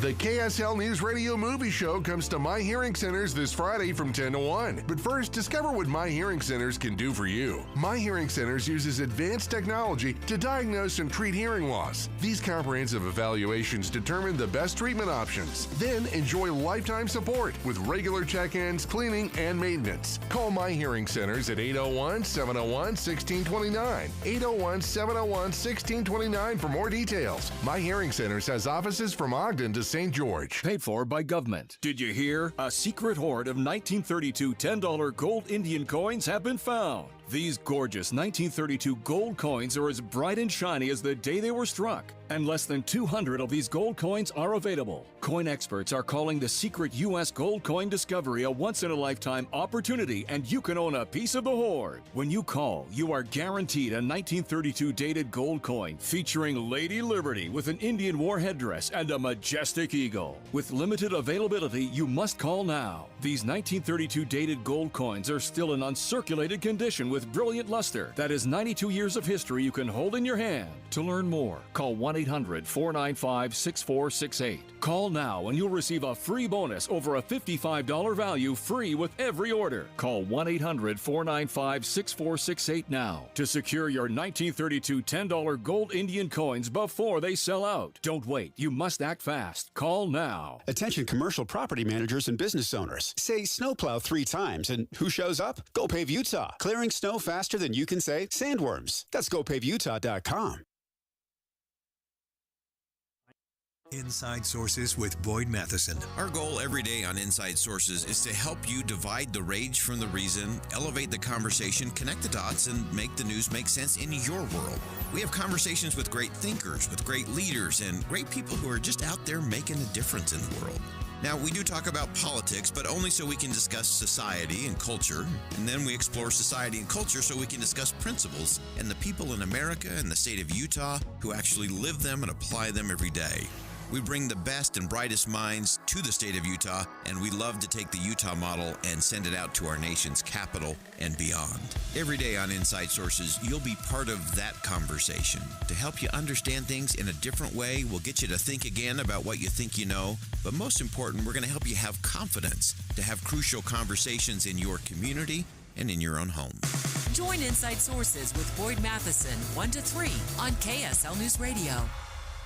KSL News Time, 12:53. The German government is taking a harder stance against undocumented migrants. The polls show Olaf Scholz's government has been out of touch with the German people on the issue for a long time.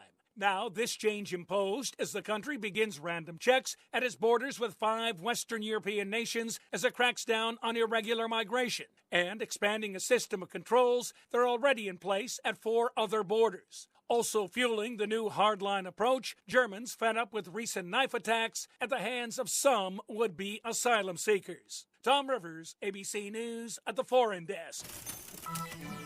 Watching Utah's money, Washington State is in court today to stop the merger between Albertsons and Kroger. This is just one of many lawsuits against the $24 billion deal, claiming the merger will limit competition and lead to higher prices. Federal Reserve is meeting this week where they are expected to cut interest rates for the first time since 2020. Analysts say this could be the first in a series of cuts to deal with rising inflation rates. A new law allows people to move leftover money in 529 accounts to Roth IRAs tax-free. Wall Street Journal reports the law gives parents a cheaper move for money that they have saved for their children's education if their kids use scholarships to pay for school or go to a university with lower costs. And taking a look at your money at this moment, the Dow up by 203 points, about 0.5%, sitting at 41,597. S&P up by just a fraction, and the NASDAQ, it's down by 118 points. With 33,000 of its machinists out on strike, Boeing is taking measures to preserve cash. Boeing is implementing a hiring freeze and is telling suppliers to stop shipping a majority of parts to Boeing for the 737, 767, and 777. In a letter to employees, Boeing's chief financial officer says the business is in a difficult period and that Boeing must take necessary actions to safeguard the future. The company is also stopping all non-critical travel for employees, pausing employee recognition spending, and canceling all off-site team meetings. Alex Stone, ABC News. My young son Michael lost both his kidneys There's nothing worse for a mother than the feeling of helplessness when your child has a chronic or terminal illness. We felt so lucky when we learned that Michael's brother could save his life by donating a kidney. Today, both sons are strong, healthy young men with families of their own. Please help us save lives. Donate your car or truck to the Kidney Foundation. Kidney Cars donations promote organ donation and kidney disease prevention here in Utah. 17 people die each day while awaiting an organ transplant. 2/3 of these are waiting for a kidney. Make your car a kidney car, a car that saves lives. Kidney Cars donations make a great tax deduction. Donate online at towcars.org. That's TOWKARS. Or call the Kidney Foundation at 1-800-TOW-CARS. Cars with a K, like kidney. Did you know that your largest investment asset might not be your retirement account or home?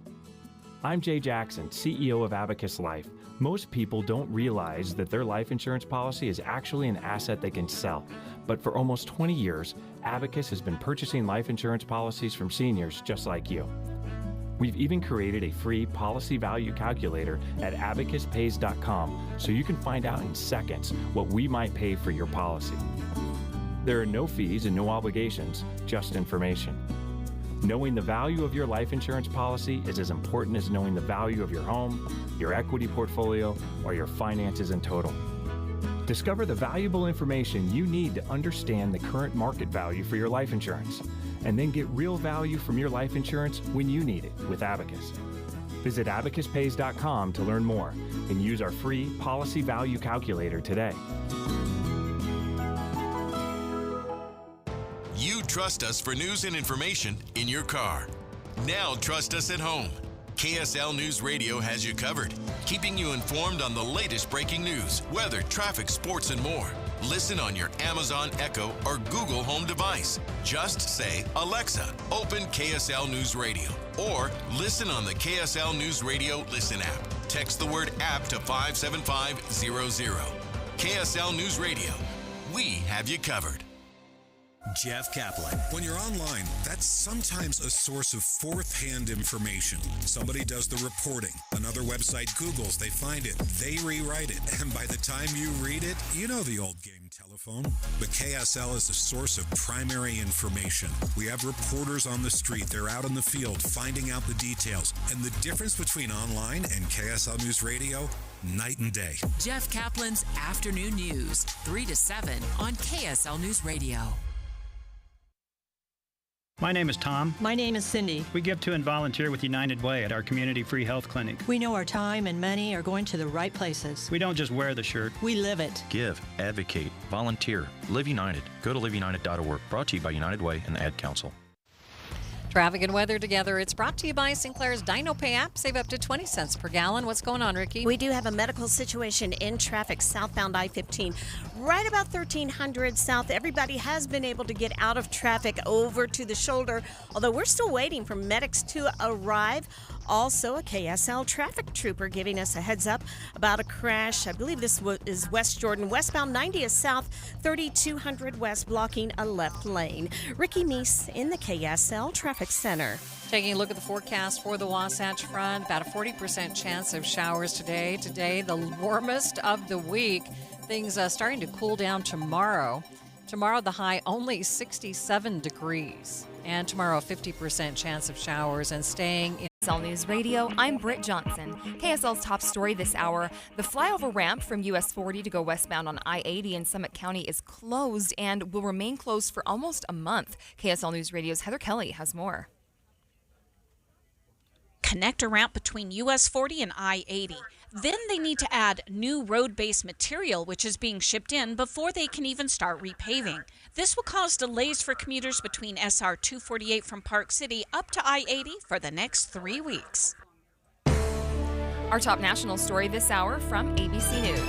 TikTok and the federal government head to court today over a law that could result in the widely popular social media app leaving the U.S. market. U.S. officials say TikTok's connection to China makes it a national security threat, but TikTok says it's being targeted unfairly. TikTok today in court argues that this ban is unconstitutional. It says that it's being unfairly, singly targeted as an app, that it is an essential platform for free speech. There was a little bit of skepticism because the fact is this was passed by Congress, and the judge said, why is TikTok questioning this thing that was passed with such bipartisan support? ABC's Elizabeth Schulze reporting. Your money at this moment, the Dow up 235 points, the S&P is in the green 4 points, and the NASDAQ has lost 99 points. Coming up, the winds are picking up. KSL weather is next. KSL News Time 101.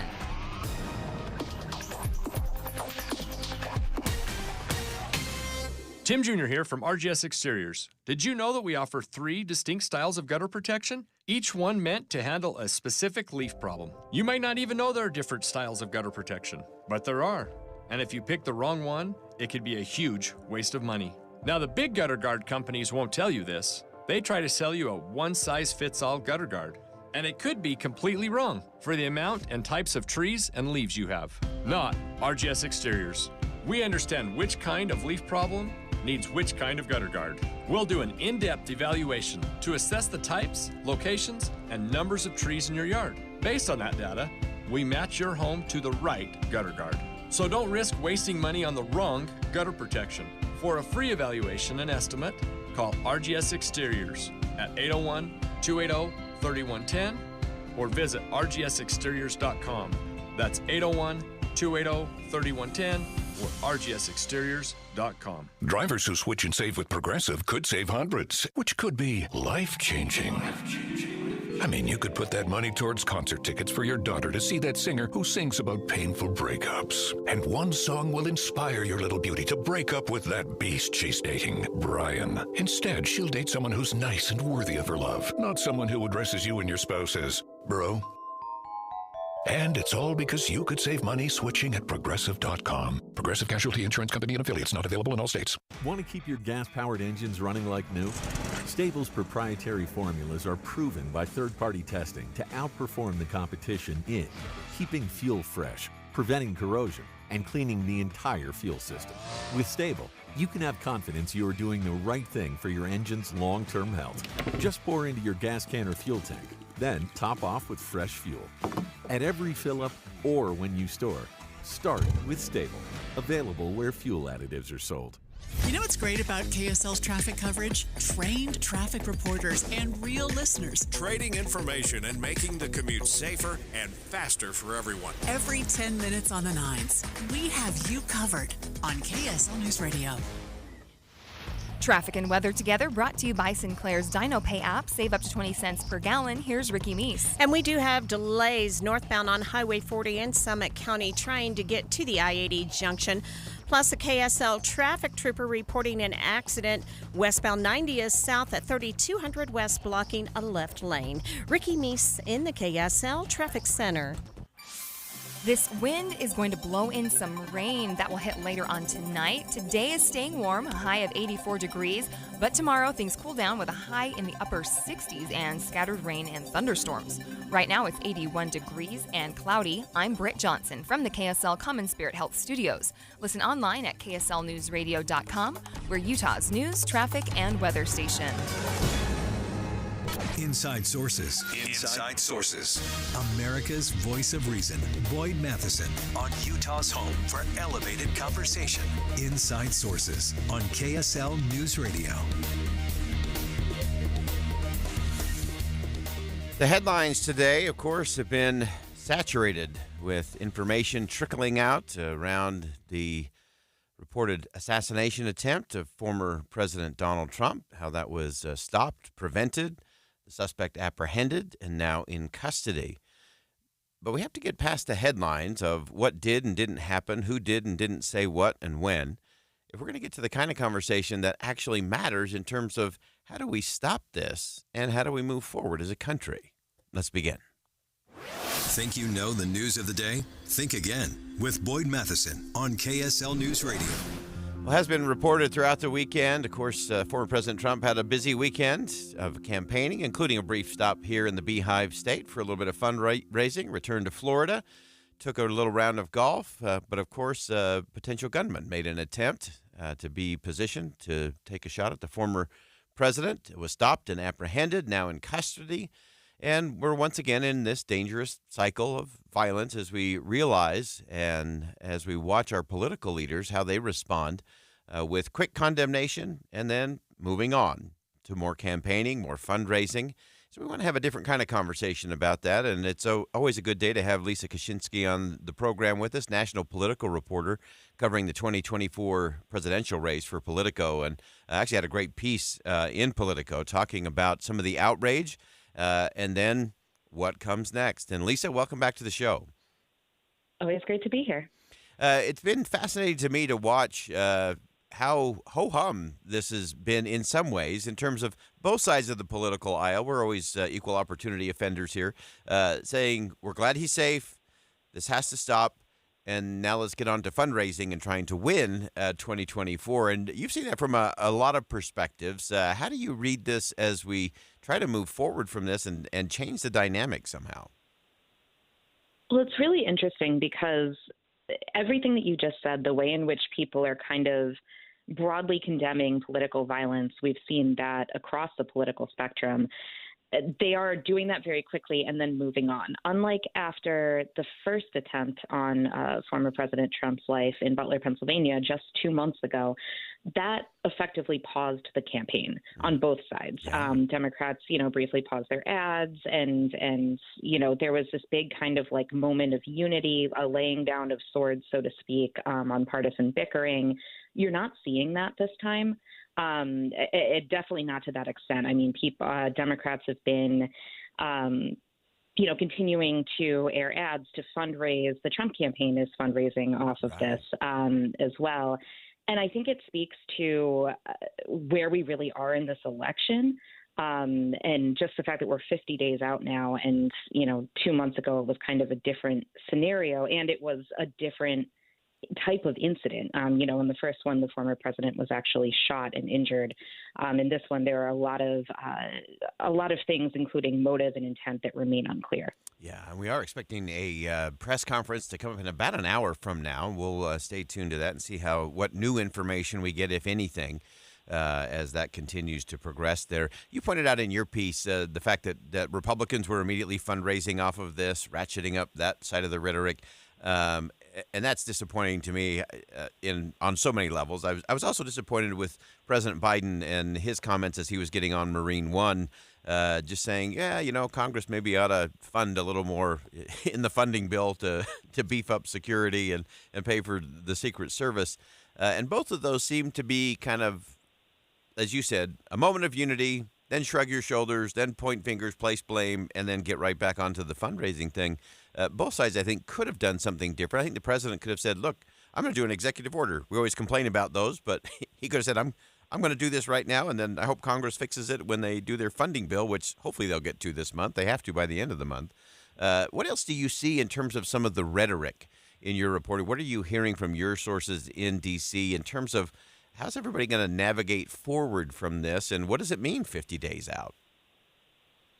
Well, there are certainly a lot of questions right now that are being directed at Secret Service. I believe members of Congress are trying to get a briefing this week. There's still a lot of information that they don't know and that we don't know about what happened in Butler and the failings of the Secret Service there.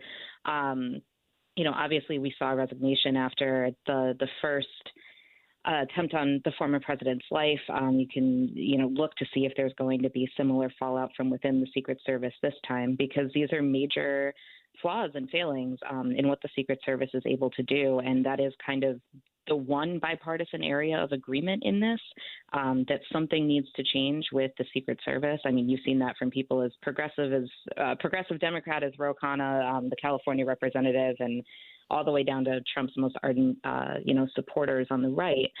What we are seeing in the rhetoric, though, is that the blame game is starting to really ramp up on, particularly on the Republican side. The Trump campaign and the former president himself, as well as his allies, are really digging into blaming Democrats for, what now appears to be a second assassination attempt, and saying that their rhetoric, Democrats' rhetoric, that Trump is a threat to democracy, and even saying that during last week's debate is now inspiring these types of incidents And it is not clear what the motive was in this incident. And the motive has been kind of murky in the Butler one for a while now. But that is very immediately and in much more force than they did after the first attempt is what they're seizing on right now on the Republican side. Yeah, and does it speak to where we are in terms of, we usually talk about it in the context of the political division in the country, but to me this is kind of other level in terms of contempt, that people aren't just wrong, they're wrong and evil. And so we either have, one side saying, the extreme MAGA Republicans are the threat to democracy, or those on the right saying, see, this is part of the conspiracy of how we lose the republic. And it seems that both sides have turned each other into that caricature of contempt. And so what are you hearing in terms of anyone saying, hey, can we take this as a moment, not to just have a moment, but can we create some forward movement in terms of how we have conversations in the country?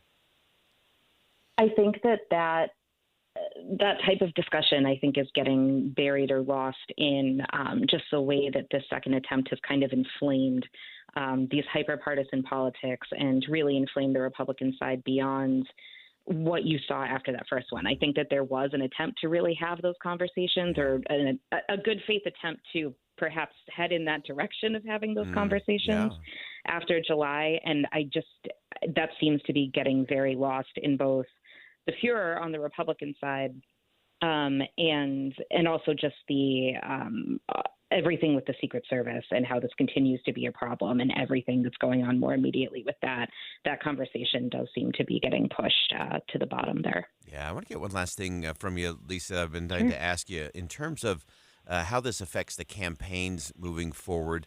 And do we end up at a point where our political leaders end up being so insulated because of incidents like this that suddenly they all have security? We know we've seen some pretty brash things in terms of members of Congress from both sides, being accosted at airports and county fairs.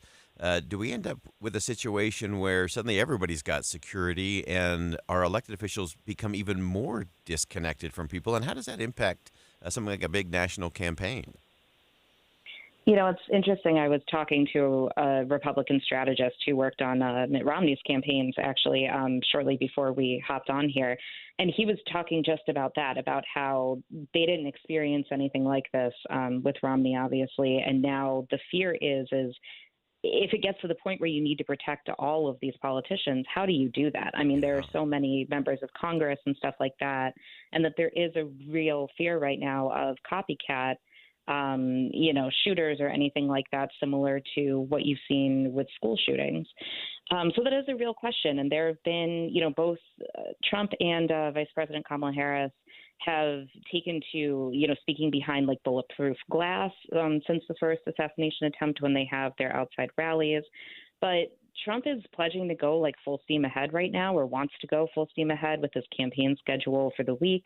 The Democrats are doing that as well. So I think it is an open question right now as to what will change, if anything, especially this close, at least in the short term in this election, because it's so close to it that the candidates are going to want to stay out as much as they can. Yeah, great perspective as always. Lisa Kaczynski, national political reporter covering the 2024 presidential race for Politico. Lisa, we always appreciate your very rational, reasonable approach. Help us divide the rage from the reason and get to the real issues and the real important conversations. Thanks so much for joining us today. Thank you. That's Lisa Kaczynski from Politico, and I always appreciate Lisa's approach. It is rational, it is reasonable, it gets to the facts. She's an equal opportunity offender in terms of the political left and political right. And these are crucial conversations that we have to get to.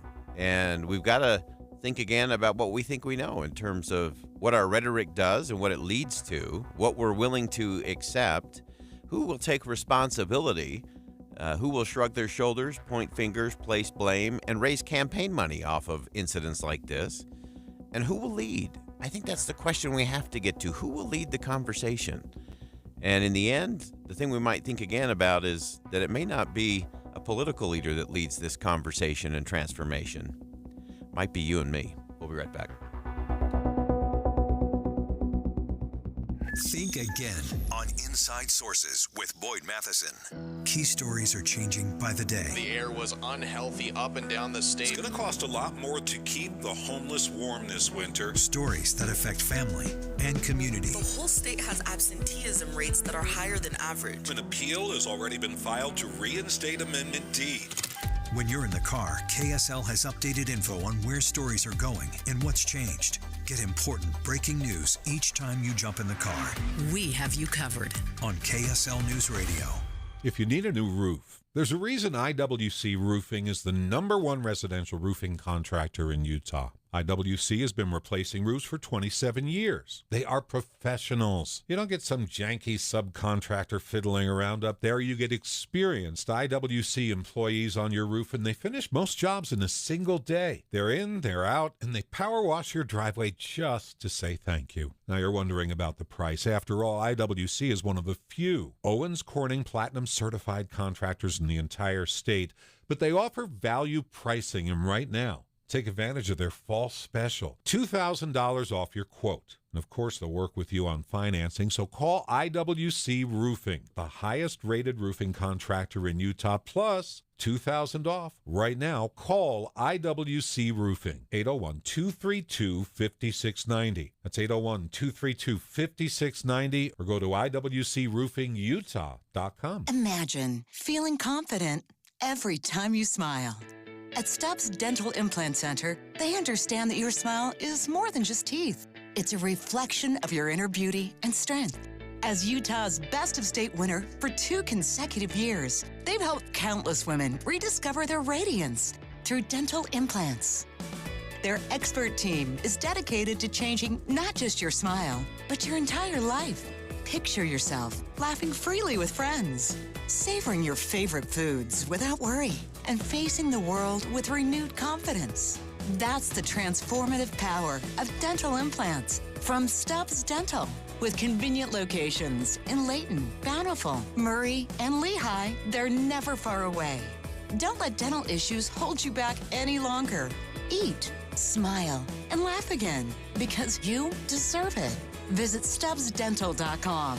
That's StubbsDental.com. Getting help with electrical repairs is easier than you think. All you have to do is call Any Hour Services or schedule an appointment at anyhourservices.com. No one helps more homeowners than Any Hour Services. Most of us like to be out in the sun. That's why sunscreen and other safety measures are key to protecting your skin from aging and cancer. The FDA recommends using a sunscreen with an SPF of 15 or higher. Also, look for broad spectrum on the label. That means both harmful ultraviolet A and B rays are blocked. Remember, SPF plus broad spectrum equal healthy fun in the sun. Visit www.fda.gov/sunscreen for more information. A message from the U.S. Food and Drug Administration. Victor deployed for the first time to Afghanistan in 2003. At 4 in the morning, my phone rang. They said, "I regret to inform you that your husband was wounded in action." Victor sustained a moderate traumatic brain injury. I was doing school full-time, and I was also then caring for Victor. One of the most important elements of caregiving is taking care of yourself. I just didn't want to forget that I also had goals and that I also had a life. What I did is I challenged Victor to meet me halfway. There are almost 6 million military and veteran caregivers across the nation. We have our own journey, and we can fulfill that journey at the same time that we are helping our loved one. Visit aarp.org/caregiving for a free military veterans guide to navigate your caregiving journey and better care for your loved one and yourself. Brought to you by AARP and the Ad Council. With the 3 things you need to know this hour, I'm Britt Johnson. First, the flyover ramp from US 40 to go westbound on I-80 in Summit County is closed and will remain closed for almost a month. Second, TikTok and the federal government head to court today over a law that could result in the widely popular social media app leaving the U.S. market. Third, retired FBI Supervisor Carl Schmay says limited resources contributed to the second attempt on former President Trump's life. Right now, it's 81 degrees and cloudy in Salt Lake City. Back to Inside Sources on KSL News Radio. Get deeper insights on the news from Inside Sources.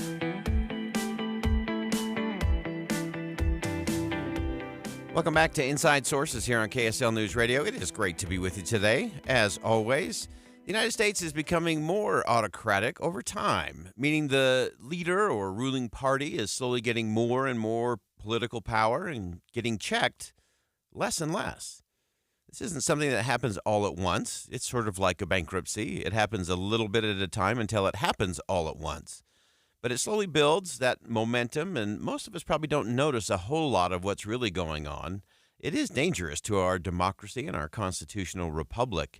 Really thrilled to have joining us on the program today Peter Pomerantsev, Senior Fellow at the SNF Agora Institute at Johns Hopkins University. And he's also the co-host of what we want to talk about today, Autocracy in America podcast. It's through the Atlantic, and you've got to check this out. It's hosted by Ann Applebaum and by Peter.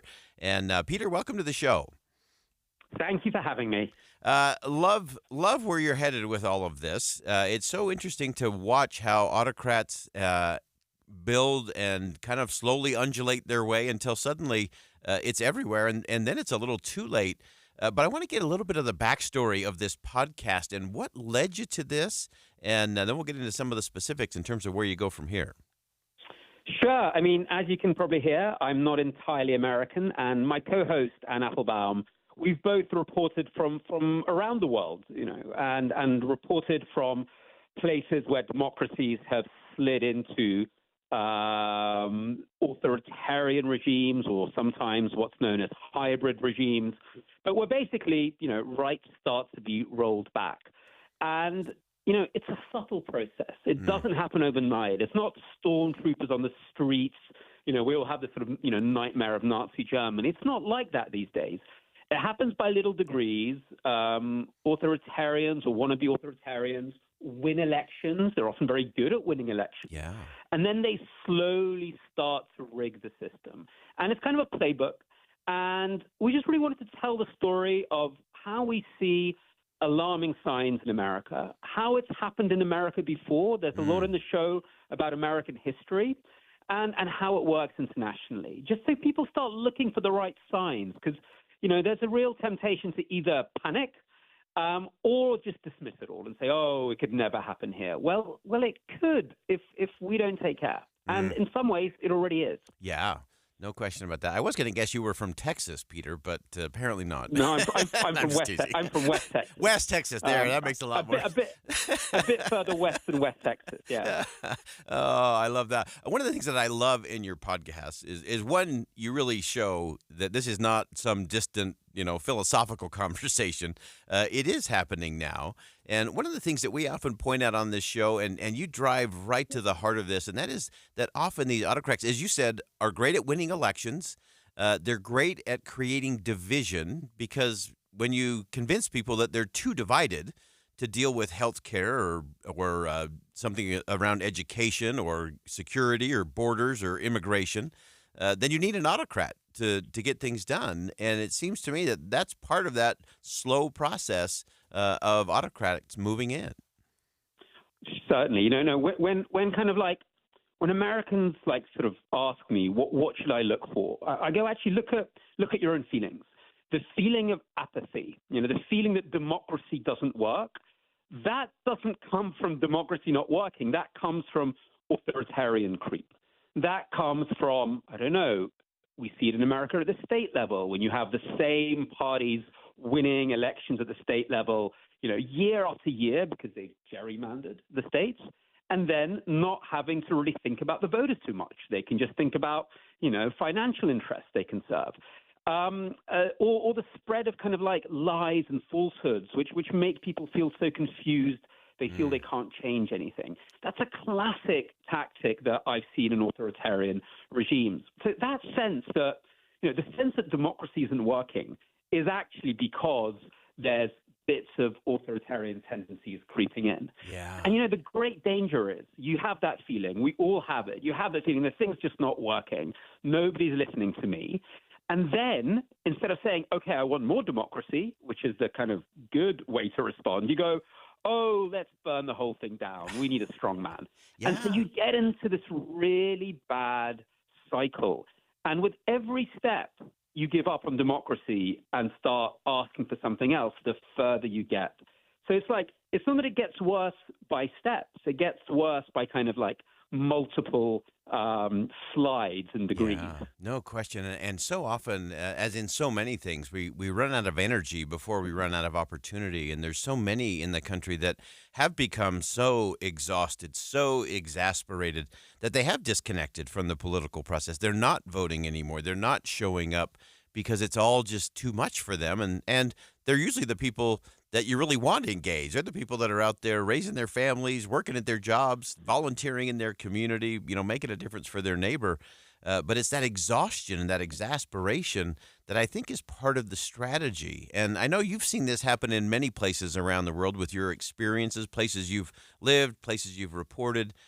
Give us a sense of what else should we be watching for as frontline citizens as we experience some of this. What's the therefore what? What should we be doing? Well, look, that's in a sense the most challenging question. But before we we first need to look at the right problem.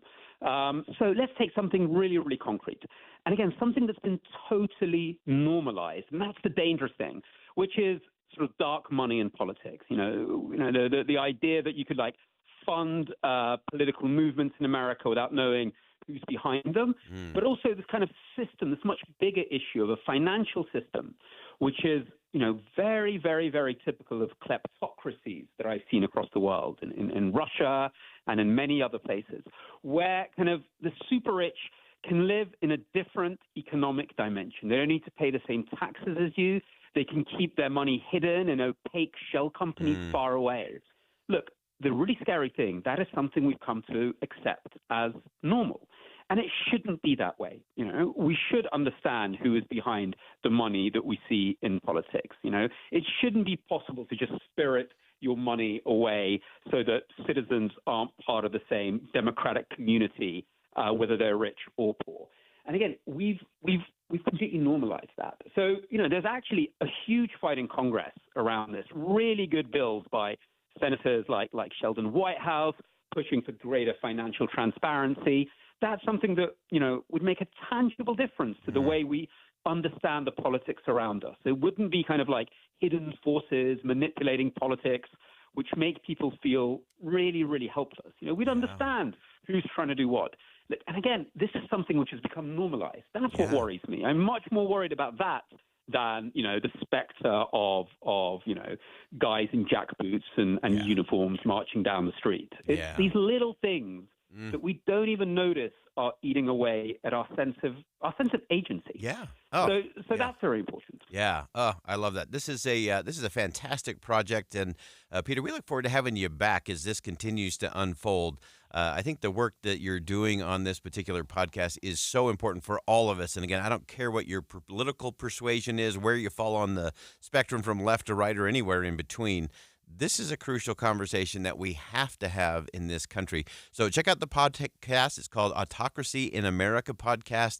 It's through The Atlantic. Again, it's hosted by Peter Pomerantsev and, of course, Ann Applebaum. And, Peter, we appreciate you joining us today, and we really look forward to having you back to continuing and staying with the conversation.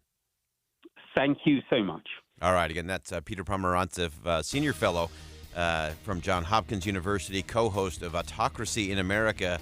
And Peter's spot on. Autocracy happens in little dribs and drabs, little pieces here and there. And often it's because all of us get so exhausted that we give up and the autocrats march on. We got to do it different. We'll be right back. Stick around.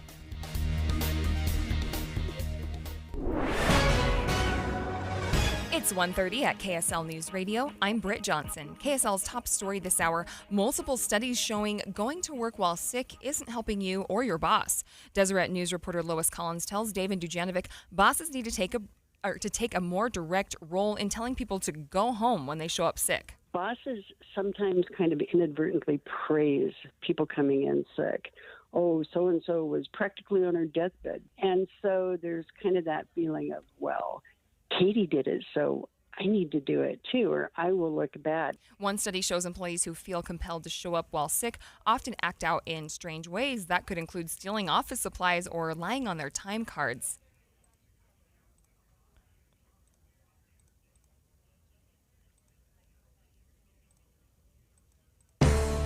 Our top national story this hour from ABC News. A break in a pipeline carrying liquid natural gas has been sending flames shooting into the air east of Houston for hours. Deer Park Mayor Jerry Mouton says the pipeline owner, CenterPoint Energy, shut the line, but it's still burning. The product in the pipeline is just going to have to burn off. They've shut the pipeline down, and until all the product that's in that pipeline burns off, it will be hours. The fire spread from Deer Park to nearby LaPorte and forced evacuations and caused at least one injury to a firefighter. Your money at this moment, the Dow in the green, 210 points, the S&P up 2 points, the NASDAQ has lost 108 points. Coming up, rain is on its way. KSL weather is next. KSL News Time, 1:31.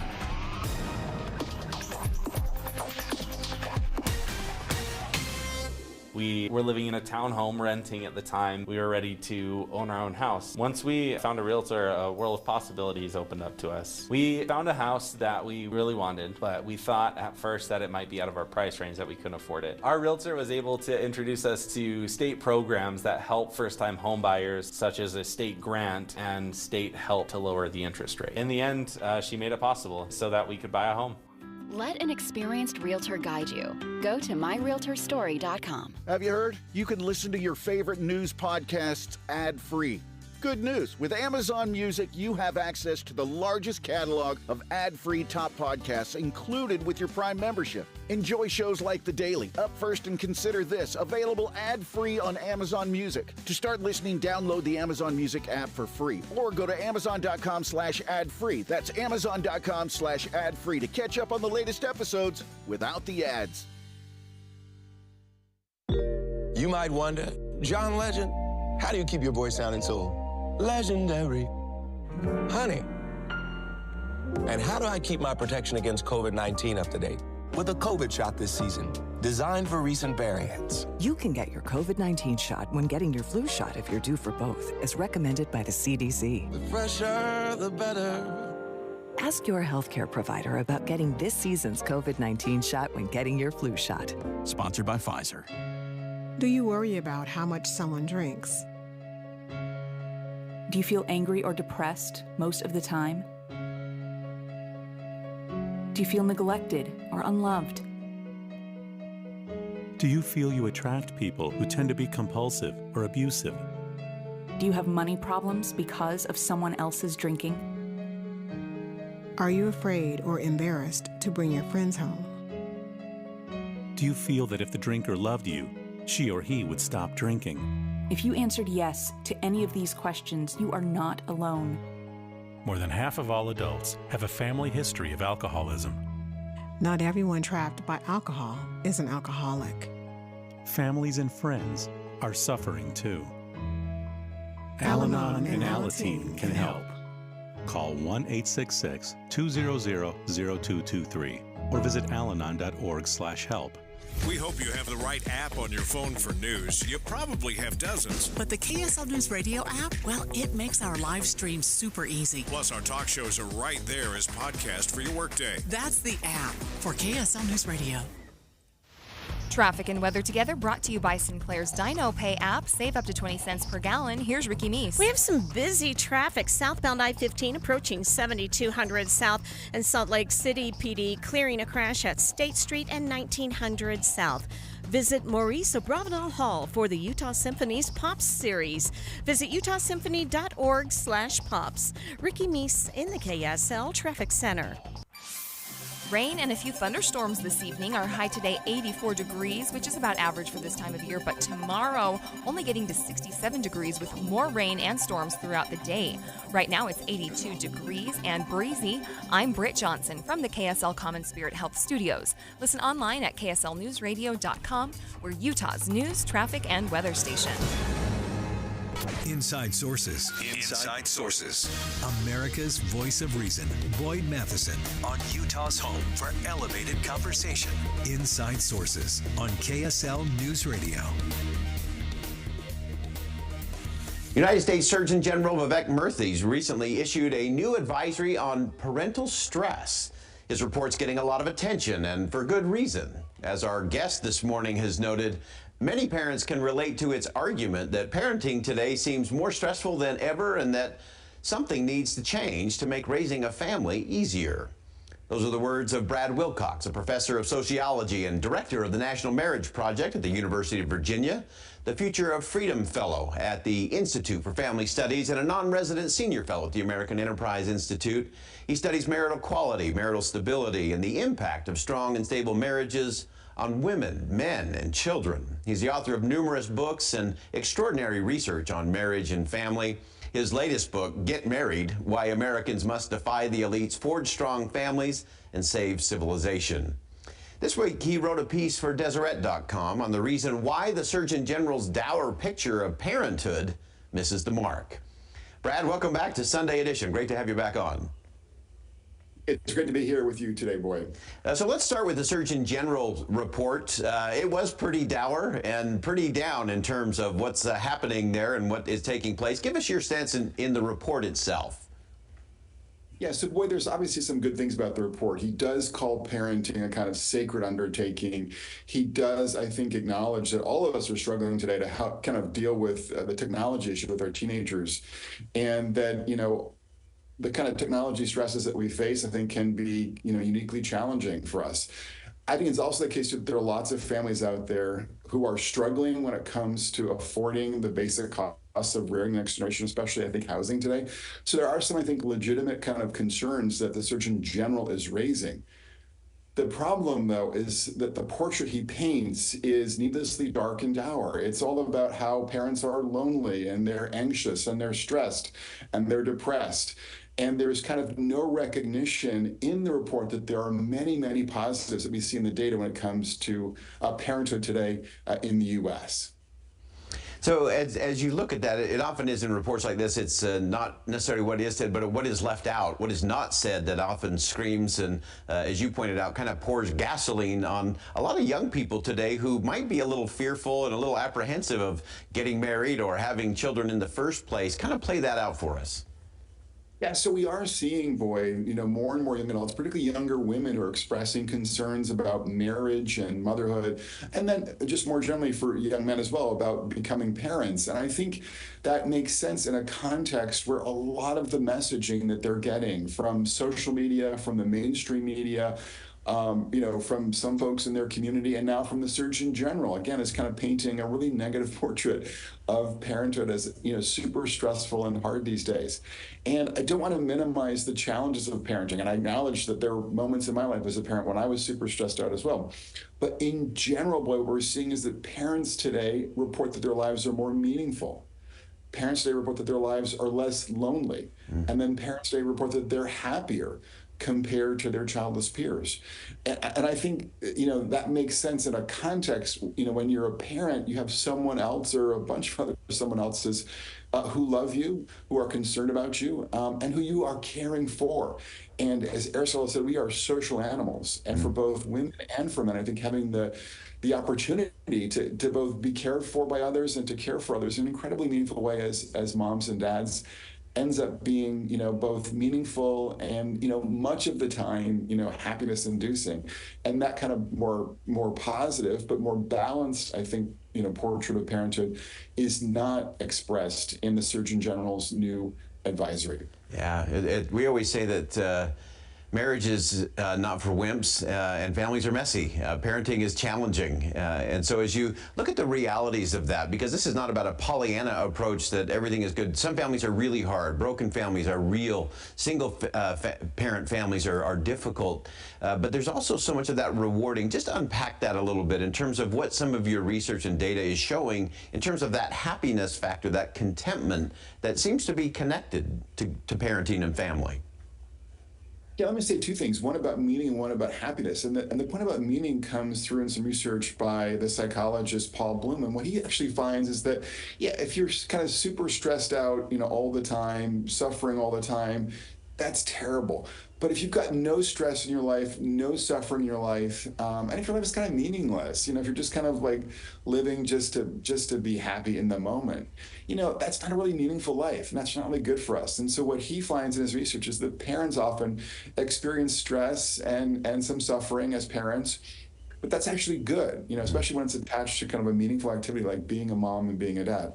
And so, those late nights at times, helping kids with homework, dragging your kids on a long hike on a Sunday afternoon, these things can be tough, no doubt. But, these things also kind of endow our lives with a sense of meaning that's, ends up being really important and valuable kind of long term.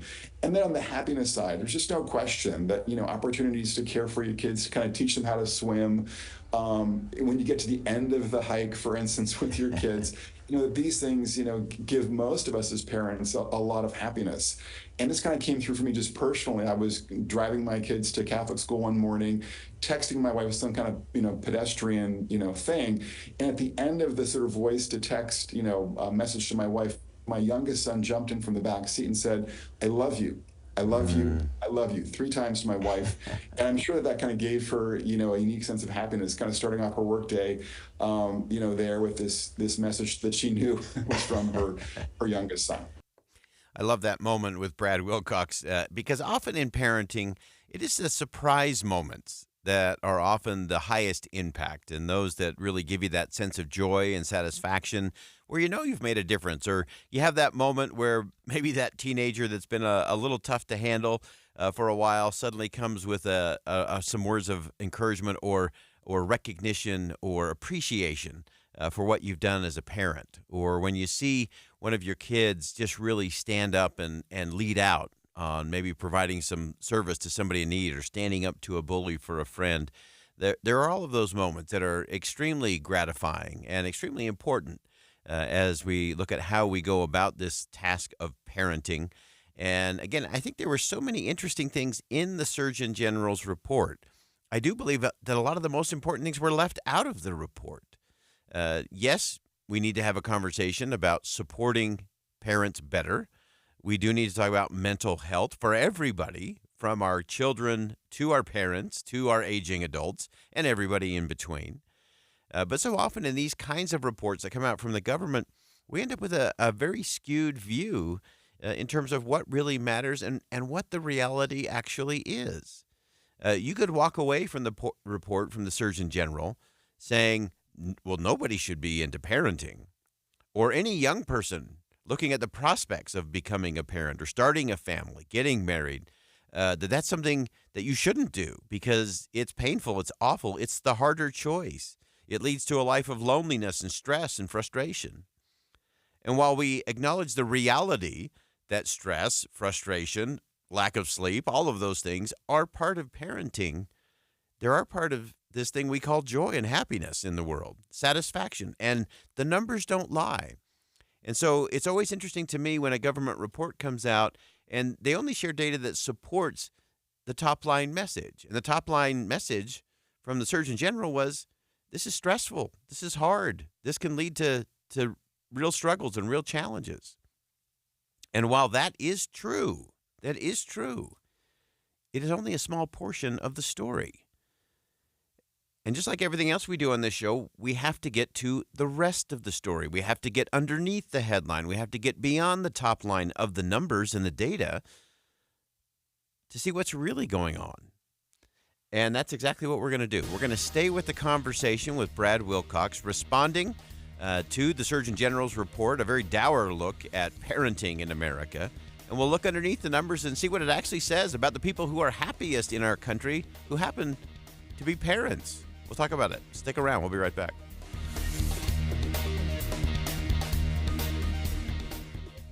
We hope you have the right app on your phone for news. You probably have dozens. But the KSL News Radio app, well, it makes our live stream super easy. Plus, our talk shows are right there as podcast for your workday. That's the app for KSL News Radio.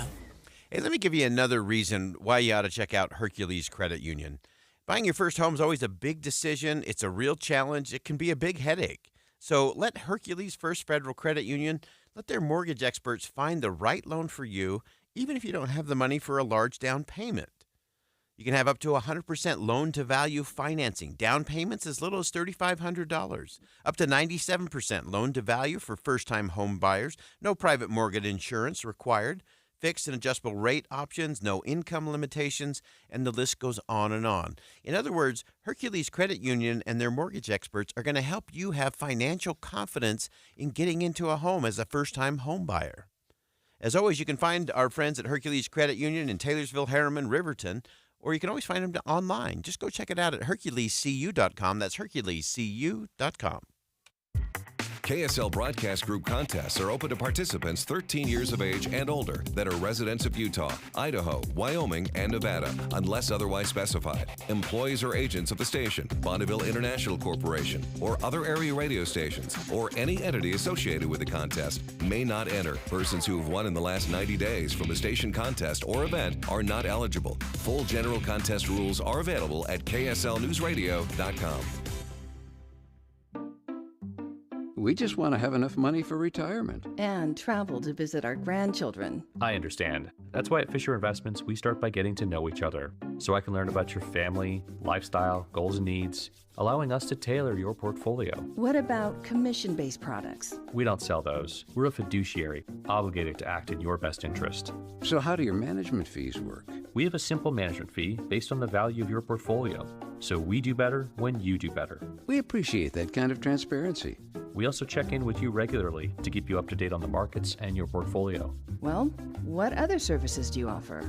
As a client, you have access to resources on investing, financial planning, estate planning, Social Security, Medicare, and more. Wow, sounds like Fisher Investments has everything we need. At Fisher Investments, we're clearly different. Learn more at FisherInvestments.com. Investing in securities involves the risk of loss. Common Spirit Health. Hospitals, clinics, and caregivers all connected to advance healthcare in Colorado, Kansas, and Utah. Healthcare with human kindness is here. Hello, human kindness. Alpine Home Medical. We bring wellness home. This is Jay Broadbent from Alpine Home Medical. I'm excited to let you know we're currently having a summer sale on power scooters. As we celebrate the spirit of freedom and independence, we want to make sure you have the chance to experience it. We have a wide range of power scooters designed to enhance your mobility, and they're all available at a discounted price. These special offers only come around every couple of years, and once they're gone, they're gone. Come visit us at any of our 11 locations to take advantage of these fantastic deals, or you can browse our selection of discounted scooters on our website. We're committed to providing the 5-star experience. We can't wait to assist you in finding the perfect power scooter. Visit us online at alpinehomemedical.com. That's alpinehomemedical.com.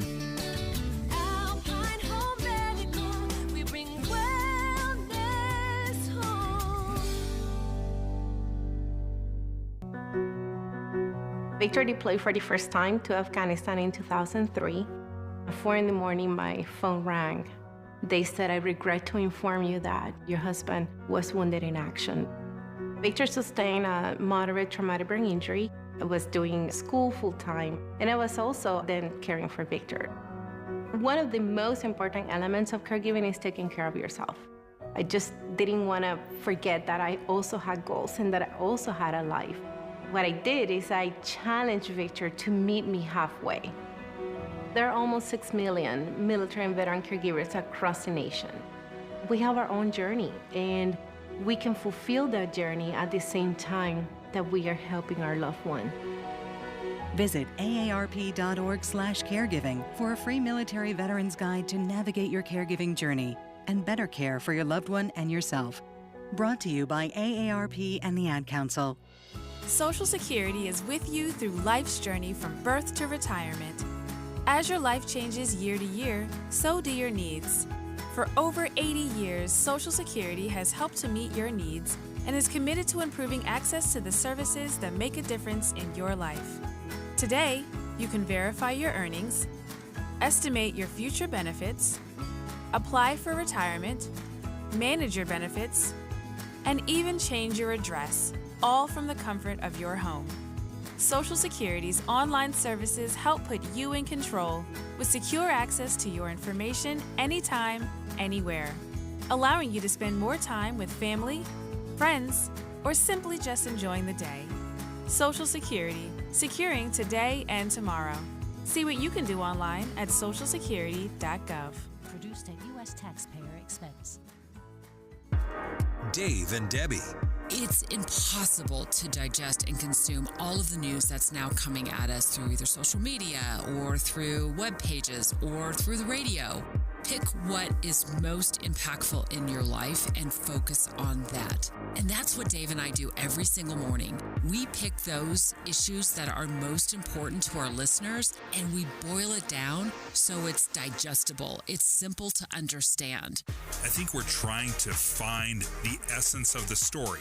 You know, you can't be an expert on all things, but that doesn't mean you can't be curious and really find out more and educate yourself and learn the complexities of an issue. But I think all of us start at ground zero on everything. Ask questions, show that curiosity. And then if you need more research, you can always go to KSLNewsRadio.com and learn more. Listen for Dave and Dejanovic 9 to noon on KSL News Radio.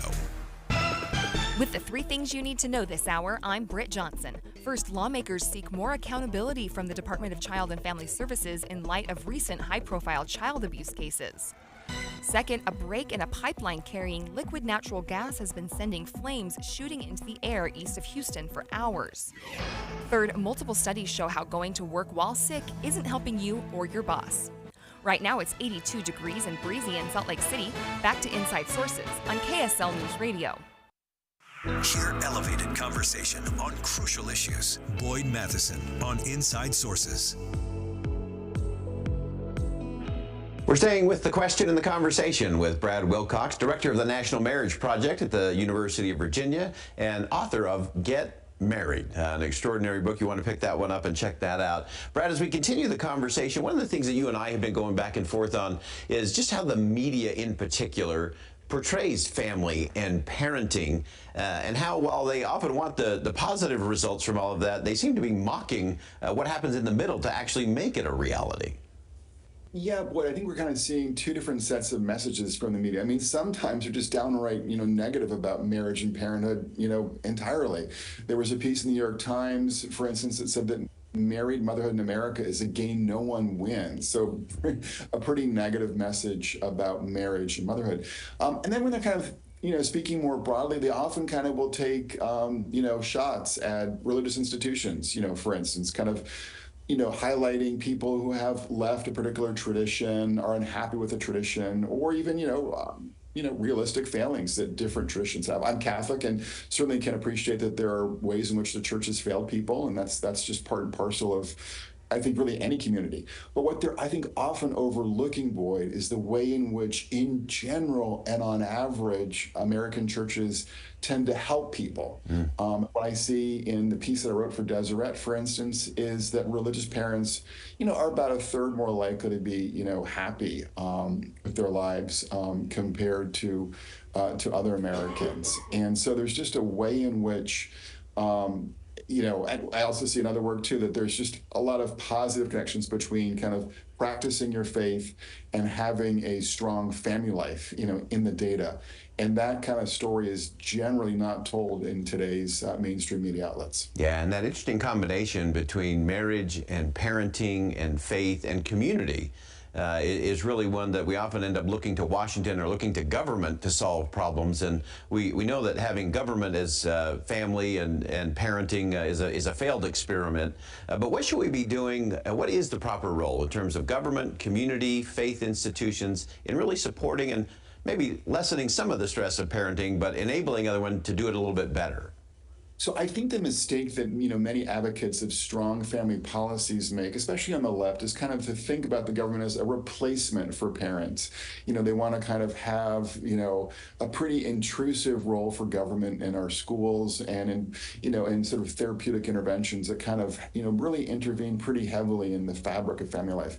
And I think what we would do better when it comes to public policies to recognize and realize it's more about kind of getting the incentives right, especially financially. So trying to figure out ways to make housing, especially single-family housing, more affordable for working middle-class families, giving parents more choices when it comes to how they want to school their kids and also how they want to care for their young children with things like vouchers and child allowances. So that's, I think, where government can be helpful, but recognizing that kind of the most important institutions, for our kids tend to be kin and and churches and other local community institutions that kind of are more, on the ground and have a better sense of how people, can thrive.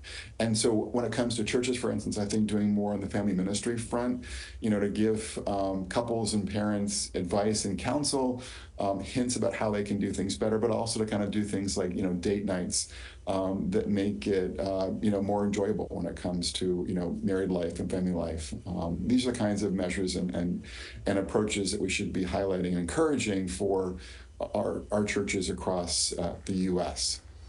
Finally, Brad, before we let you go, give us a sense, kind of in a compare and contrast. Obviously, what has come out from the Surgeon General, again, pretty dour. Give us something that maybe surprised you, or something from your research that's sort of a compare and contrast that might get us to think again about what we think we know when it comes to parenting. Yeah, well, I think what is kind of striking is that we often hear people complaining on social media and mainstream media about how difficult and challenging parenting is. And yet we don't, I think, really appreciate how much we thrive, both women actually and men. It's important to kind of stress that latter point, when we have opportunities to care for others, to be generous towards others. And for many of us, I think that's kind of most likely to be realized, in the home. With our spouse and kids. And so kind of just underline the importance of kind of the virtue of generosity, thinking about small ways you can kind of serve your wife, your husband, and your kids. And just being more intentional about, that generosity is linked in my own research to a lot of good outcomes. So I think just kind of, stressing the importance of looking for opportunities to do those small acts of generosity that just underline how much you care for your wife, your husband, and for your children. It's kind of an important reminder we need, I think, to have on an almost daily basis. And there's lots of science to tell us that leads to good outcomes, not just for our families, but even for us as individuals, generally speaking. Yeah. And as you look at the data, give us just one data point that might be a little surprising to us in terms of that satisfaction. Stress exists for sure, but what do the numbers tell us, just bottom line, in terms of why parenting is something we all ought to be thinking about pursuing or doing better?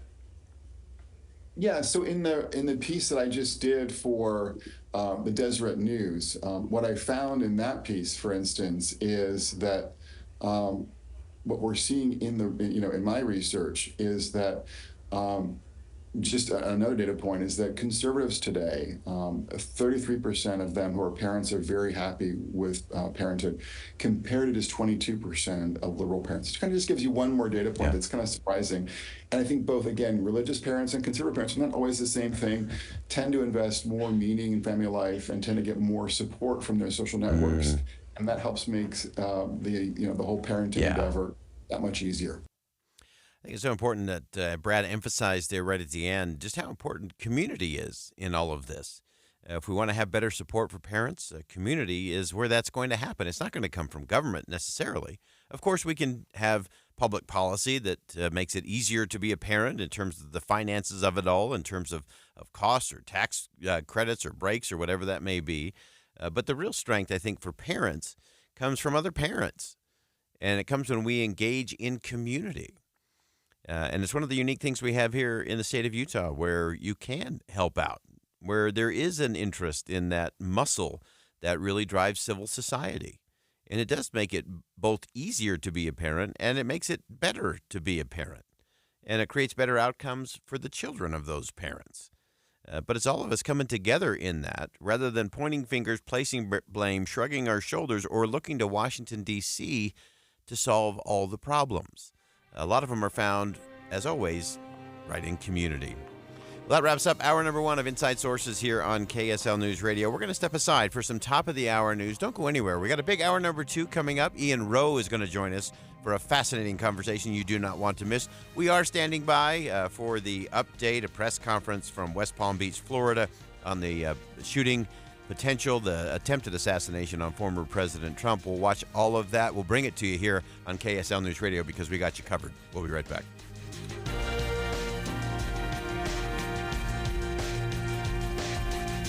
KSL FM Midvale. KSL Salt Lake City. From the KSL Common Spirit Health Studios, this is KSL News Radio. Utah's news, traffic, and weather station. It's It's 2 o'clock at KSL News Radio. I'm Britt Johnson. KSL's top story this hour: 2 former Olympic champions and a prince are in the race to be the next IOC president. The global leaders of cycling, gymnastics, and skiing are also in play. The International Olympic Committee has published a list of people who want to be candidates, and only one is a woman. The election to succeed outgoing President Thomas Bach will take place in March. Our top national story this hour from ABC News.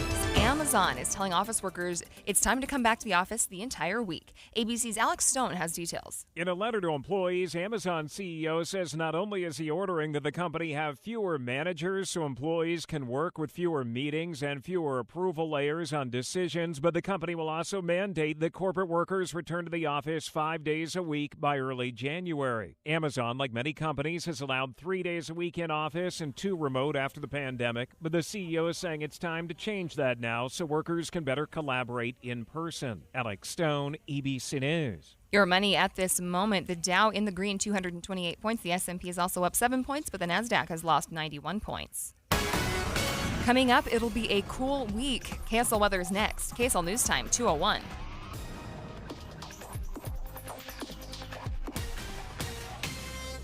At Common Spirit Health, we know that lifelong health and well-being starts with primary care. So we have doctors and providers who see you, hear you, know you, and understand you. Because understanding you means understanding your needs. And that leads to a deeper knowledge of the prevention, wellness, and treatment options that may be best for you. It's primary care that treats your whole family like family. It's primary care with human kindness. Discover all the ways you can find and connect with a primary care provider at mountain.commonspirit.org. Tommy! I can't wait for golf this weekend, huh, buddy? Time flies. Love you, man. Oh, don't forget your knee brace again. We aren't in college anymore. Moments together matter, so help protect yourself from RSV. If you're 75 or older or 60 plus with a chronic condition like asthma, COPD, heart disease, or severe diabetes, you're at higher risk of landing in the hospital from RSV, and there are no prescription RSV treatments. Check eligibility and schedule your RSV vaccine at vaxassist.com. Sponsored by Pfizer. Everywhere you look, things are getting more expensive.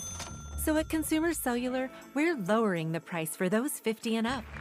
Now you can get unlimited talk, text, and data for $30 a line when you buy 2. That's just $60 a month for 2 unlimited lines. So if you're 50 and up, make the switch and save. Come on, you've earned this. Call 1-888-FREEDOM or visit consumercellular.com today. Requires 2 lines of service, age validation, and credit approval, subject to system and area limits, taxes, and other fees apply. Mom and Dad used to argue about everything, especially about Dad's drinking. It drove me crazy. It got so bad, I couldn't do my homework. I couldn't concentrate. I absolutely refused to let any of my friends come to our house for any reason. I would have been humiliated if anyone found out how much my dad drank and how loud my mom screamed at him. My family went from totally crazy to quiet, calm, and even peaceful. The only thing that happened is my mom started going to Al-Anon family groups. Her relationship with my dad really changed. I asked Mom if she would take me to her Al-Anon meetings or to Alateen. I wanted to see if I could have a better relationship with my dad. I'm sure glad I did. If someone's drinking troubling you, you might be surprised at what you can learn in an Al-Anon or Alateen family group from people just like you. Call 1-888-4-ALANON or go to alanon.org. All the talks we've had over the years, including what you've told me about not using alcohol and other drugs, they stick with me. And believe it or not, they really do make a difference, especially at times that matter most. Hey, want a drink? No thanks, I'm good. So thank you, Dad, for talking and preparing me for what's ahead. Thank you for talking. For more information about talking with your kids about underage use of alcohol and other drugs, visit underagedrinking.samhsa.gov. It's a priority for us at this station to bring you all sides of a story and to talk about the news fairly, completely. Get all the facts and be really aware. Utah's Morning News with us, Tim and Amanda. Weekday mornings 5 to 9 on KSL News Radio. Traffic and weather together, brought to you by Sinclair's Dino Pay app. Save up to 20 cents per gallon. Here's Ricky Leese. A nice drive on the Valley freeways, no problems there. Salt Lake City PD working a crash. This is 1000 North Flyer Way. Now that's a side street That's about halfway between the West Belt and 2200 West. Fill up your bucket list in Box Elder County. History, recreation, wildlife, excellent dining and shopping await you. Learn more at visitboxeldercounty.com. Sponsored by the Utah Office of Tourism. Ricky Meese in the KSL Traffic Center. Rain and thunderstorms are rolling in this evening, and then a major drop in temperatures, only getting to the high 60s and low 70s for the rest of the week. Right now it's 83 degrees and breezy. I'm Britt Johnson from the KSL Common Spirit Health Studios. Listen online at kslnewsradio.com. We're Utah's news, traffic, and weather station. Inside Sources. Inside Sources. America's voice of reason. Boyd Matheson on Utah's home for elevated conversation. Inside Sources on KSL News Radio. The Supreme Court's decision to strike down affirmative action in college admissions last year ushered in a new era, some uncertainty, a lot of debate about higher education, to be sure. But the interesting thing is to look at the actual results and what it's actually leading toward. So let's get beyond the headlines and let's think again about what we think we know when it comes to college admission and how we actually move everyone forward in a positive way. Let's begin. Think you know the news of the day? Think again with Boyd Matheson on KSL News Radio. We are very pleased to have joining us back on the program once again one of our favorite thinkers, Ian Rowe, resident fellow at the American Enterprise Institute and founder and chief executive officer of Vertex Partnership Academies. And Ian, welcome back. Boyd, it's so great to speak with you again, and especially on this important topic. Yeah, it's been way too long, and we have been watching this all evolve, obviously, after affirmative action was struck down last year. So give us some perspective in terms of what the data is telling us, and then what the path forward looks like. Yeah, and I think it's always helpful to just step back for a moment and rewind a year ago when the Supreme Court made the decision to eliminate race-based affirmative action. If everyone remembers the Harvard case and University of North Carolina, the evidence was overwhelming that those schools were discriminating against Asian students and against white students in favor of black students. And the Supreme Court made the correct decision that race should not be a determining factor. It was a violation of the Constitution. But what was almost more important was that when you looked at the data of the case, and I'll get to what the results have been, when you looked at the students, the black students in particular, who were getting into Harvard, what you identified was that 2/3 of them were coming from middle and upper class families, more recent immigrants. So even for the black students that were getting in under the old regime of affirmative action, it wasn't even really helping low-income, talented students. And I think that's really, really important. So if we're going to have any kind of leg up affirmative action, I think most Americans would support a class-based affirmative action. So if you have low-income white kids, black kids, Asian kids, wherever, but if they're academically prepared, I think most Americans would say they'd support helping poor kids who've achieved academically get their shot. So that's kind of the rewind. Now, it is interesting. We have had the first year since the results, and a lot of colleges changed their practices. And overall, I'd say the results are mixed. You know, at MIT, arguably the most premier technical, college in the country, they did see a reduction in the number of black students, the percentage of the incoming class. Yeah. The percent of black kids entering MIT went down. Hey, Ian? Yes? I apologize. I'm going to have to interrupt. We're going to go to some breaking news coming out of West Palm Beach on the attempted assassination on former President Trump. We'll go to that quick. We'll come back to our conversation with Ian Rose. Stand by. It will be blocked off probably for the remainder of today and probably a good portion of tomorrow until some of the investigative things need to be done and finished. But we're accommodating people in and out, getting them to the library, getting them to the post office, so the public is not going to be that far inconvenienced. The security level at Mar-a-Lago is the highest it can possibly be now. The road closures are back in place and will remain there. The checkpoints are in place. And my commitment to the Secret Service is to give them every possible resource from PBSO. Once they determine the level of security that they need, they will get all the resources possible. So having said that, I'll let you talk to the U.S. Attorney. Thank you, Sheriff.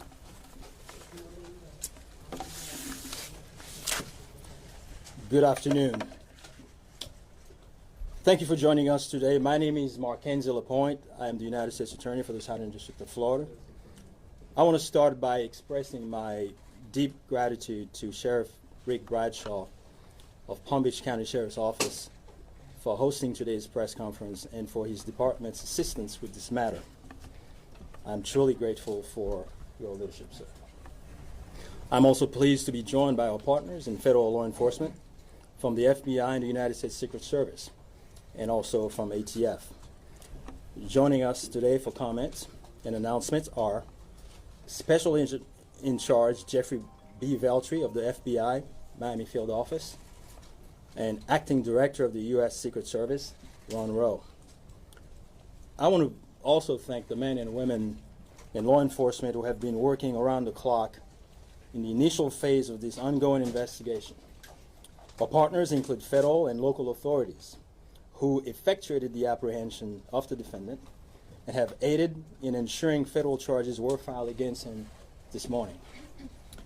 We're here to announce that Ryan Wesley Routh, 58 years old, of Hawaii, has been charged by a criminal complaint in the Southern District of Florida with firearms offenses related to an incident which occurred yesterday at Trump International Golf Course right here in West Palm Beach. Routh was charged federally with possession of a firearm by a convicted felon and possession and receipt of a firearm with an obliterated serial number. He had his initial appearance today before Magistrate Judge Ryan McCabe in the federal courthouse in West Palm Beach. According to the allegations in the complaint, a U.S. Secret Service agent walking the golf course perimeter saw what appeared to be a rifle poking out of the tree line. After the agent fired a service weapon in the direction of the rifle, a witness saw a man later identified as Routh fleeing the area in the tree line. Routh was later apprehended by officers from the Martin County Sheriff's Office in coordination with the Palm Beach County Sheriff's Office.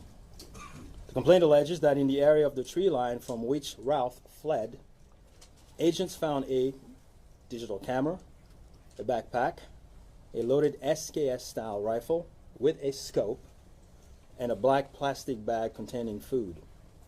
The serial number on the rifle was obliterated. According to the complaint, Routh was convicted of felonies in North Carolina in December 2002 and March 2010, and therefore was prohibited from possessing a firearm. The FBI is leading this investigation, this ongoing investigation. As the Attorney General stated earlier today, the FBI is continuing its investigation of this incident as an assassination attempt upon the former president. The investigation remains at its early stages.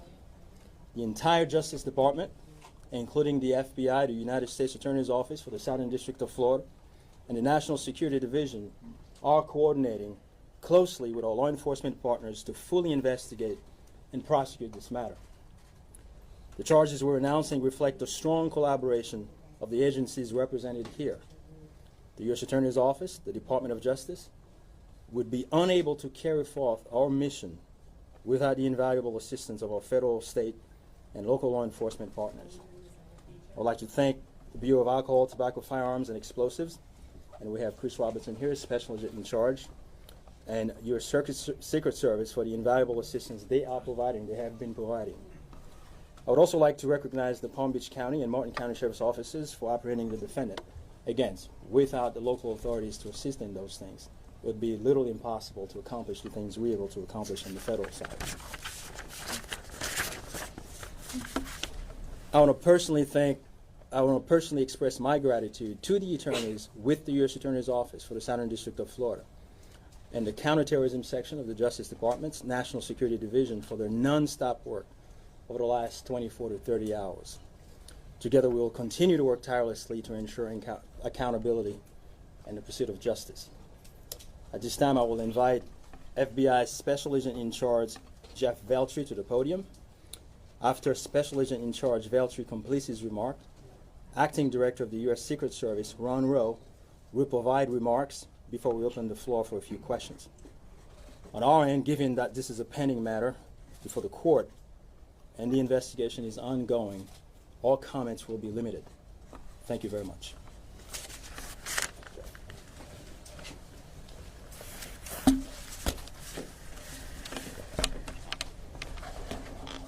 Good afternoon. For a quick introduction, my name is Jeffrey Veltri, FBI Special Agent in Charge for the Miami Field Office. The FBI immediately responded to the scene here in West Palm Beach, Florida, and we are investigating this matter as an apparent assassination attempt of former President Trump. We view this as extremely serious and are determined to provide answers as to what led up to the events which took place. I want to emphasize we're just a little over 24 hours into this investigation, so we're going to provide as much as we can publicly while our investigation is still ongoing. We must also stress that the United States Attorney's Office is pursuing charges, and that limits some of the details that we can discuss publicly. Yesterday afternoon, Martin County Sheriff's Office took custody of Ryan Routh, and he was transported back to Palm Beach County Sheriff's Office. Our FBI agents then attempted to interview him, and he invoked his right to an attorney. In the last 24 hours, the FBI and our partners have been dedicated to investigating the incident and utilizing all available resources. These efforts have included our investigative team and the United States Attorney's Office for the Southern District of Florida, in conjunction with DOJ's National Security Division, are actively working hand in hand to pursue and subsequently execute search warrants. Thus far, the warrants include a video recording device, subjects' cellular devices, a vehicle, and other electronic devices located at previous known addresses. We are coordinating with the United States Secret Service to complete numerous interviews of agents on scene. We have also interviewed 7 civilian witnesses at the scene, and that is just the beginning. Our FBI's Honolulu and Charlotte field offices have initiated interviews of several family members, friends, and former colleagues of the subject. FBI has deployed several specialty teams and assets from FBI headquarters and our lab division in Quantico to include evidence and critical incident response personnel. The evidence response team is collecting and processing multiple evidentiary items. These range from the rifle, which is an SKS model with a scope and obliterated serial numbers, to 2 bags, the subject's electronics, and what appears to be ceramic tiles. DNA has also been collected from those items, which are being sent to Quantico for testing. We will also process the subject's vehicle for evidence. The Cellular Analysis Survey Team, what we refer to as CAST, conducted thorough analysis of the subject's cellular device locations. The CAST analysis aligns with witnesses' account of the subject's presence at the scene both before and around the time of the incident on September 15th. More specifically, we're continuing to conduct analysis and will be compiling the subject's movements in the days and months leading up to September 15th. Cellular data shows that the subject was in the vicinity of the golf course roughly 12 hours before the engagement with the United States Secret Service. Our investigative teams conducted a neighborhood canvass in an effort to collect and obtain relevant video footage. The subject had an active online presence, and we are going through what he posted and any searches he conducted online. In addition, we're going through media reports and public statements he made that he wanted to recruit Afghan soldiers and others to fight for Ukraine. The FBI has sent multiple requests to companies for returns on the subject's phone and social media accounts. We received several returns and are waiting on additional responses from other companies as well. Our investigative team is completing analysis of the returns and actioning leads as needed, and we anticipate continuing until the FBI knows the full totality of the subject's social media presence. By way of his background, in 2002, as the United States Attorney mentioned, the subject was charged and convicted in North Carolina for possession of a weapon of mass destruction. Law enforcement checks also revealed that from 1997 to 2010, the subject had numerous felony charges for stolen goods. I can also share with you that he was the subject of a previously closed 2019 tip to the FBI where it was alleged he was a felon in possession of a firearm. In following up on the tip, the alleged complainant was interviewed and did not verify, I repeat, did not verify providing the initial information. The FBI passed that information to local law enforcement in Honolulu. On behalf of the FBI, I would like to thank the Palm Beach County Sheriff's Office and Martin County Sheriff's Office for their incredible work in actioning the witnesses, information, and rapidly apprehending the subject. I would also like to thank the United States Secret Service, the United States Attorney's Office for the Southern District of Florida, the Department of Justice's National Security Division, the Bureau of Alcohol, Tobacco, Firearms, and Explosives, and our FBI field offices in both Honolulu and Charlotte, who have been conducting additional law enforcement activity related to the subject. Your continued partnerships have been invaluable. Oftentimes in law enforcement, we tell citizens to be vigilant and aware of their surroundings. Yesterday, a citizen provided remarkable assistance, which led to the arrest of this subject. We appreciate the public's diligence in passing potential tips and information regarding the subject and this incident to the FBI. If you have any information, please call 1-800-CALL-FBI or go online to tips, that's tips.fbi.gov. With that, let me turn it over to the United States Secret Service Acting Director, Ron Rao. Good afternoon, everybody. Yesterday afternoon, this country was reminded of the heightened and dynamic threat environment the United States Secret Service and its protectees face on a daily basis.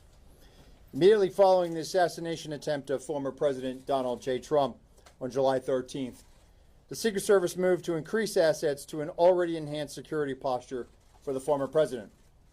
In the days that followed, President Biden made it clear that he wanted the highest levels of protection for former President Trump and for Vice President Harris.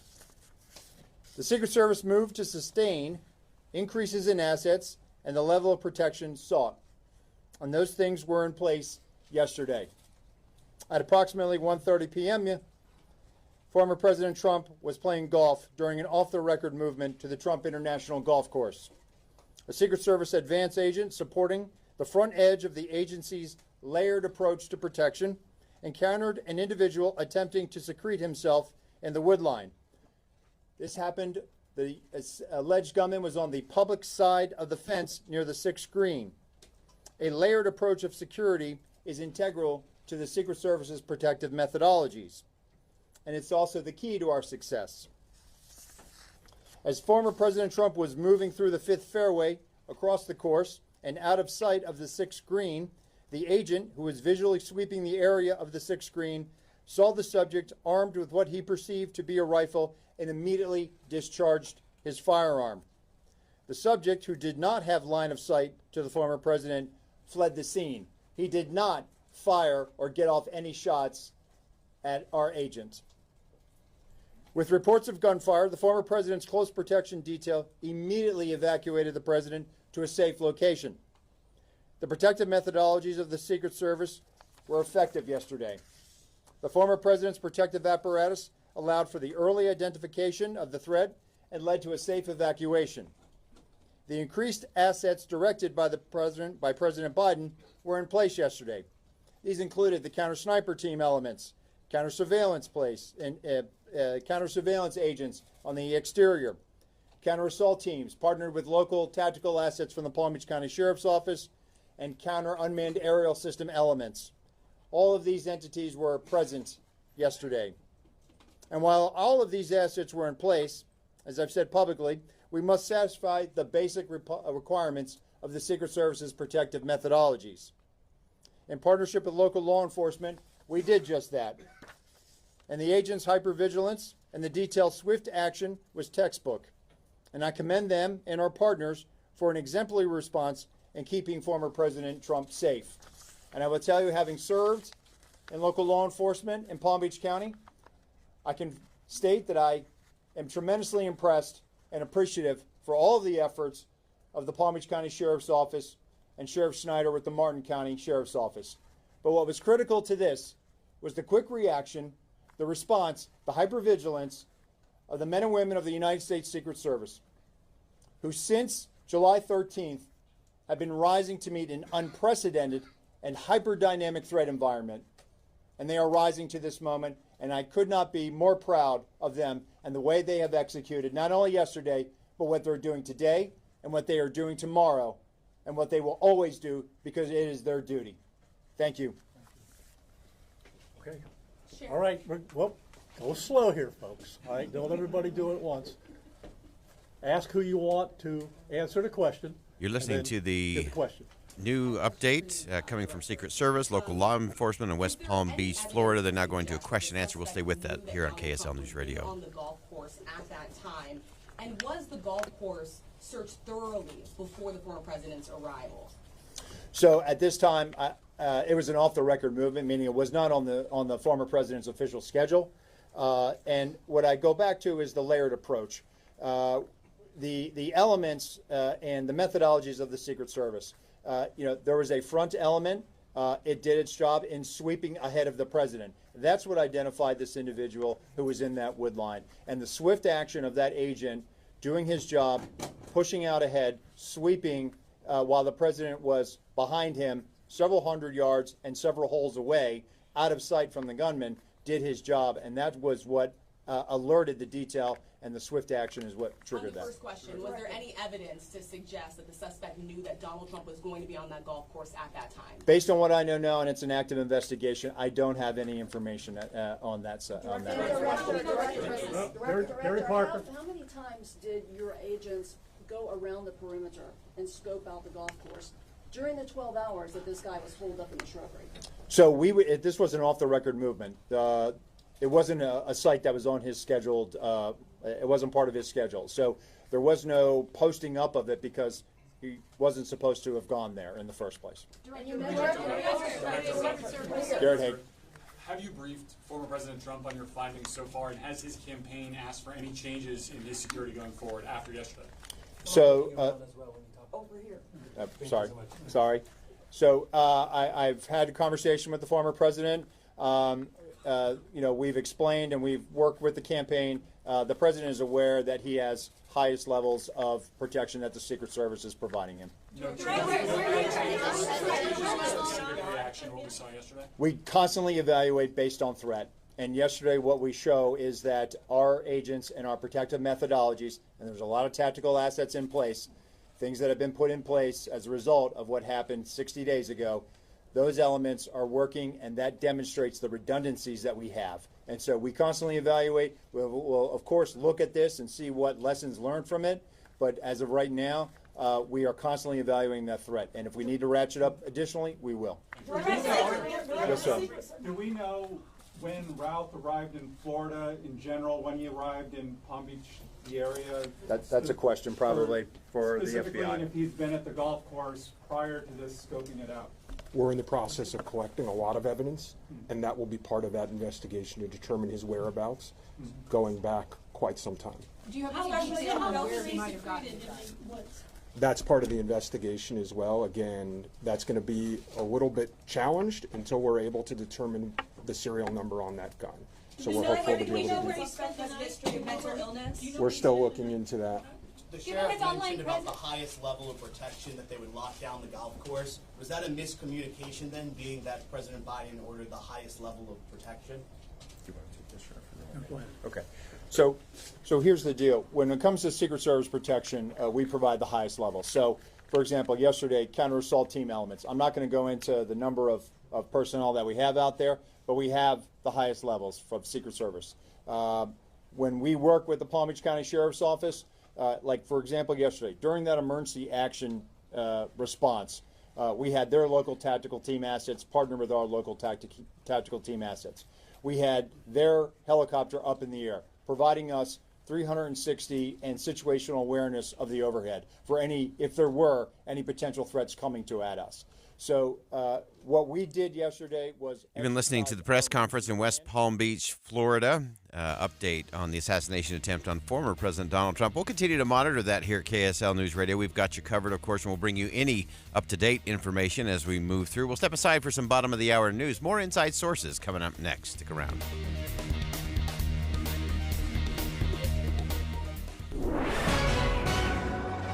It's 2:30 at KSL News Radio. I'm Britt Johnson. KSL's top story this hour, police are cracking down on people failing to follow traffic rules around school buses. Moab Police Department has already had 11 incidences and they're giving citations without any warnings. Deputy Michael Ward with Grand County Sheriff's Office took to Facebook to show what a traffic stop will look like if you don't follow the rules. Hey, my name's Deputy Ward. Did you realize you ran that stop sign back there on the school bus?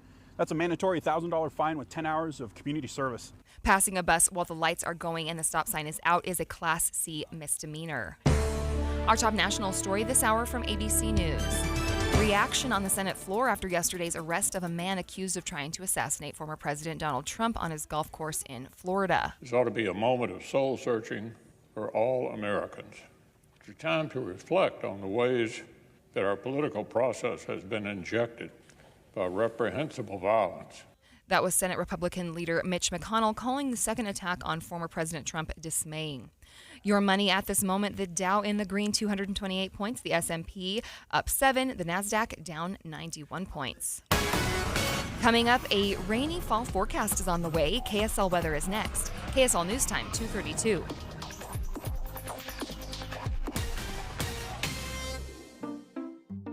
We just want to have enough money for retirement. And travel to visit our grandchildren. I understand. That's why at Fisher Investments, we start by getting to know each other, so I can learn about your family, lifestyle, goals and needs, allowing us to tailor your portfolio. What about commission-based products? We don't sell those. We're a fiduciary, obligated to act in your best interest. So how do your management fees work? We have a simple management fee based on the value of your portfolio, so we do better when you do better. We appreciate that kind of transparency.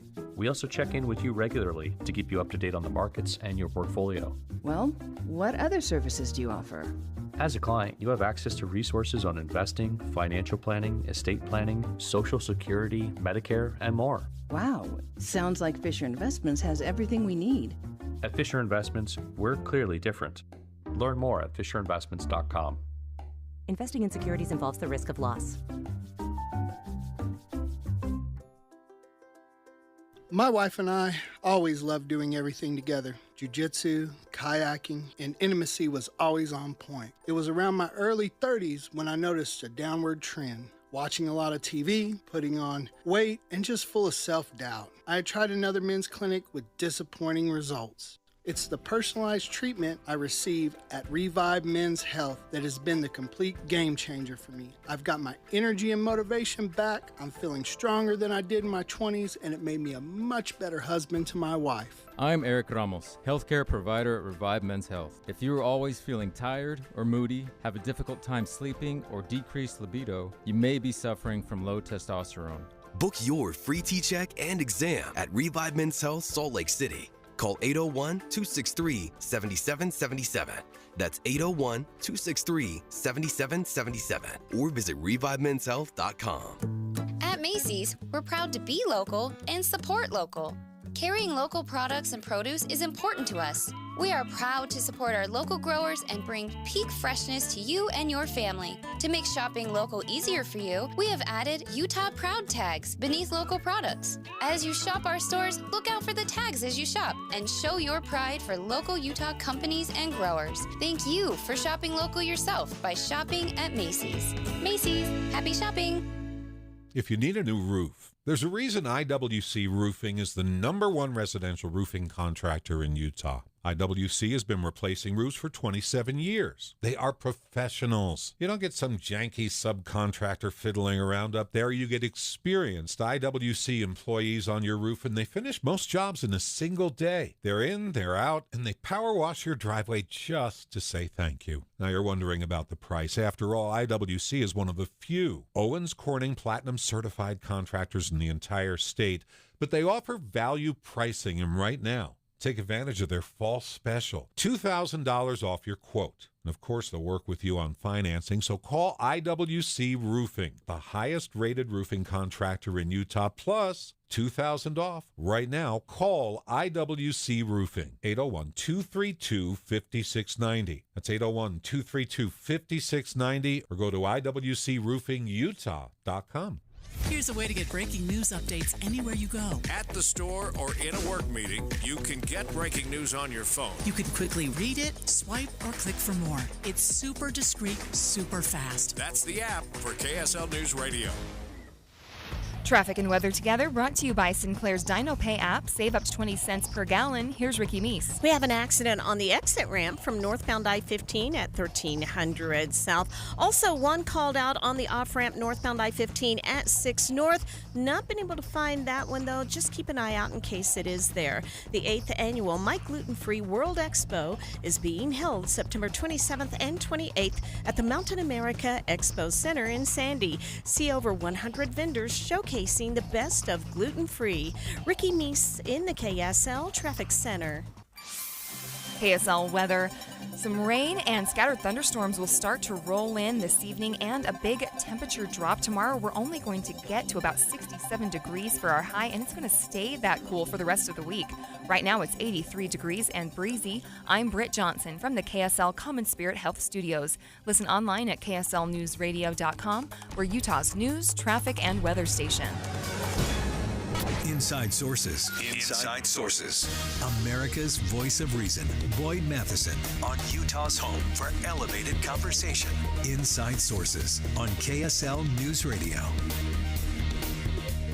Welcome back to Inside Sources here on KSL News Radio. If you're just joining us, we have been tracking the press conference taking place in West Palm Beach, Florida, about the attempted assassination of former President Donald Trump. And the Secret Service, the FBI, and local authorities have all been talking about what took place, what they knew, how that played out. That press conference is just wrapping up.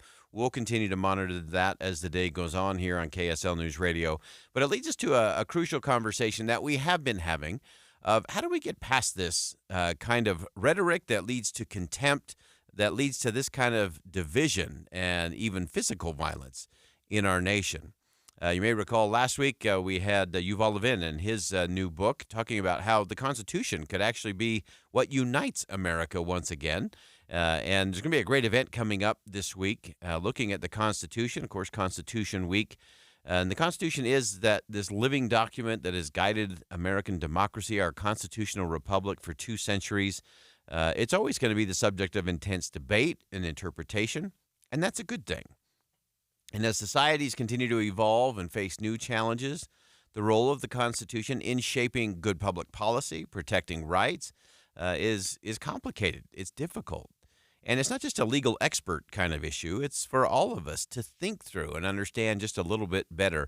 We're really thrilled to have joining us on the program today Gary J. Schmidt, a senior fellow in the Social, Cultural, and Constitutional Studies program at the American Enterprise Institute.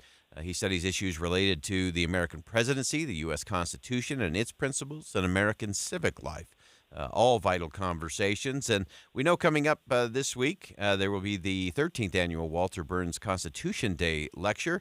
And Gary will be the moderator. We'll be there with our friend Yuval Levin. And Gary, welcome to the show.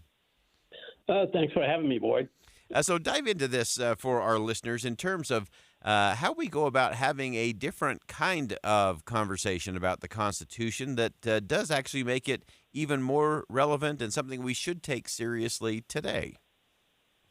Well, I think one of the first things is that we have to get past the idea that, it's simply, the Constitution is what the judges say it is. Not that the judges don't have a role in, explaining this fundamental law, but Constitution is just a much more complex document. First of all, there's lots of parts of the Constitution that aren't particularly up for discussion and debate. They're, the wording is perfectly clear. And so sometimes we get hung up on what the court's doing on these particular niche issues, important ones, but nevertheless, there are cases and controversies. And a lot of the rest of the Constitution, which really matters almost as much or as much, gets left behind. So there's a kind of a civic education that we need to revive to sort of remind ourselves just how complex the document is, that it's not just a law, that it's a policy-making framework. It has an institutional capacities. Each of the branches have unique characteristics, which tells you what their functions should likely be. And then there's just the larger political framework, which is the fact that, it's a democratic constitution that is majority rule, but at the same time, it's a constitution that attempts to make sure that minority rights are secure. So the Constitution as a whole is just far more complex than, what we read about whatever the court is doing this day or that day.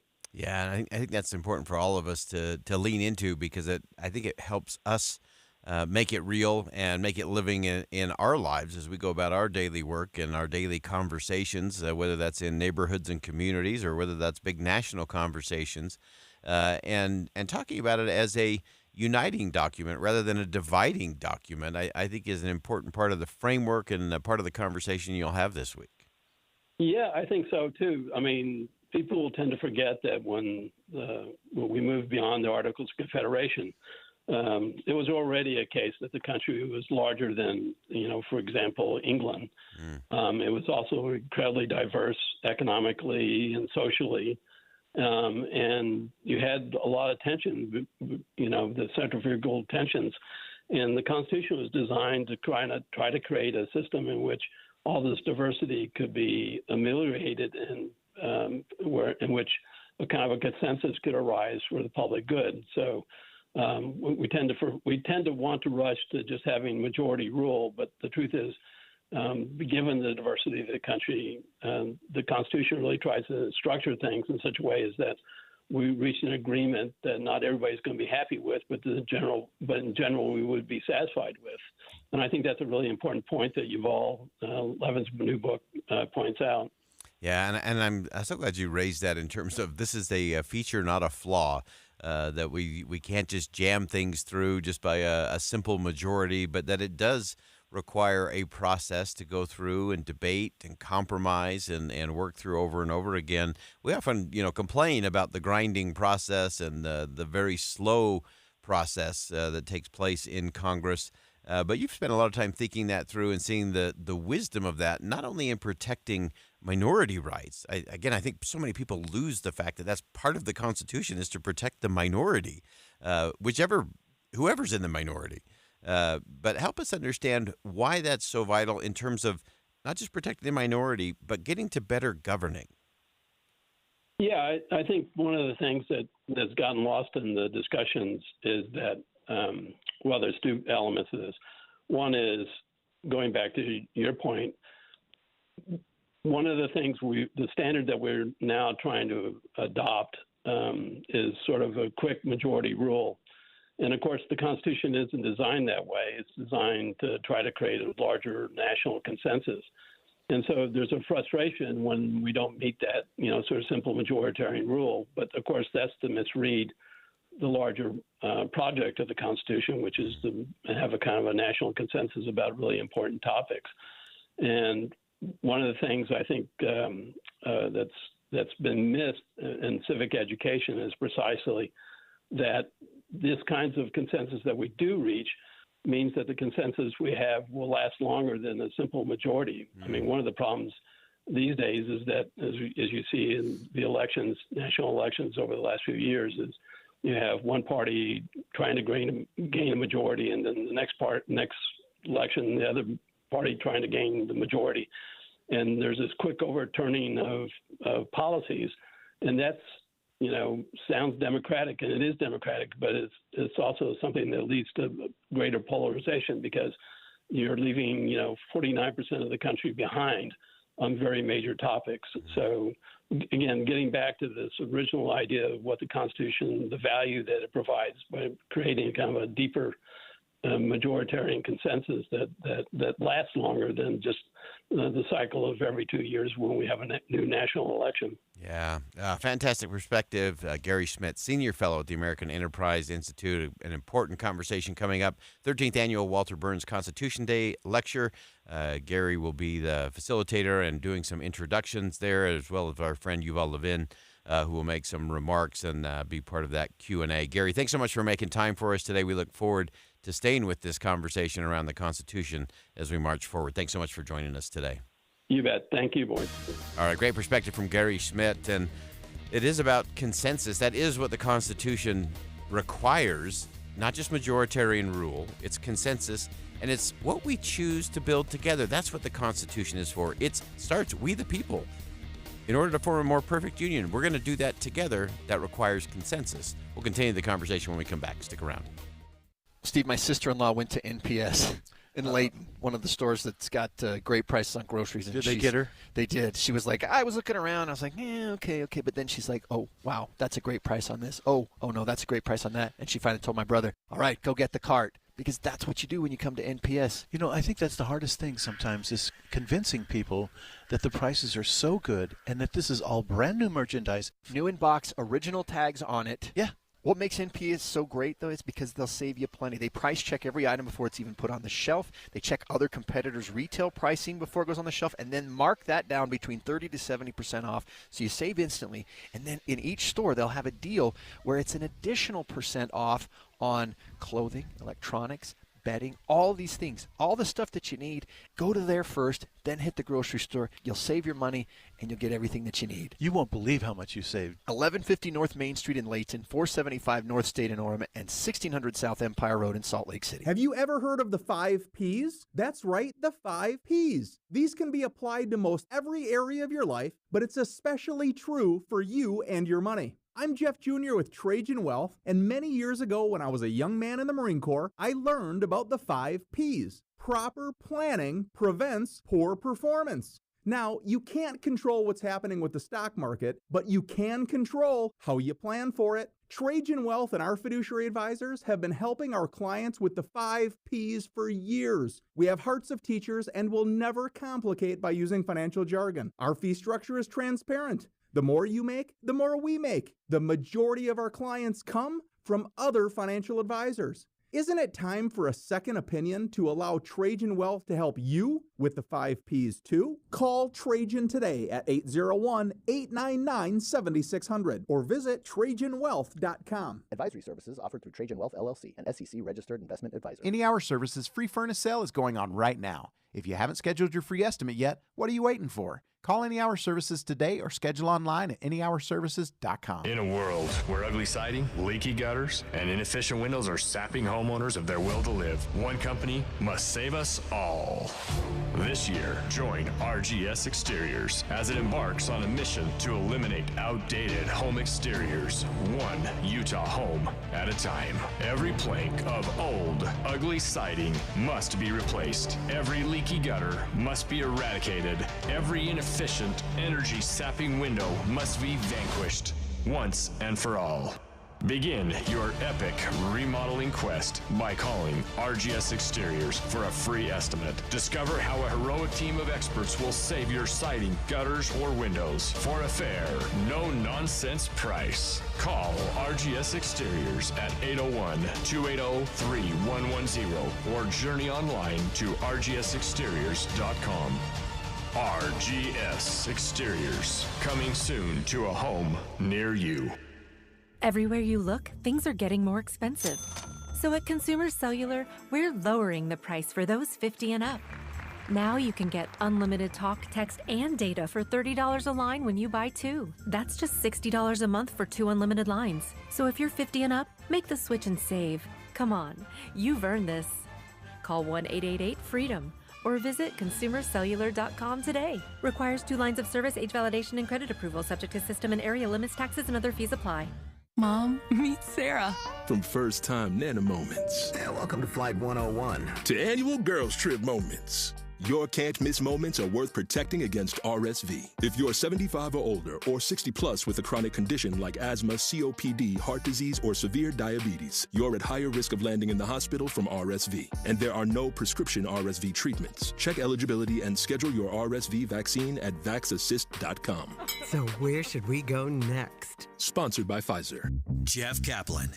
I'm energized by breaking news. First of all, because it's right now, and second of all, because in many cases the audience needs to know. There's no more important service that we can provide, and I find it critically important to get more details to the audience as quickly as possible. There's nothing more energizing than that for me. Not at all. The most important thing we do is breaking news. I am gratified that so many people listen to me every afternoon on KSL, but what they don't know is that there are so many people behind the scenes making it happen, checking on the traffic, answering the phones, making the calls, talking to the newsmakers. They're out in the street, into the field to get the raw information, and then putting it all together so that I can sit in front of a microphone and be a source of information every afternoon. But there are so many people who make it happen. That's what you don't know. Ride Home with Jeff Caplan, weekdays 3 to 7 on KSL News Radio. Do you worry about how much someone drinks? Do you feel angry or depressed most of the time? Do you feel neglected or unloved? Do you feel you attract people who tend to be compulsive or abusive? Do you have money problems because of someone else's drinking? Are you afraid or embarrassed to bring your friends home? Do you feel that if the drinker loved you, she or he would stop drinking? If you answered yes to any of these questions, you are not alone. More than half of all adults have a family history of alcoholism. Not everyone trapped by alcohol is an alcoholic. Families and friends are suffering too. Al-Anon and Alateen can help.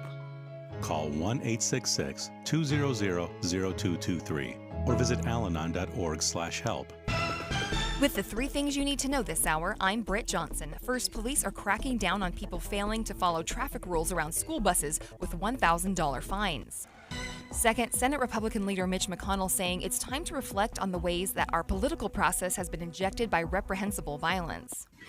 Third, Utah's Department of Child and Family Services says this year they've had over 48,000 reports of neglect or abuse, and over 6,000 of them were substantiated. Right now it's 83 degrees and breezy in Salt Lake City.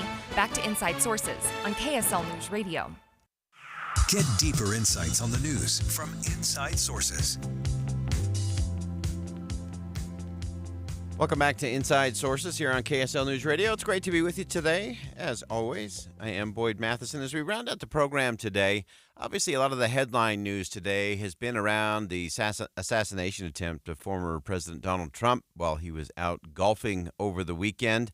And we followed the news conference and update in terms of what took place. We've heard from the FBI, the Secret Service, from local law enforcement.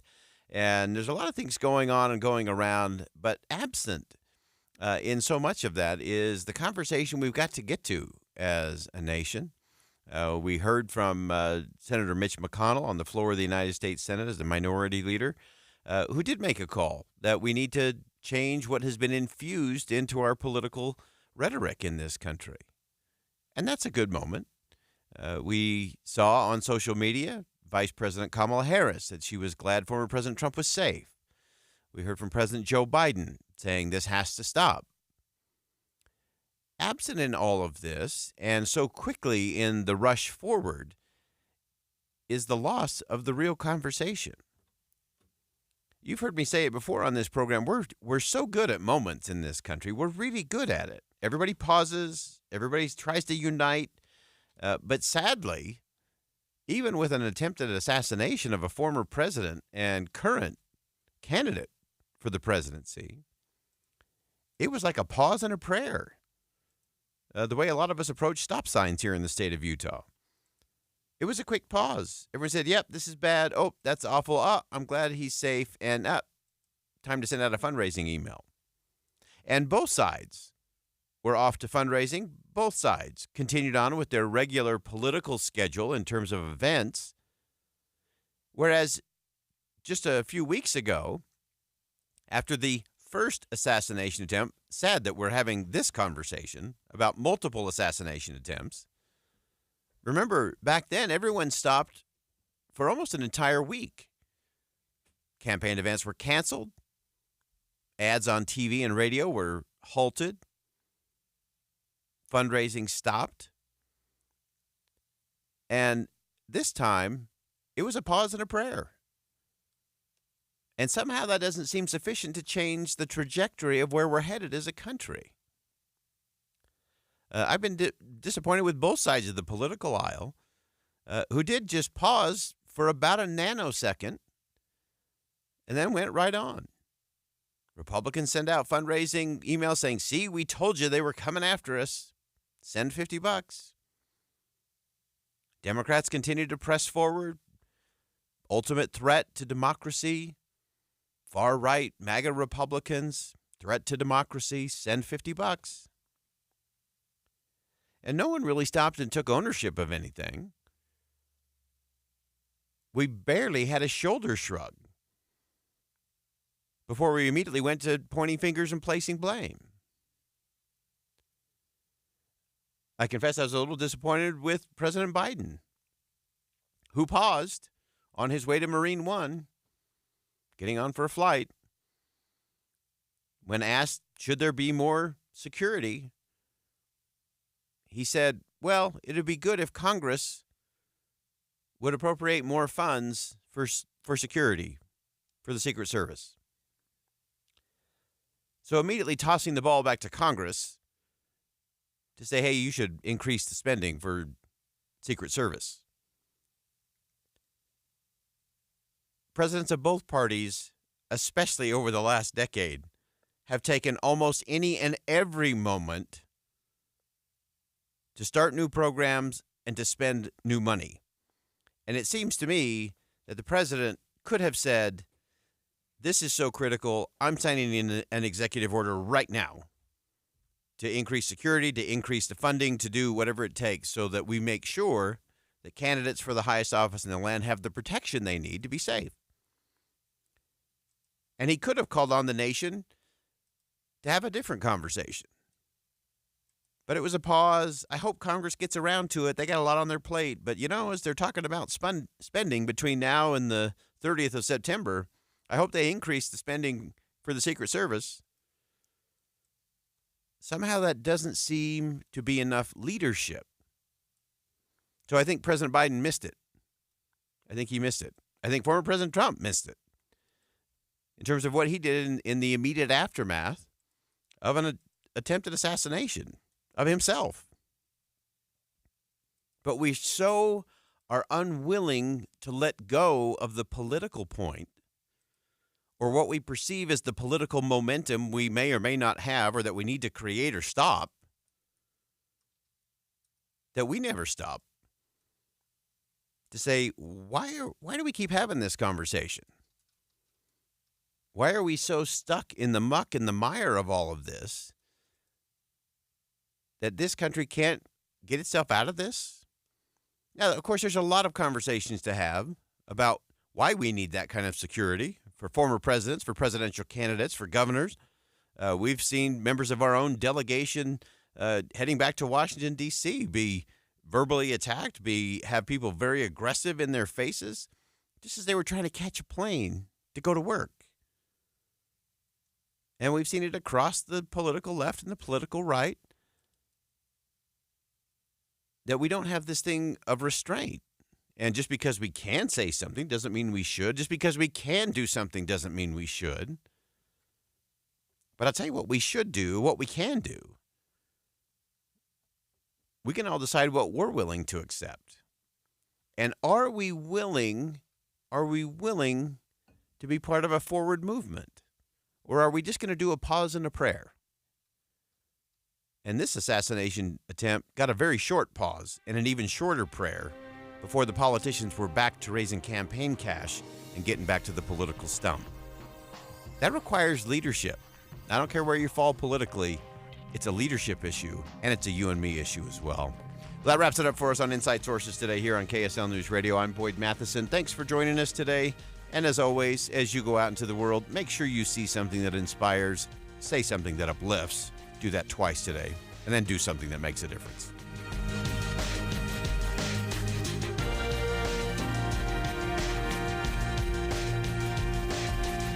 KSL FM Midvale. KSL Salt Lake City. From the KSL Common Spirit Health Studios, this is KSL News Radio.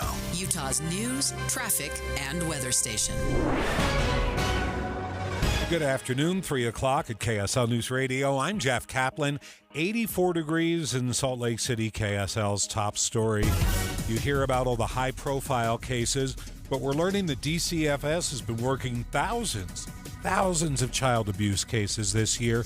KSL News Radio's Eric Cabrera joins us live with details. Eric? Jeff, earlier today, Utah's Department of Child and Family Services presented new data to lawmakers aiming for greater transparency. Representative Kara Birkeland emphasized the importance of public awareness regarding accountability in these cases. They want to know that the government, that the legislature is holding people accountable. Was there a failure?